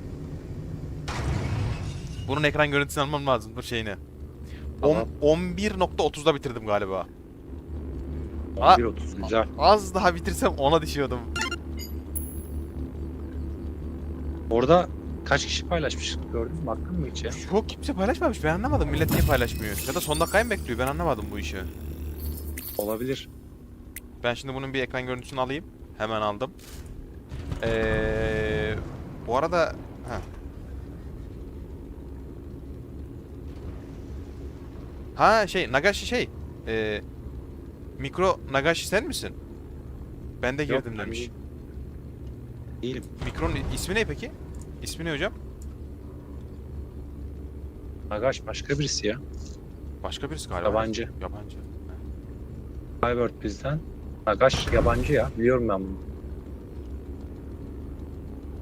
Aha ekranı şeyini alamadım. Neyse canlı yayın var. Canlı yayından alırım ya kesti. Aynen. Ya Allah'ta canlı yayın var. Aa tersten. Hadi bakalım. Ya tersten ama bak bir saniye fark ediyor. Kafadan Go fark go ediyor. go.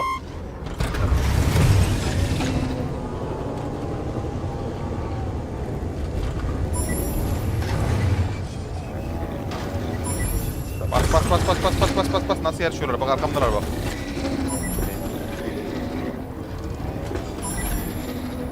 Bak hemen geldiler bak arkamdalar dur. Aa hemen geliyorlar peşimden geliyorlar. Kaptır.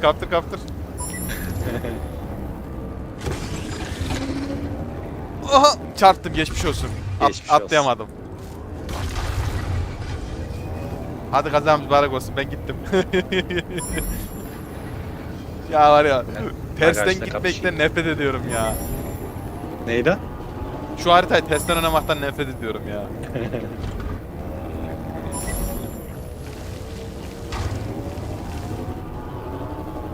Bu arada hemen arkandayım. Gel. Hemen arkandayım bak çarpmama rağmen geldim. Haritada öyle gözükmüyorsun. Vallahi benim önümdesiniz. Aha bir daha çarptım. Öyle. Of. Önüm- Allahu ekber dur. Önündeyiz de. Anam artık gitti tamam geçemem. Artık geçemem. Neyse olur böyle şeyler ya. Bu arada soldan niye gidiyorsunuz? Soldan gitmeyin bir daha. Sol. Sol taraftan gitmişsiniz bak.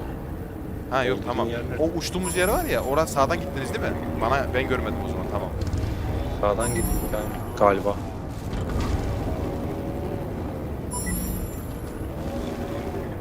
Allah. Kapı bana burada gözükmedi ya. Kapının gözükmesi önemli değil abi. Kapıyı ezberlemen gerek. Hayır, kestirmeden gidiş. Kestirmeden gitsen de artık kapıyı ezberlemen gerek. Ben artık kapıların yerini ezberleyebiliyorum. Bazen gözükmüyor kapı. Daha değil, ben daha ezberlemedim. Kapı bazen gözükmüyor. Ben kapının nereden geçeceğim artık o kadar geçtim ki ezberledim. Aynen. Yemin ediyorum var ya. Dersin şu kadar çalışmıyorsun.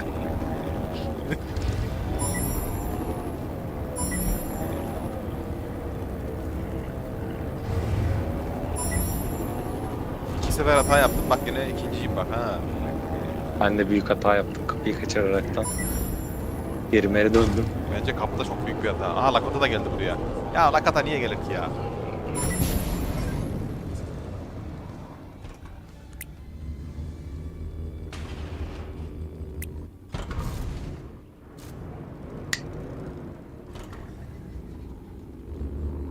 Lakota da çok iyi olduğu için yan yana gideceğiz şimdi. Bak yine best sporumuzu engelleyecek bu adam bizim ya. Çarpışıyoruz adamla.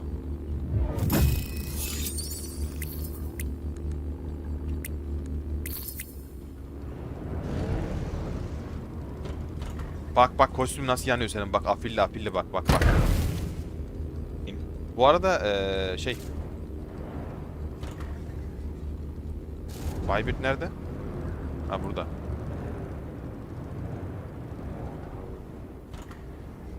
Legendary Crave'le gayet güzel XP kasarsın hocam. Hani şey anlamda. Hani artı %25 bonusum var şimdi. Prestij seviyelerinde mesela örnek vereyim 5 yapsan o Punab'ın %25 de oradan gelir. 5'ten sonra gelmiyor zaten. Maksimum %25 geliyor. %25 de kendinden olur. %50 XP ile şey kasarsın. Tersten verdi. Ters sevmiyorsun. %50 XP ile gayet güzel kasarsın bu arada, haberin olsun. Yani çok iyi XP gelir sana %50 XP ile. Lan bana kim vurdu?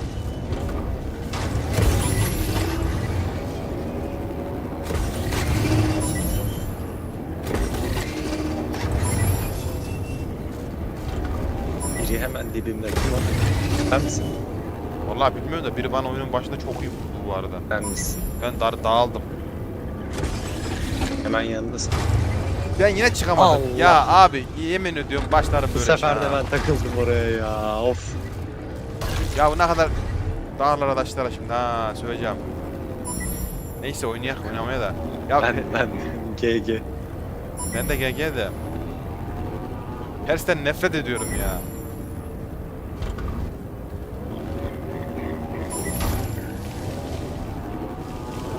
Neyse şimdi düz oynarız. Lakota sonda gözüküyor. Onu mu geçememiş? Ben anlamadım. Oynamıyor galiba. Oyundan muhtemelen Ha. Lakota'ya ne oldu biliyor musun? Ben sana söyleyeyim. Şipe tıkladı gemi almaya, oyun attı. Olabilir. Bizi olan oldu. İyi, daha iyi. Ben çünkü orada o kadar çok zaman kaybettim ki. Benim yok. önümde olmaması Şu an olamaz yani. Lakota oynamıyor.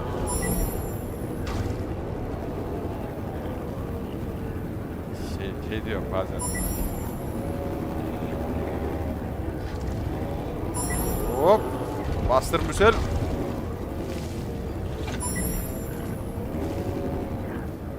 Oha birinci olacağım ha, az daha zorlasam dur. Aybert yetişiyorum sana. Ha gördüm.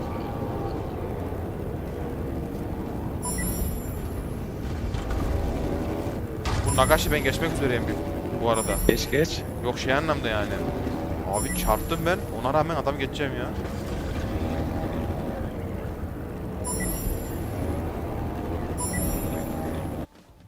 Aa oyun attı beni. Maalesef beni de. Bu arada şey, Micro Travel hocam oyundaki ismi neydi?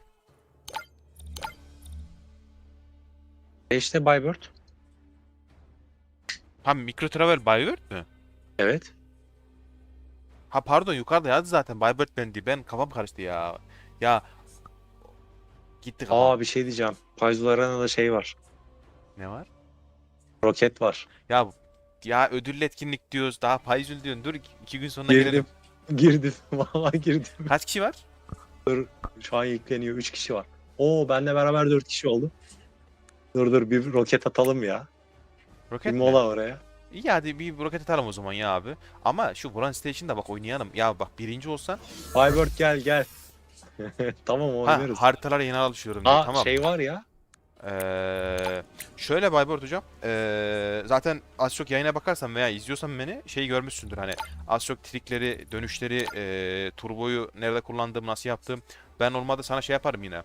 Dur ben de girdim. Bir el Payzur Aran oynayalım sonra şey yapalım. Birazcık sakal eğini izlemen lazım şeyde.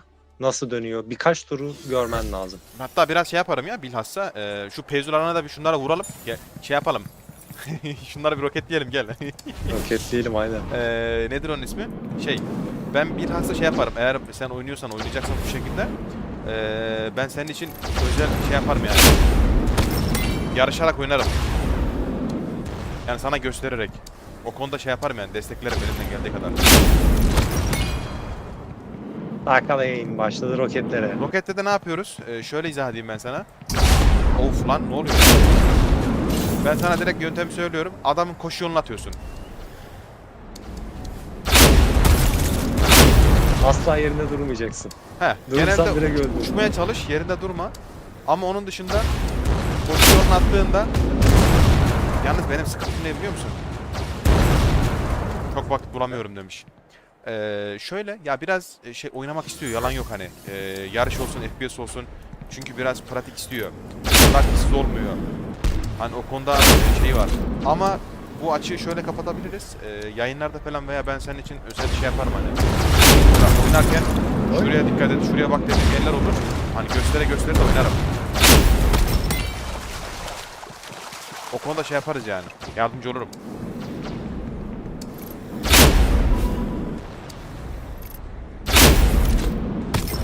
Of ne vurdum be.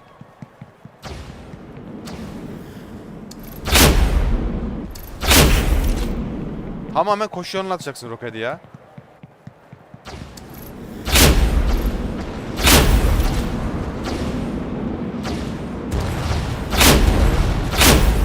Of, herkes burada. Yapma be. Arkalayın. Kuldan, Etli ekmek. kuldan süresi vardı kuldan. Benimki de kullandı. Bir de şöyle bir sıkıntı var karakterin hiçbir babisi yok ya. Turbo hemen Neyi bitiyor. yok?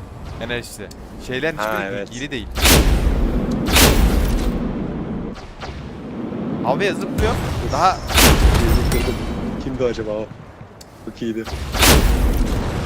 Oo, biri havada vurdu.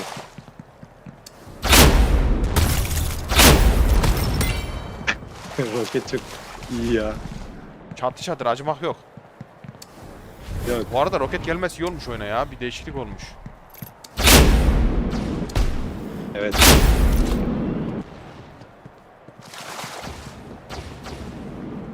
Hoppa. Hayward. Hop. Oo. Kaç kaç. İrfan da çok fena sıkıyor. Acımam. Aha. Acımam.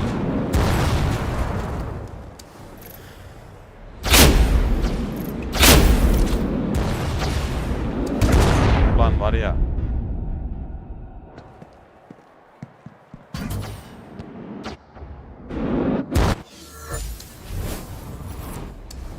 Üf. Çok fena vurdum.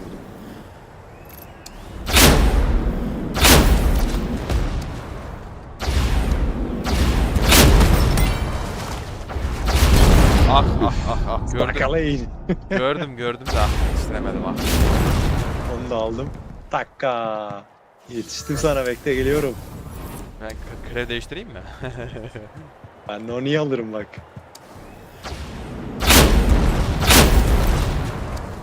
Enerji yetmiyor. Havada kalamıyorum enerji olmadığı için. Kalabalık başladık. Bir de şey söyleyeyim Bay hocam. Adam dibinde ya. Roket direkt çak gitsin.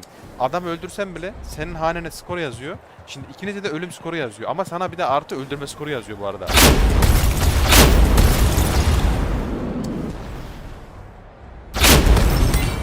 Aa, neredesin sen? Göremedim seni. Bir yerden zıplıyorsun. Bizi de başla. atıyorsun bak. Bu arada bizi de başlayalım burada. Ya küçücük bir şeysin, gözükmüyorsun Yok ki. yok o kadar da küçük değilim. Mosmor her tarafta gözüküyor. Ekmek.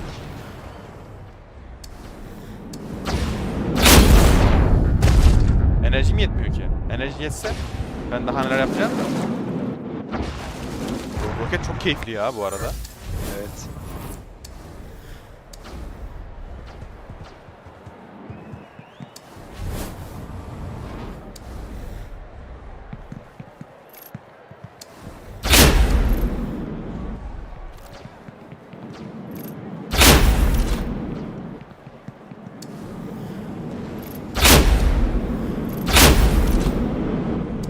Birini. Nereye gitti o? Bir yerden roket geliyor ya.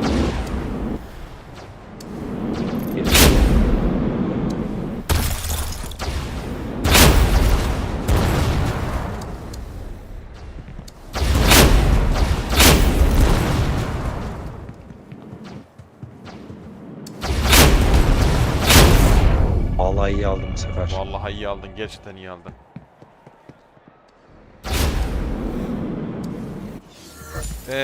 Şöyle şey de söyleyeyim. Baybird hocam zoom açmaya çok dikkat etme. Yani zoom açmana çok gerek yok. Sol klikle direkt adamların üstüne at gitsin. Ah be. Bekleme yani şey yapma. Direkt sol klikle. Vur gitsin direkt. Lan oğlum mermi değiştirmiyor karakteri ya. Krevden kaynaklı. Vay arkadaş ya. Değiştireceğim bunu ha. Delilendim.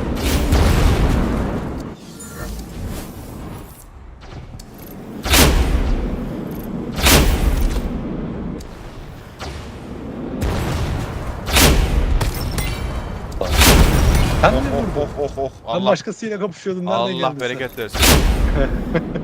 Bize kekmek biz olduk. Bir de adamın mesela sağ tarafında sol tarafında duvar varsa duvar attığınızı da ölüyor adam bu arada. Ben duvara Aynen çarp patlamanın Aynen. etkisiyle. ben duvara çarptırarak patlatıyorum. Onu ben de yapıyorum ya. Bayağı işe yarıyor. Hoppa. biri beni gördü.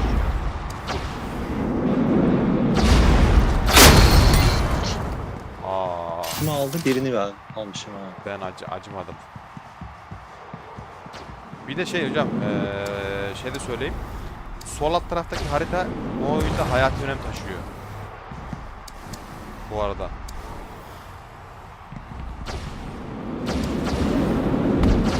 Lan kim sıkıyor?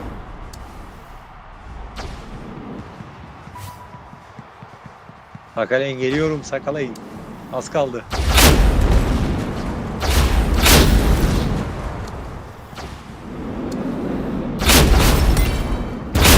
Allah. Allah. gelmiştin sana. Acımam. Gördüm direkt çakarım. Buraya gelmiştin var ya. Ah. Son bir adam vuramadım.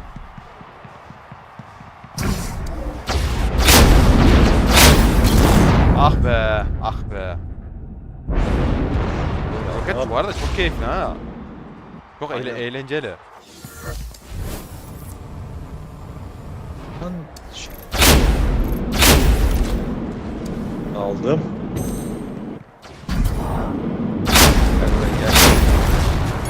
Anam süre bitti. Sonradan vuramadım. Alanda durayım. Sağlık vuramadım. olsun. Güzeldi ama. Güzel güzel. 19 kişiyle kaç skor verecek bakalım. XP verecek. İyi verir. Bayağı iyi verir. Oo. 1.5K XP aldım ben. Ben de 1.5 aldım. Ben de %15 var ama. O yüzden. Şimdi krevi kasıyorum ya abi. Şu an 12 seviye oldu. 20 yapayım.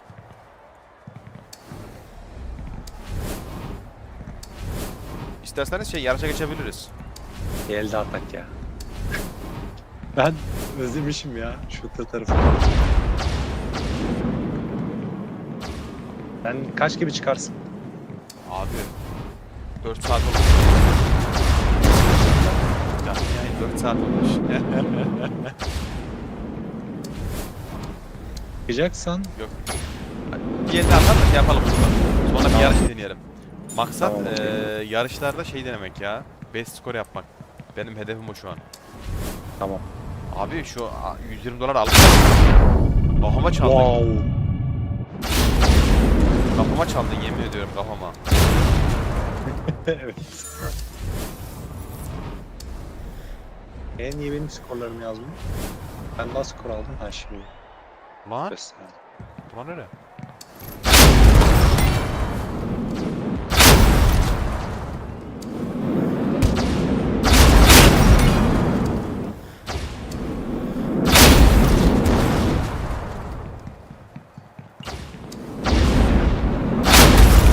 Hoppa. Nasıl taktik? Yukarıdan geldim. Ulan, yemedi. Acımam acımam. Ah. Allah biri sıkıyor.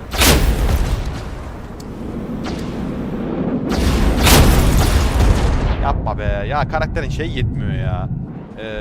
Load sistemimiz boş olduğu için şurası. Şu babelerde sıkıntı var. Ondan kaynaklı Evet. enerjimiz yetmiyor. Benim enerjim yetmiyor. Yarı kalıyor havada. Gidemiyorum, gelemiyorum. Oni olmayınca onu ben de hissediyorum ya.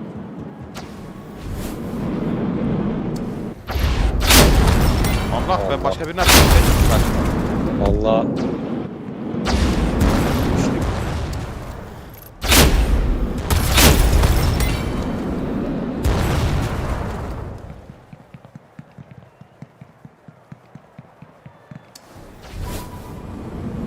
Aha. Nasıl attı? Oradaydı adam. Tuttu. Haritadan gördüm. Vallahi Bayburt'u cam vurdum. Aha kendimi öldürdüm.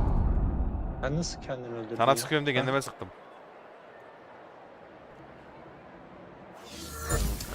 Tarafın orada birisi var.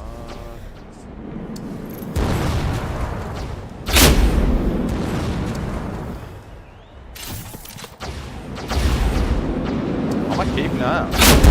Evet.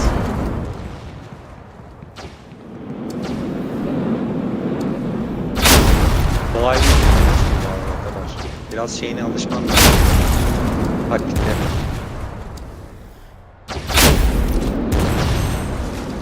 Taraftasını bakayım. Bir de açtı 2 kuş bu arada. Of! Sen de beni iyi vurdun yalnız ha. İyi attın. Evet. Roketi vallahi iyi Kafana. salladın.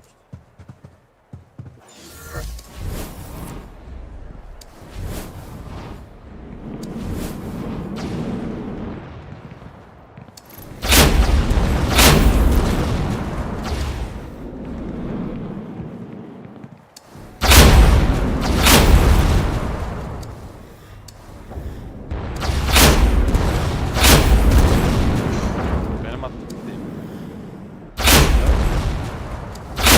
Gel gel. Aa! Adam Benim iki, başkası vurdu. adam ikimizi bir vurdu. Büyük mermiyle. Evet. İyi denk geldi. Vallahi delici atış yaptı.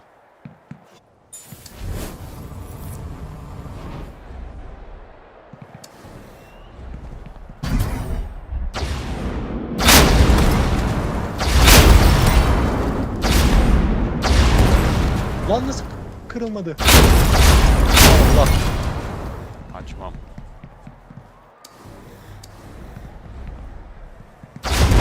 Ah. Vay iyi vurdu ha. Nereden öldüğünü görmedim.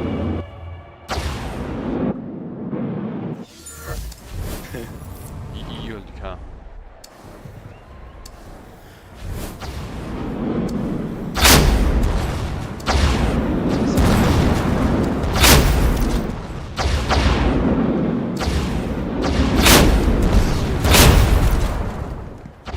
Alır mısınız?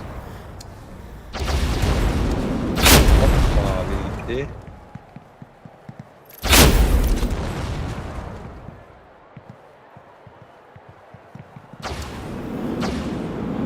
Nereye gitti?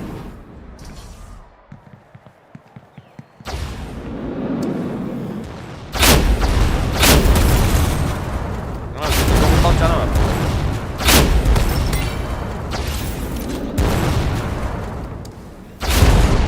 Sen de gittin. Mermiyi değiştirmiyor karakteri. Deli oldum. Sen de gittin. Dur geliyorum dur. Gel gel.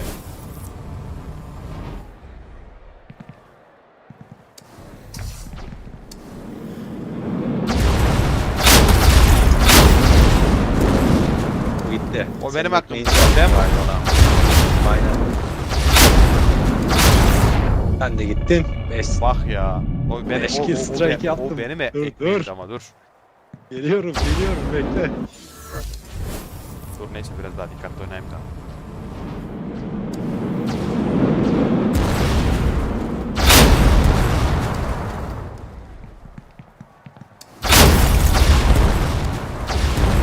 Gitti. 6. 10 strike yapayım ya.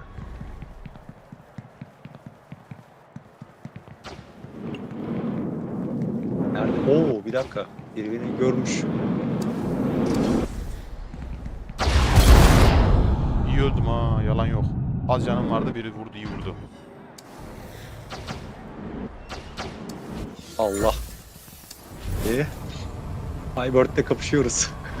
Havada. Aha aldım. 7.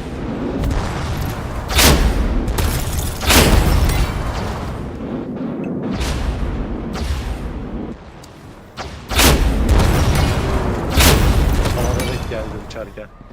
Bu arada iyi topladım sizi ha. 7 strike'imi bozdun ya. Acımam.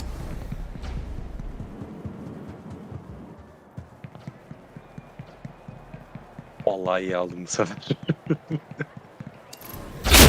Yerim değişti. Hiç. Vurursa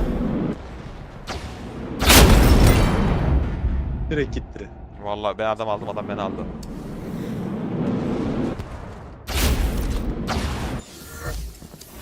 Of, ben de onu aldım, çok iyi.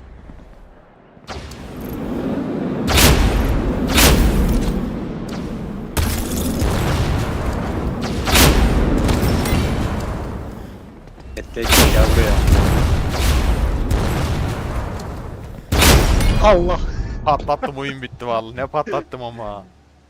Şarjörüm doluyordu. Ne patlattım ama. Dedim yumruk atayım, sen şimdi kaçamazsın, yavaşsın zaten ya. Aa, Yetişemedim. Acımam. Vurdum. İyi, hadi şeye geçelim. Ee, Güzel XP geliyor bu şey- arada buradan. Aynen. Fiber bir volan station'a geçiyoruz biz, gelmek istersen eğer. Bu ödüllü etkinliğe de baktıysan eğer. Hani vaktim yok dedin ama eğer bir şeyler deneyebilirsen, hani ne kadar çıkartabilirsin bilmiyorum ama üçüncü bile olsan 0.25 Solana yapar. O da şu anda yaklaşık 30 dolar civarı bir şey. 30-35 dolar. Güzel rakam bence. Yanına gerek yok yani.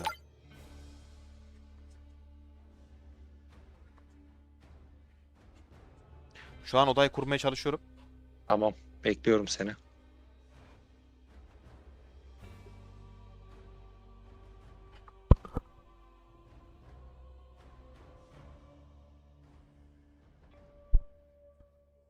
Bir de ben şunu anlamadım.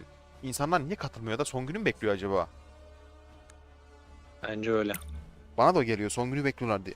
Ya niye saklıyorsun? En iyi skorlarını koymaya çalışacaklar. Arkadaş bak, biz canlı yayında oynuyoruz. Ya yok, skor koy da. Bak ben şimdi 12'li bir skor koydum mesela. Şimdi 11'e indim. 11'i koyacağım üstüne. Maksat burada etkileşim zaten. Evet, eksini bu arada Volan Station açıldı. Bakıldı mı? Kesin Tamam. açıldı bak harita. Bakalım. Hadi bakalım. Bakıyorum. Evet, açıldı bak. Nereden biliyorum? Artık alıştım. Volant 2.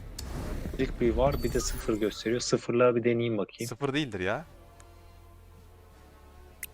Bak, Volan Station dedim. Haritayı görüyorsun. Direkt Volan Station çıktı abi. Artık hangi haritanın bir açılacağını biliyoruz. Geldim. İyi. 29 saniye. Aynen, gemileri aldım. Almak istedim. Bay- Neredesin bakayım? Bayburt hocam, Gördüm. gelmek istiyorsan eğer gemileri de koydum.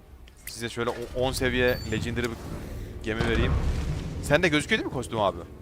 Gözüküyor, gözüküyor. Bak benim ekrandan bak şu an. Eğer yayın açıksa sen de bak şimdi bak. Nasıl değişiyor bak. Geminin kostüme bak. Bakıyorum. Çok iyi.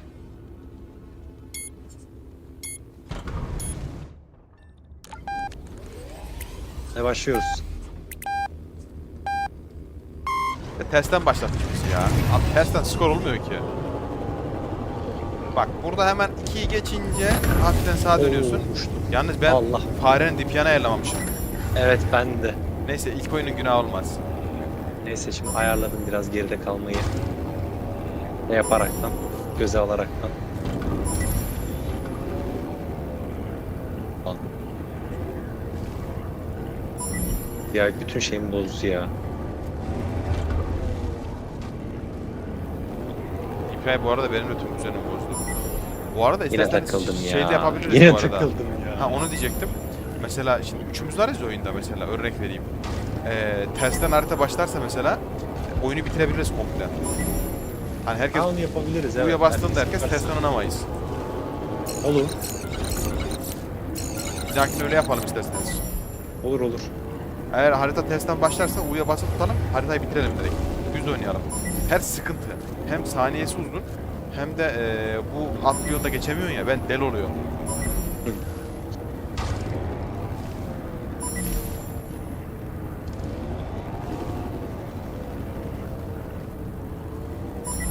Bak mesela ben şimdi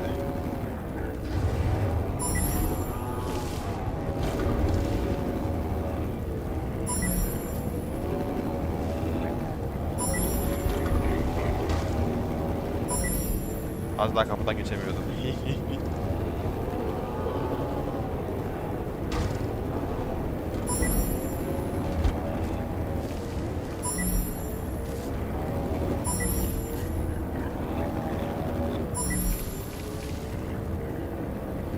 Let's go, let's go, let's go.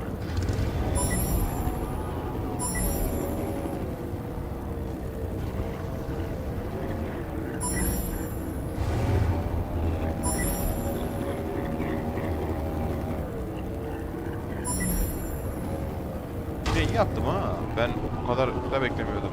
Space score değil ama 2.13'ten bitti. 2.13'te bitti aynen. Fena değil. Güzel.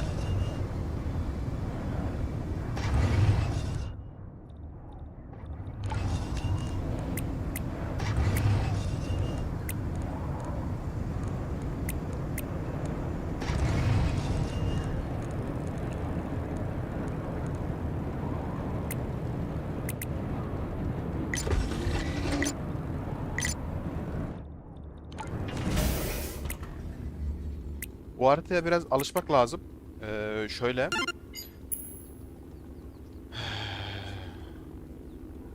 Harita biraz kıvrımlı olduğu için biraz daha zor. Mesela Exinate olsaydı eğer, Exinate biraz daha kolaydı. Ama bu harita biraz daha zor. İlk başlayacaksan Exynos tarafında alıştırma yapmak daha mantıklı. Ha, bak bu arada Bible hocam, Vuz'un solo daha iyi bence. Hani başlangıç gemisi olarak, çünkü Airbike'ın yer tutuşu kötü olduğu için abi en küçük bir şeyde darman duman oluyor. Airbike'da biraz daha profesyonelleşmek gerekiyor. Ama Vuz'un solo daha güzel, çünkü taşa maşa değsen bile, herhangi bir şey değsen bile gemi hiç yoktan sarsılmıyor, hani sabit duruyor. Ama mesela Airbike kullanıyorsun, adam sana çarptı ya, Allah, gemi gitti bir daha. Toplayana kadar. Dağlara taşlar atıyor. Bir de bu arada pervaneyi yüze getiriyorsun değil mi? 3'e bas. Yarış Düz direkt mü bitirelim başladı? ya. Yarış direkt Bir bitirelim. Düz oynayalım. U'ya basıyorum. U'ya basılı tutalım. O bizi duydu mu şimdi duydu. Duymuştur. Abi ters sıkıntı ya. Bak tertemiz, ne güzel. Ters sıkıntı bu arada. Harbiden sıkıntı. Bu haritada biraz hani ben yine oynuyorum. Şey yapmıyorum da. Senin dereceyi yapmaya çalışacak ya. Abi siz de yapın. Ben de biraz Siz de yapalım. geliştireyim kendimi. Yok benim şimdi 2.11'leri görmem öyle hemen olmayacak bir şey. Belli o. Bu arada Alıştırma yapmam lazım. pervaneyi alıyorsun değil mi? Bayburt hocam. Tabii. Ha onu diyorsun. Pervaneyi almazsan, pervane sana şöyle söyleyeyim, şimdi 1'e bastığında silah, 2'ye kalkan, 3'e bastığında pervaneye götürüyor. 4'e basarsan da sıfırlıyor, ortaya getiriyor. Şimdi 3'e basıp pervaneyi aldığında, yayında da bakarsın eğer şeyse, otomatikmen %10 ya da %15 hızı Hızlandırıyor. net fark ediyor, bak net %10. Çok önemli bir şey. Bir de bu arada şunu da yap. DPI'ni aşırı yüksek değil ama biraz yükseltebilirsin. Mesela ben şu an kaçta oynuyorum? Normal DPI'm, oyun ayarım %11. Farenin DPI'de 1300'de. Yine ters. İsterseniz devam edelim ya da bitirelim, siz bilirsiniz. Bilmiyorum. Bitir. Düz yapak ya. O zaman bir tur daha deneyelim. Bu sefer ne gelirse Yine- oynayalım. Tamam. Yine ters yaparsa oynarız artık. Ne gelirse oynarız. Çünkü ben artık ters düz oyna Allah oyna.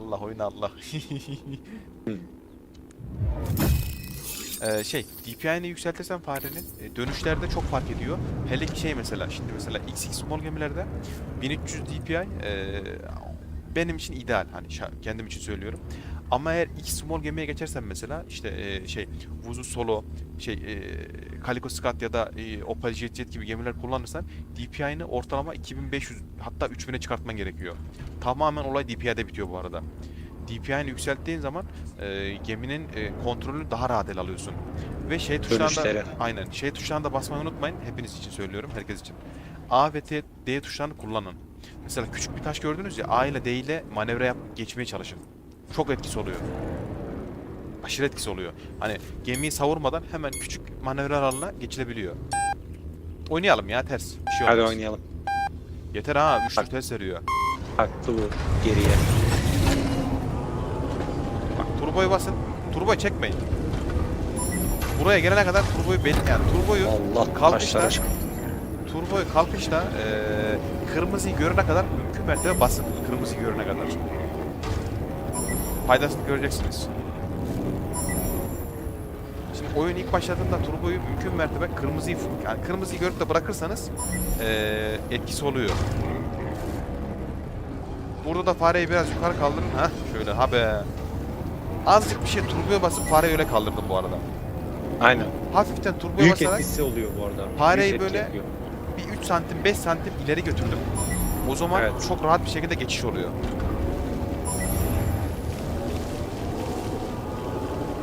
Bak mesela buraya geçtiğiniz şimdi geçerken sola dönüş var. Sağa değil. Bu dönüşü şey yapmayın. Sola keskin bir dönüş var. Sonra sağa.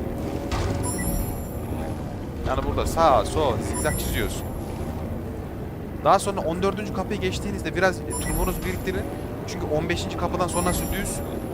14'ten sonra turboyu çok fazla harcamayın. 14. kapıdan sonra. Çünkü ondan sonra bayağı bir düz yolumuz var. Yani turbo harcayacağınız yer var. Bir de 18. kapıyı geçtikten sonra burayı dönünce viraj aldığınızda turboyu burada harcayın mümkün mertebe. Burası da düz. Aynen. Ben size tarifede de şey yapayım.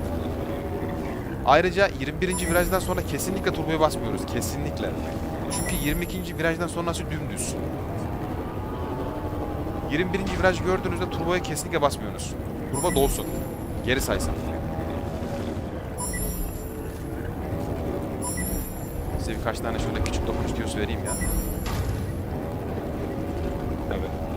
Bak 27. kapıyı geçtik. Biraz turboya basın şöyle bir yarısına kadar falan. Ondan sonra o turbo ziyan olmasın, dolsun. Çünkü 29. kapıyı geçtikten sonra orada biraz turboya basacağız. Son viraj içinde biraz turbo saklarsanız eğer bayağı bir etkisi oluyor. Ki 13'te bitirdim ben. 5, 16, 17, 18. Çok. Şimdi şey söyleyeyim. Bay bir diyeceğim. Şimdi turboya çok fazla basıyorsun galiba fark ettiğim kadarıyla. Çok fazla basma. Bastığında şey oluyor. Şimdi turbolarda ince hassasiyet var mesela. Turboyu çok fazla bastığında turbonun geri dolma süresi var. İşte geri bırakıyor seni. Mümkün mertebe turboyu böyle uzun yollarda tek seferde kullan bitir. Hani kırmızıya kadar daya sonra kendi kendine dolsun. Hani böyle uzun yollarda turboyu böyle basacak değil de uzun yollarda mümkün mertebe turboyu kullanırsan böyle kırmızıya kadar yakınlaştırırsan çok faydasını görürsün. Deneyince görürsün. Artık oyun oynuyor bayağı bir şey yaptık ya.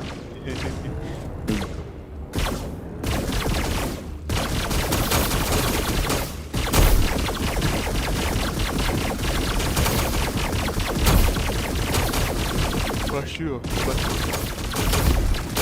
Çok rahat olmuş ha. Maşallah. Ay. Hadi oğlum düz ver. Üçlü dörtlü ters veriyor. Düz ver ya. Aha gemiden... Lan yine Bindi, ters bindi. verdi ya. Yine ters verdi ya.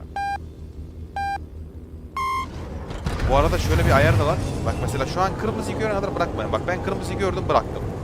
Sonra hemen 2'nin oradan geçtim. Hafiften turboya bastım. Çünkü orayı almak için viraj yaptım. Beni geçmek için daha doğrusu. rahatlamak için önünü. Oğlum sen de bas. Hemen abi bastım zaten. Hemen arkandayım merak etme. Gel. Sana çarptın mı orada? Yok ben görmedim. Etmedim mi? Allah Allah. Yalnız çok. Hadi bay bay. Bence sana bay bay. Hadi bay bay.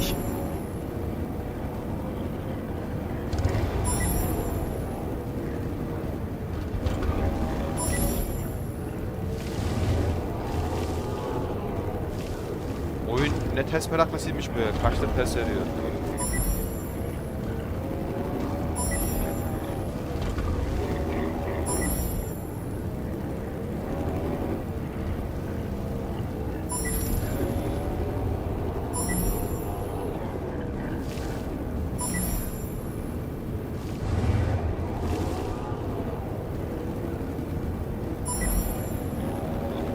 Kapıyı geçtiğinizde bir solda bir sağda tümsek var. Mümkün mertebe bu tümseklere değmezseniz hızınız kesilmez. Ayrıca 20. kapıyı geçerken birazcık geri çalmanızda fayda var. Çünkü o ortadaki çakırlarda şey var. Bir takılıyor gemi.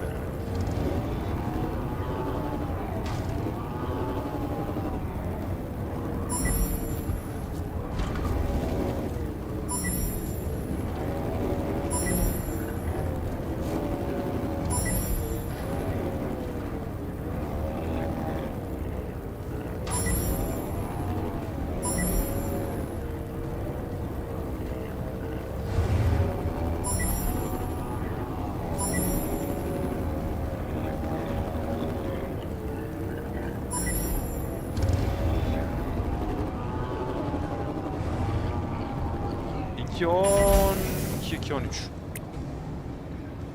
Fena değil.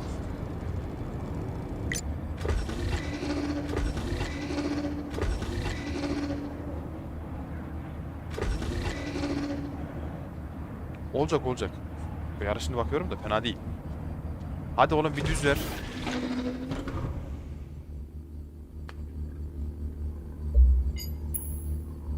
Bir tane düz oynayalım ya. Bu kaç oldu ya tersten? Vallahi ha.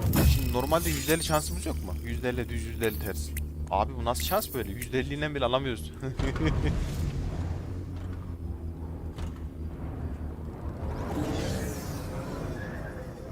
Hap buna bak.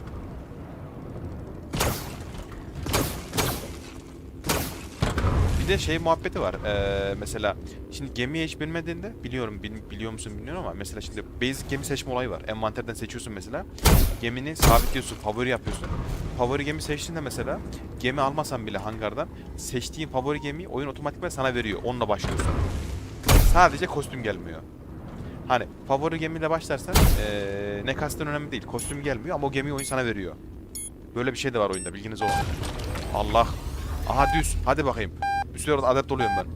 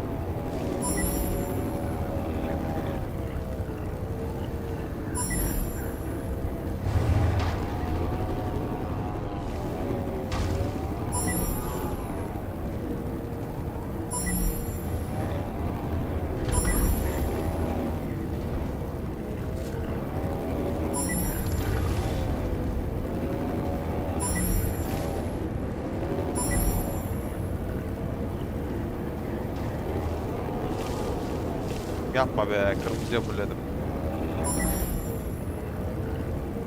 Bu arada Önder abi konuşuyorsun, sesin gelmiyor.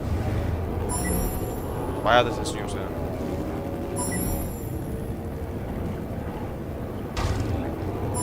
Kırmızıya fullemeseydim. Ah be. Best skor bile gelebilirdi.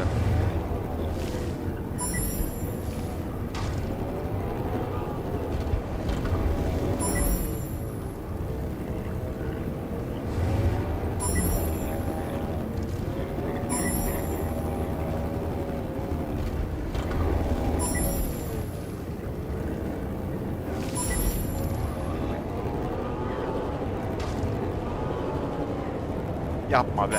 Olmadı. Daha öncekinde daha iyiydi. 12'de bitirdim. 11.30 falan yaptım da. Bir öncekinde 11.30 muydu neydi? Şu an 12'de bitirdim.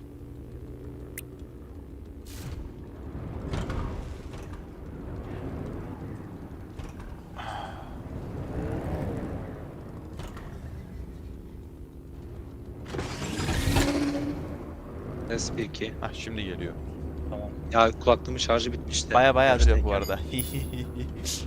Ya çok iyi gidiyordum. Kapıyı kaçırdım yine ya arkadaş. Abi. İyiydim ya. 18'de bitirdim. O yüzden. He.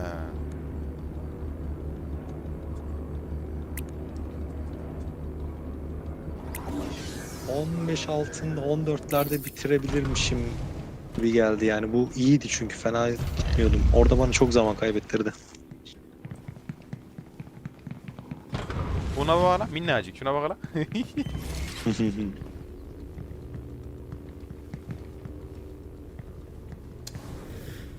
Bu arada Legendary Crack ha. Bir ezeyim geçeyim. Gemiye bir tane. Hop.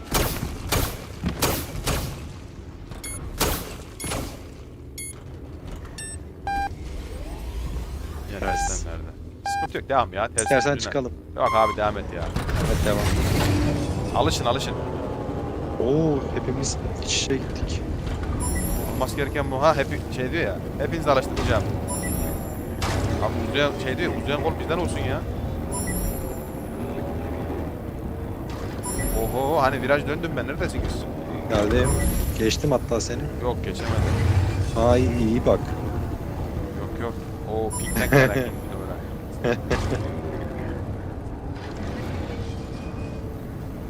Oradan zıplarken biraz turbo ve biraz fareyi ileri attığımızda otomatikman Aynen. geçiyor ya. Evet. Ben biraz da senin turbonu takip ediyorum bu arada. Sen basınca ben de basıyorum bu arada. Ben de yapıyorum bunu. Bu çok önemli bir şey. Arkamdaki evet arkamdakinin sesini takip edip gelip bana çarpar şey yapar falan. Aynen çarpmaması için var ya bu çok hayati bir şey taşıyor. Arada böyle ufak dokunuşla bile olsa.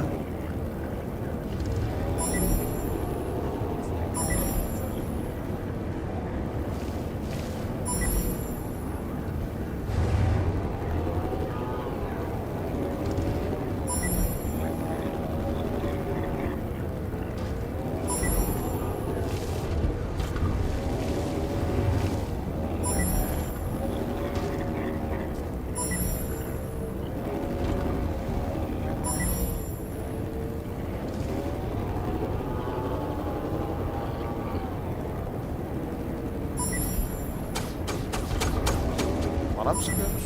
Hmm. Ben görmedim de.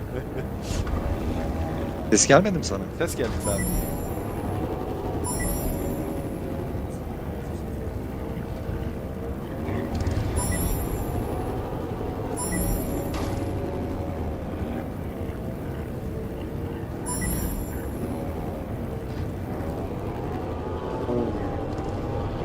Ulan iyi gelmiştim son saniye. 2.12 ya. Oo bayağı iyi yaptım bu arada.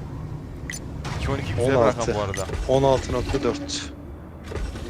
10 Bakayım. saniyede virajı alırken Güzel, biraz güzel bak. kötü. Olacak abi olacak bak. Baybert de iyi yapmaya başladı bak. İlk oynadığına göre şu an Hmm. çok daha iyi yapıyor. Evet. İşte biraz pratik lazım. Biraz da tüyo lazım açıkçası. Hani nerede ne yapman gerekiyor tam olarak bak. Mesela son viraja kesinlikle turbo saklamak gerekiyor. İlk başta turboyla kalkmak lazım. Oyunda 2 tane mi 3 tane mi düz yer var. Dümdüz yer. Buralara turboyu saklayıp burada turbo basmak lazım. Hani virajlardan alacağız bu turboyu da. Mümkün mertebe virajlarda basmayıp turboyu orada geri saydırıp yani biriktireceğiz. Düz yollarda basacağız. Aşırı fark ediyor. Ben bazı virajlardan sonra döndükten sonra da hafif basıp şey yapıyorum, Şöyle. hız aldırıyorum. Onu ben de basıyorum ama şöyle basıyorum. Eğer ki turbom dolduysa, boştan yere yanacaksa basıyorum. Tabii. Aynen öyle yapıyorum. Can onu değerlendirmek lazım. O ayrı bir konu.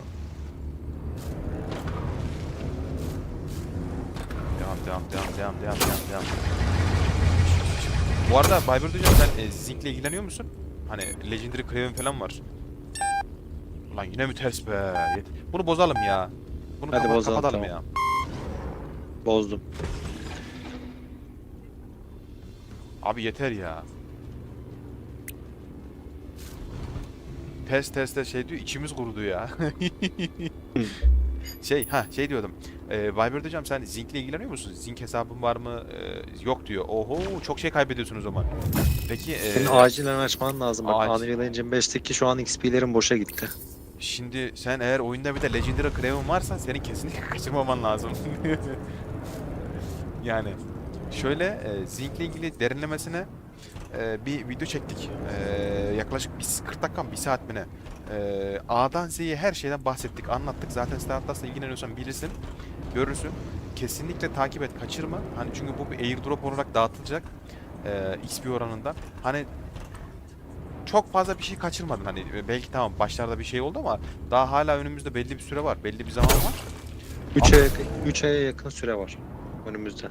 Hani Airdrop süreci devam edecek 3 ay Aynen. neredeyse. birden fazla aha düz başladık. Dur bir adapt olayım. Hadi go.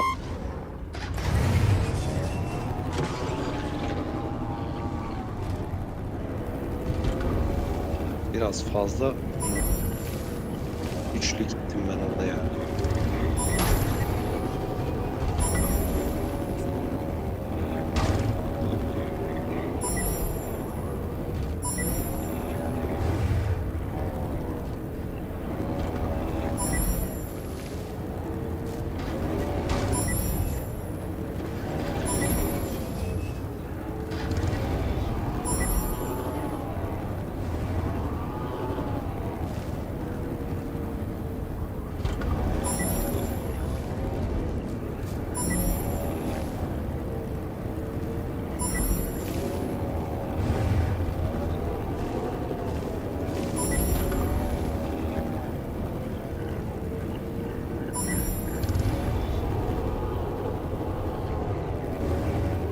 Yapma abi.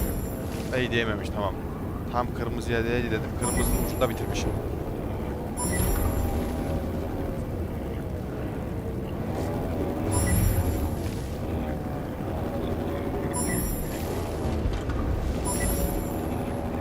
Aa, olmaz ki ama ya. Olmaz ki ya. En az 1 saniye kaybettim burada ya. Küçük bir yere çarptım ya. Çok üzüldüm. 1-1,5 saniye bana net kaybettirdi.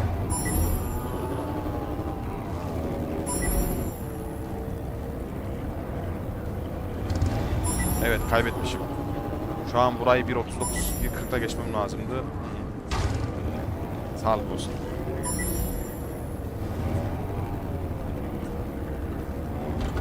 Siz neredesiniz? Şey yapayım, geldin mi abi? Arkamda mısın? Hı. Ben bir yerde hata yaptım ya.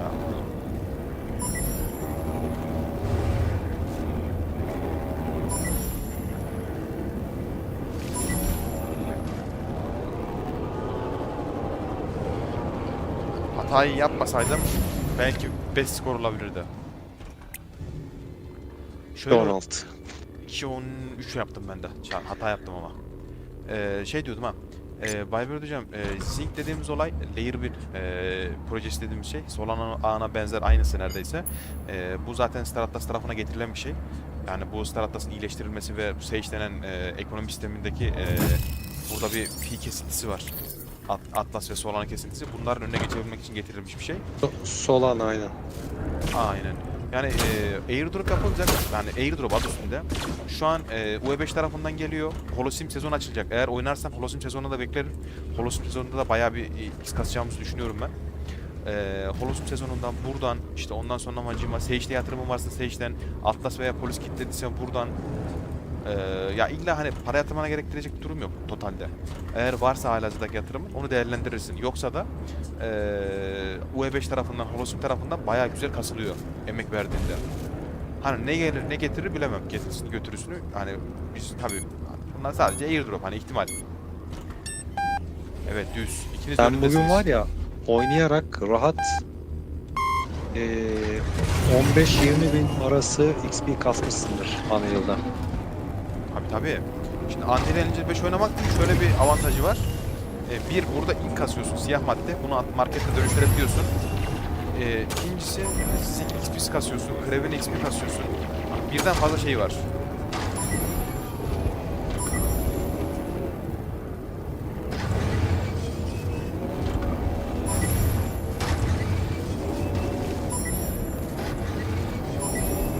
Ama dördüncü adam girdi, oyun kasmaya başladı. Bir kasıyor.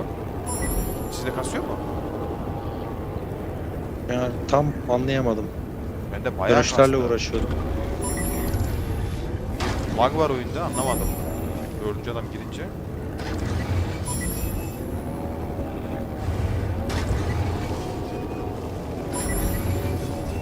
Ya bir çarpayım ya. Benim çarptıklarım sana bir etkilemiyor. Değmiyor çünkü. İyi of. Bak sen bana çok çarptın. İşte bana çarpmak için önüme geçmen gerekiyor ama abi. Sen benim önüme geçemiyorsun. Geçti. Geçemiyorsun işte. O pinkten kaynaklı öyle gözüküyor sana. Aslında ben daha ileride oluyorum. Anladın mı? Senin bana çarpmış olmanın için de benim senin önüne geçmiş olmam lazım. Ama önüme Ben bayağı bana bir çarptın. önüme bir şey geçmen gerekiyor. Nasıl söyleyeyim sana? Arkadan böyle turboyla hızlı bir turboyla şekilde falan geldin, bayağı bir çarptın hızlı gelmen gerekiyor.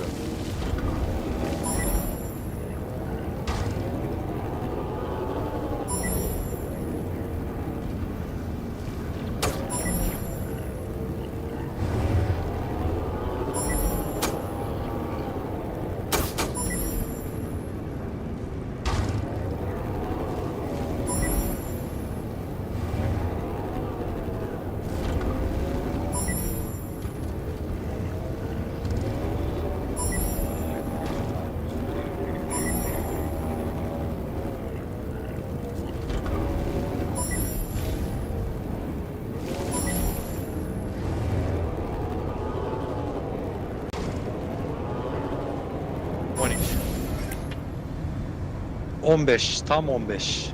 12 12 15.4'te 15'e düşürdüm. Güzel.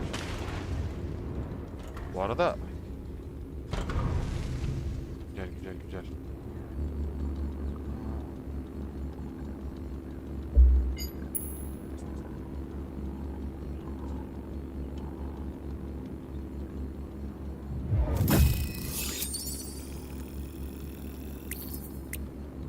son maç olsun mu? Ben daha devam edesim var mı? Vallahi ben de yavaştan şey yapabilirim aslında ya. Bakalım da birkaç maç daha atalım. 5 saate yaklaşmış, bir de saat 1'de geliyor zaten. Bir de zaten yorgunum bu arada. Biraz da halsizim. Ona rağmen canlı yayın yaptım. Hani hem oynayalım hem şey yapalım diye. Birilerine faydamız olursa diye. Bilhassa canlı yayınlar oldu. O yüzden açıyorum zaten.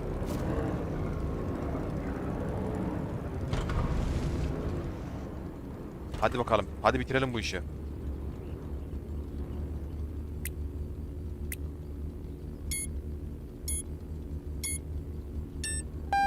Tersten verdi. Neyse önemli değil. Devam.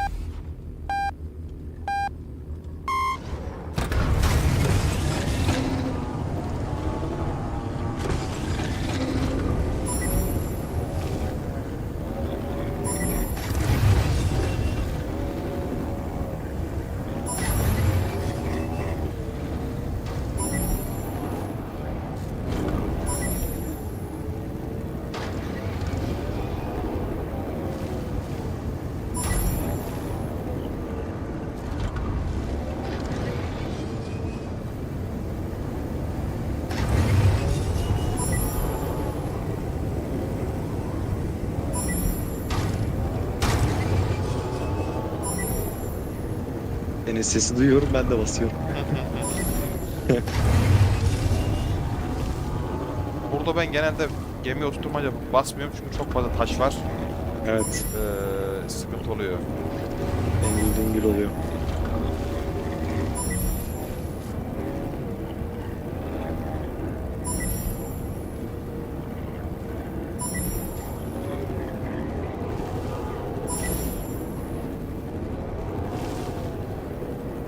Ben fark açtım senden. Nerede açtın bu farkı abi? Ben kullanmamıştım, geldim arkandayım. O üst üste 3 tane viraj var ya, orayı iyi alamadım, alamıyorum. O yüzden açıldı fark. Hangisi? Orada bir tane S gibi 3 tane viraj var arka arkaya. He evet. Orayı abi Orayı yapman iyi lazım. alamadığımda oldu. Orayı ben Ama- mümkün mertebe şey alıyorum. Bayağı iyi alıyorum.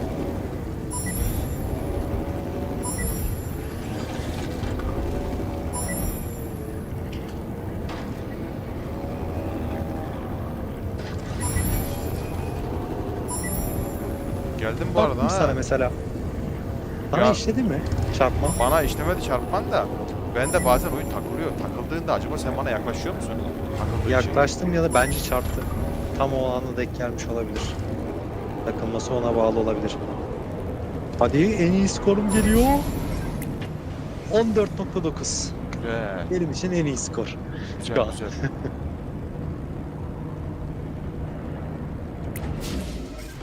Güzel güzel. Bak Baybert de güzel yapmaya başladı şu an. Düşürdüğünü düşünüyorum. Bilmiyorum. İlk başta yaptığında şu an kaç yapıyor bilmiyorum da. Bir tane daha düz yapalım da ondan sonra şey yapalım. Bir tane düz. Tamam. Yapmak istiyorum. Bir tane düz istiyorum.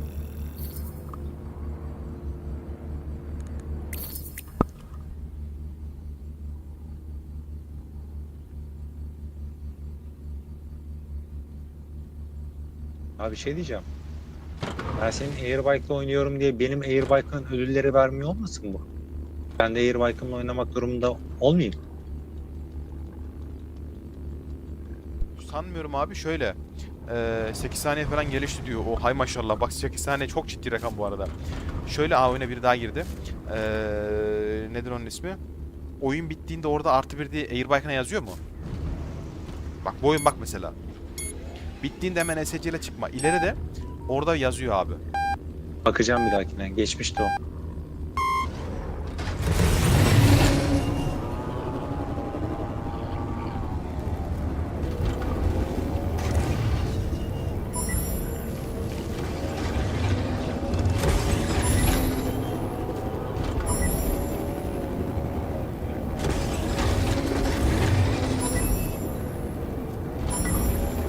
Oo, kapışma var. İbrahim de gelmiş. Demece var. Oha! Hakem, bana, hakem bana, faal, hakem faal. bana bir vurdun. Benim oyun gitti şu an. Hakem faal. Bana bir vurdu. Benim oyun gitti şu an. Ha, otomatikman düştüm.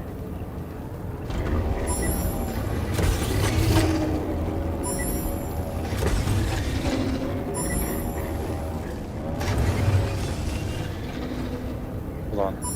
Oradaki kayaya da.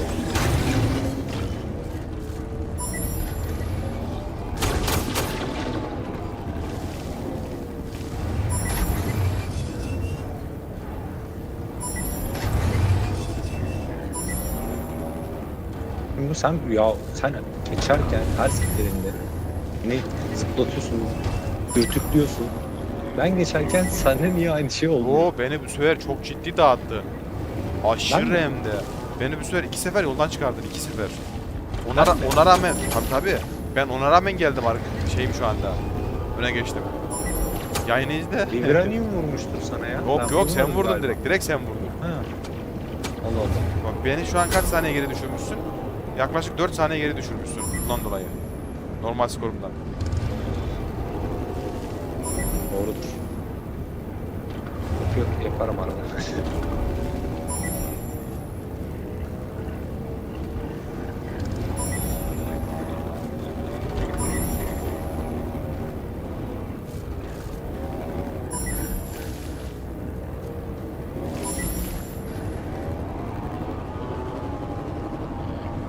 Ona rağmen 2.15. Abo. 16,5. Var ya 2.11 gelirmiş bu oyun. Şu görüntü kalitesi neydi? Loldaymış aslında.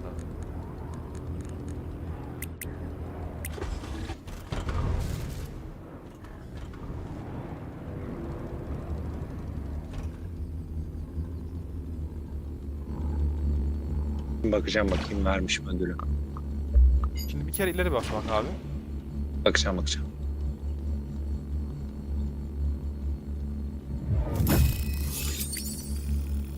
Bana vermiyor mesela. Verdi bana. Tamam okey. Ben hemen geliyorum, bir saniye. Ben birkaç el daha atacağım da tatmin olmadım. Ne? Ben bir düz daha atmamız lazım. Dur, tam o istediğim şeyi yapamadım. Tamam. Sen işin varsa çıkacaksan şey yapma. Bir elde atayım ya. Dur bir çıktım girdim, umarım sizin odaya verir.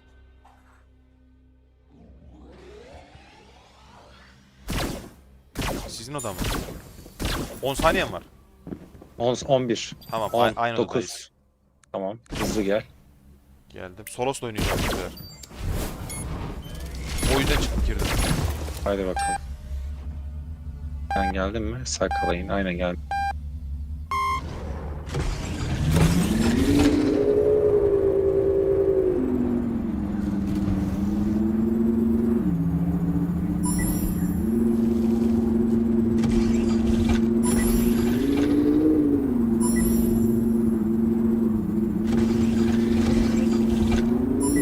Of. Hakem faul var. Abi var ya, Solos, Vurarak geçiliyor. Solos var ya taş gibi bir gemi ya. Abi uzun Solos gerçekten ya, bak Airbike'la alakası bile yok geminin. Gerçekten gemiyle Airbike'ın arasında uçurum var ya.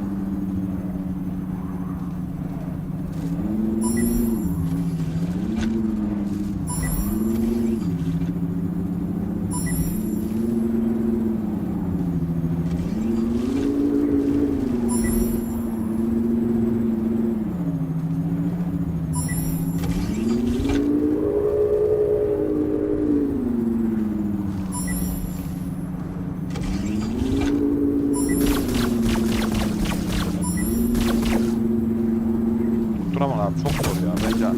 Ateşle hiç uğraşıp da kendi şeyini bozma. Yok önüme öyle atıyorum. Yola bakıyorum. Tutarsa tutar. Çok zor. Hani çünkü her tarafta taş var, kayalık var, bir şey var, dönemeç var. Bir de bir tane tuttursan bile bu adama hani patlatmak için bir sürü vurman gerekiyor. Genel olarak hani. Ben ondan dolayı hiç ateşte bu Volan Station'da zaman kaybetmiyorum. Gereksiz.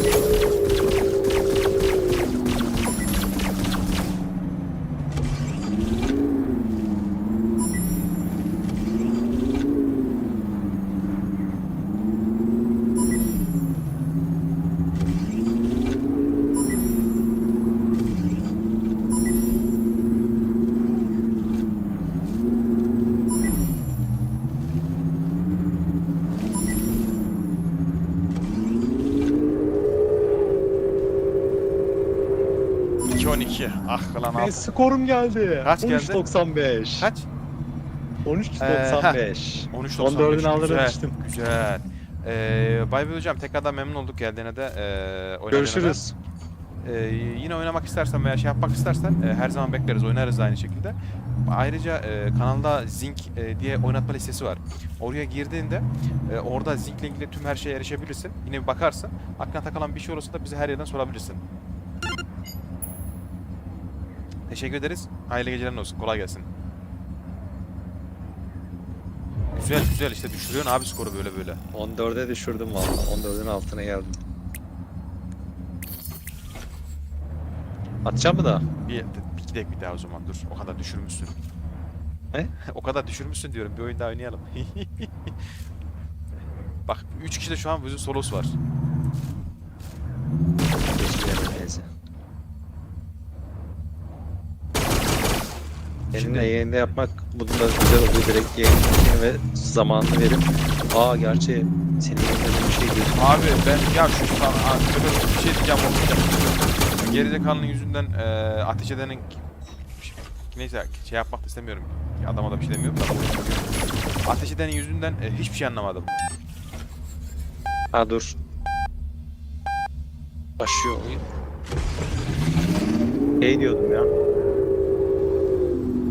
Seni yayından veririm diyordum. Neyi? Derece yaparsan. Ama benim oyunu sen göremiyorsun öyle ki. Yo görmene gerek yok ki. Vermen yeterli abi. Süre belli, senin bitirdiğin belli. Ama oynayışı göstermiyor. Video istiyorlar ya. Evet video istiyorlar. Senin gözünden görebiliyoruz sadece. Şöyle şey diyordum abi. Zinc'e her gün girmen gerekiyor hocam. Bundan kaynaklı. Her gün girdiğinde 15 gün strek yaparsan yani üst üste girersen %25 ekstradan sana şey veriyor oyun. Ekstra bonus XP veriyor. Bizde Apex paketleri de var. Mesela Apex paketleri mesela aylık ücreti $30.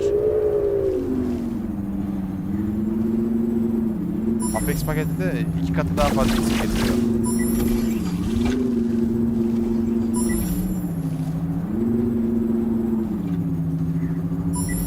Bak buralardan bahsediyordum. Bu denemeleri sevmiyorum. Alışıyorum bir zaman sonra abi ya. Ben de sevmiyordum da.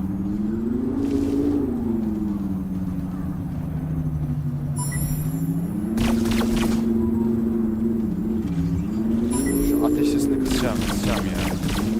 Hı? Ateş sesini kısacağım diyorum. Şu adam sağ olsun soğuttu beni ya.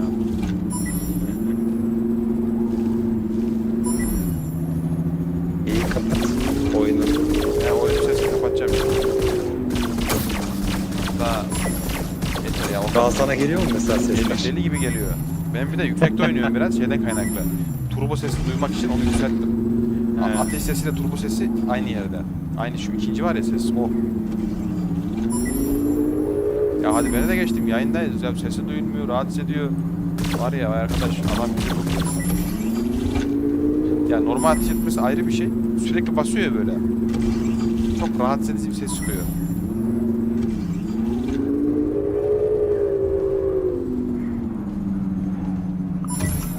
Ya. Bu arada tekrardan bir daha şu Zinc'e bir gireyim ve ne kadar kasmışız bakalım abi dur. Merak ettim ben de merak ettim ha. 1377, 1378 dur bakayım bir. Şuna gir, şuna gir. Şuna gir. Bitti. Ne kadar kasmışım biliyor musun abi bak. 1397'ymiş. 18k XP versen buna 1415 yapar. 1415. Son bir saattir falan kastığım XP'nin hiçbiri yansımamış. Şu anda 10k fark var. Ben sana Ink'in fiyatını söyleyeyim. 16 ile 12 arası. 14'te. Ben geçen sattım 16'dan. Bak düşün 15'ten satsan Sattım onlar da şey yaptım. Stake yaptım bu arada. bile. Ne yaptın? Sen çok iyi. Ekledim. İyi. 570 XP olmuş. Bu da şeyden kaynaklı. Muhtemelen UE5'ten geldi sana şu anda. Yüksek ihtimalle. Viber diyeceğim. 570 XP geldi diyor. Tabii oradan gelmiştir. İşte bunu katlamanın yöntemleri var. Şimdi bir, oyunda ne kadar yüksek XP alırsan, eğer mesela baktın yarışlarda sonuncu oluyorsun, az XP alıyorsun ya mesela. Tekli bir odaya gir, kimsenin olmadığı, veya odayı sen kur mesela. O zaman her oyun yaklaşık 380-400 XP alıyorsun. Daha karlı olur senin için hani. Eğer sonuncu oluyorsan mesela. Hani bu cebine gelir. Bu şekilde daha fazla avantajın olur. Bu birincisi. İkincisi, katlamanın yöntemleri var mesela. Biz sabit Apex paket alıyoruz. Bunun ederi yaklaşık 30 dolar. Ama biz diğer şeylerde de kullandığımız için karşılığını fazlasıyla veriyor. Hani sadece UE5 için alınır mı? Değmez. Kapıyı geçemedim. Çok kasarsan alınır bence. Yani oynayacaksan düzenle o zaman ancak. O zaman bile zor abi ya. O bile zor evet. Çünkü 30 dolar çok büyük bir para. Hani gereksiz bir para. Ama eğer senin işte sağda solda yatırımın varsa, ekstra bir yerlerden geliyorsa veya farklı şeyin varsa o zaman vermeye değer. Bu arada adam beni patlattı ha. Helal olsun. Allah Allah. Yo, arkadaki adam. Kim? İbrahim. Ben sallamıyordum ya. Konuşuyordum ya. Saldım. Hayır. Ne kadar işledi? Kimi patlattı yoksa Bir canın vuruş mı canım azaldı? kaldı. Ha.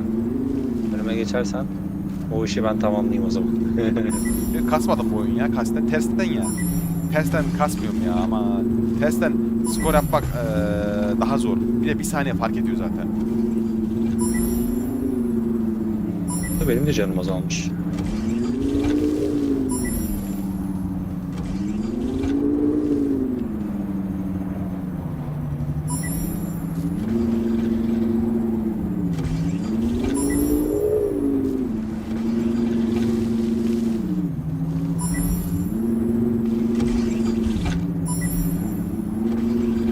Patladı mı? Niye ki? Kim ya? Ben. Ben direkt arkanızdayım şu an bu arada ha. Bu adam seni geçmiş. Ben ama şeydim, sallamadım, konuşuyordum ya. Çok sağ ol. Ben kapı geç ha, kapıyı ben bu arada şey için geçti adam beni. Sen ve adam abi. Ben kapıyı kaçırdım. Ondan dolayı geçtiniz. Şimdi hatırladım.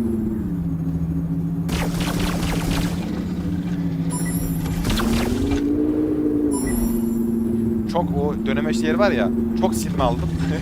Anladım.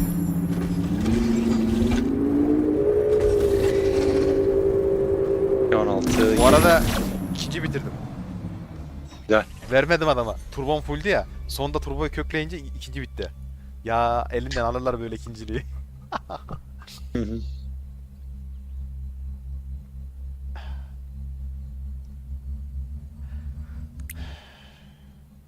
Kaç kişi verirsin? Geldim İbrahim. Birinci olduysan yaklaşık 550 XP gelirler abi. 3 kişide. Ama senin şeyin var. Bana %15 ile geliyor. Sen... Bunu aslında şey yapsalar bence çok daha güzel olur ya. En az 3 tur. Çok uzun abi ya.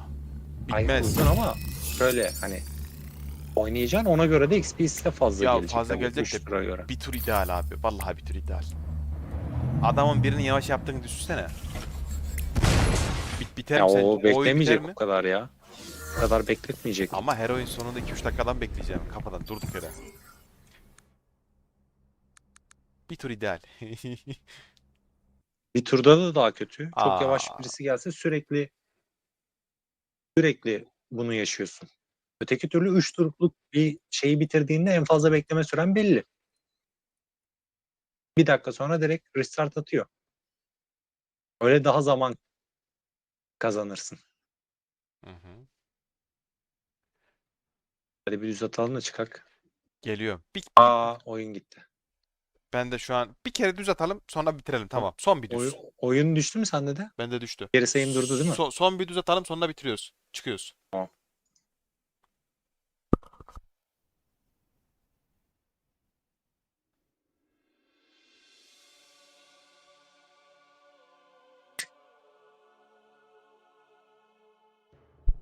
Dur.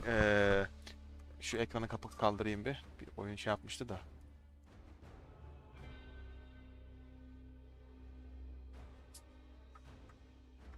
Sunucularla ilgili bakım çalışması mı acaba? Açılmadı bende. Sende açıldı mı abi?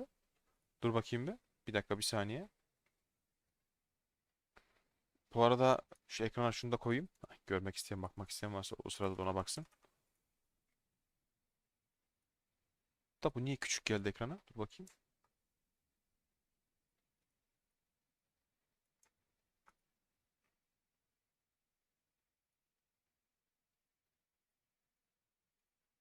Neyi bozuldu ya? Dur. Sesim geliyor mu? Geliyor. Oyun açılıyor mu sende? Alıyor. Oyun açık bende.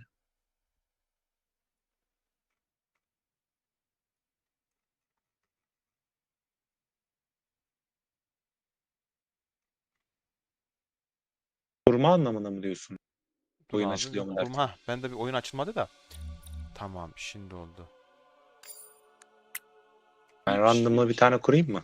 Yoksa sen mi kurmak istersin? Kur, fark etmez diyorsan. Ha, ben kurdum bile. Kur, tamam.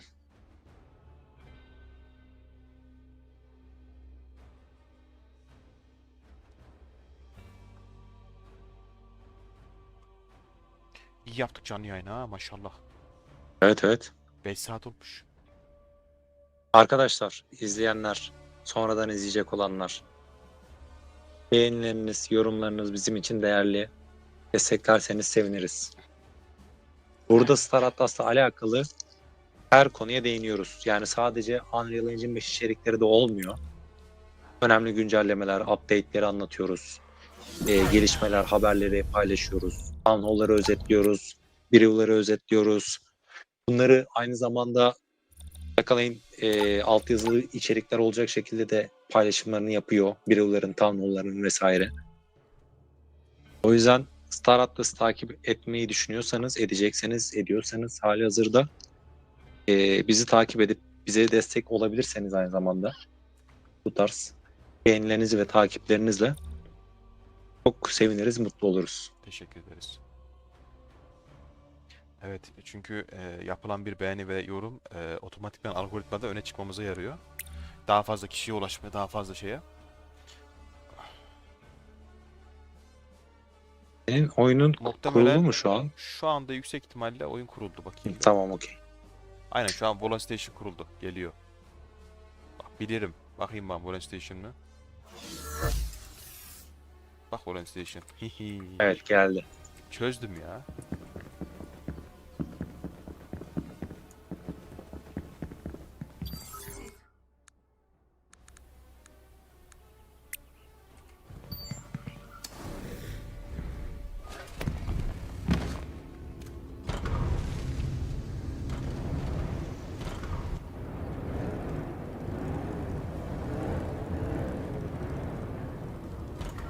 Komando, asker atlamasıyla gemimi alayım Daha ben de. çok fırın ekmek yemen lazım senin abi.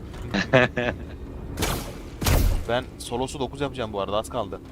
Hatta yarın muhtemelen son gün ya etkinlik Hı hı. için. Yarın solo son yaparım ben. Burada oynuyor oyun ya.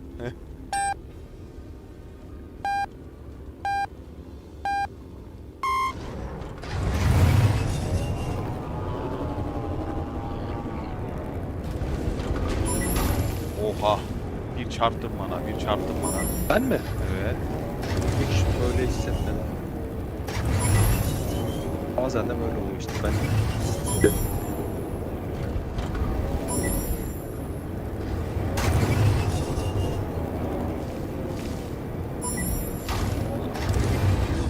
Oo. Sen de bana çarptın.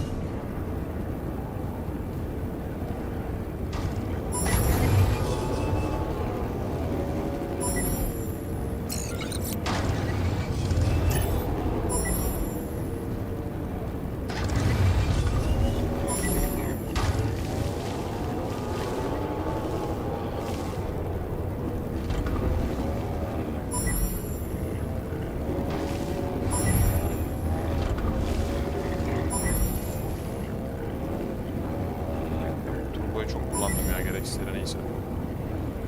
Ne arabada kullanmışım. Seni geçeceğim diye.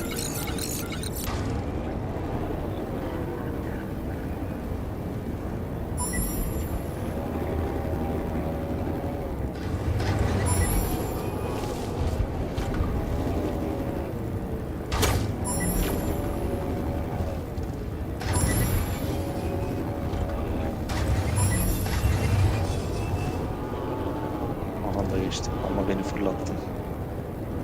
Çok fırlattın hem de. Yok ya. Ben görmedim bile.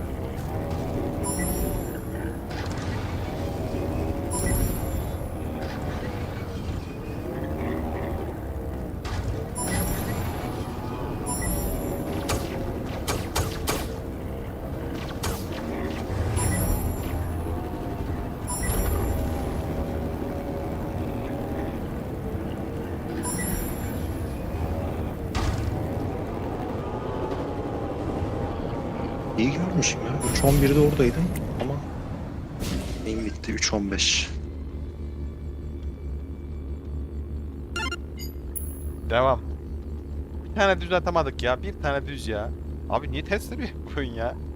Bilmiyorum. Normalde 378, 384 XP veriyor. Tek başına göre 380 civarı. Yani sabit bir şekilde. 2 kişiyle yarıştığında 460 veriyor. 3 kişiyle yarışınca 550 veriyor. 4 kişiyle yarıştığında 640 veriyor galiba. 90-95 kişi veriyor. Oyunu her bir kişi eklendiğinde. Önüne geçersen eğer. Onları da çözdüm.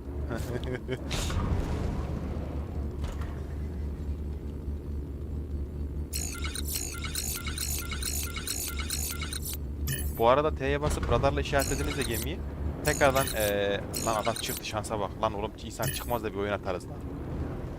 Arkadaş 3 kişi lazım en aşağı. Hadi 5 skor yaptık. Kabul edilmiyor. Bak 5 skorumuz var aslında bizim. Aa bak tam da düz verdi oyun. Vay arkadaş.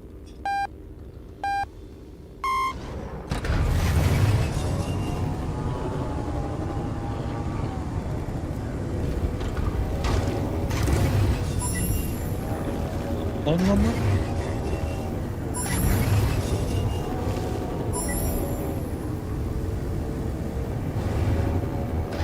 Ben de sürekli çarpıştım ben oralarda ya. Benimle mi? Benimle mi? Sağ sola mı? Ben de seninle.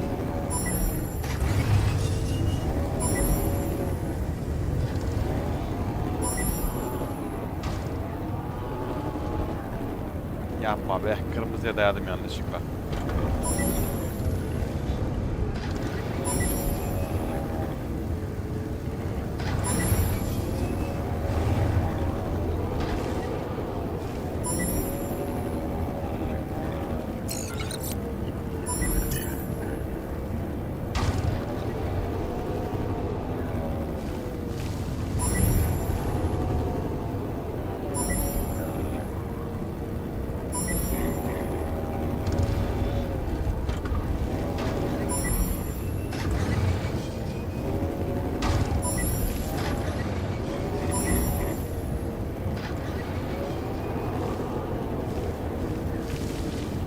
Yakın gidiyorum abi bu sefer sana. Evet evet oluyor. Böyle Geldim. Hemen sendeyim ha. bak ya.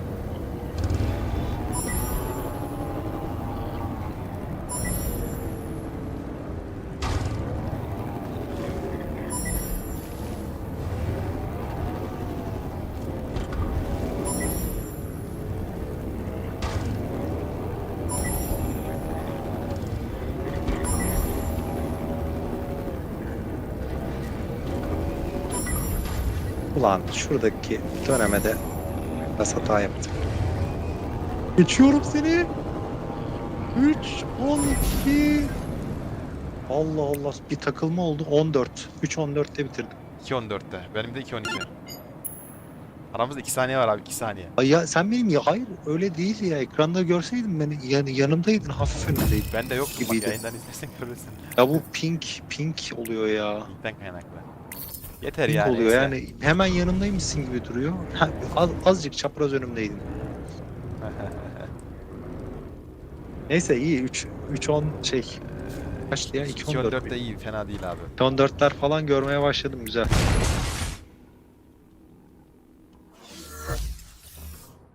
Ben tamam.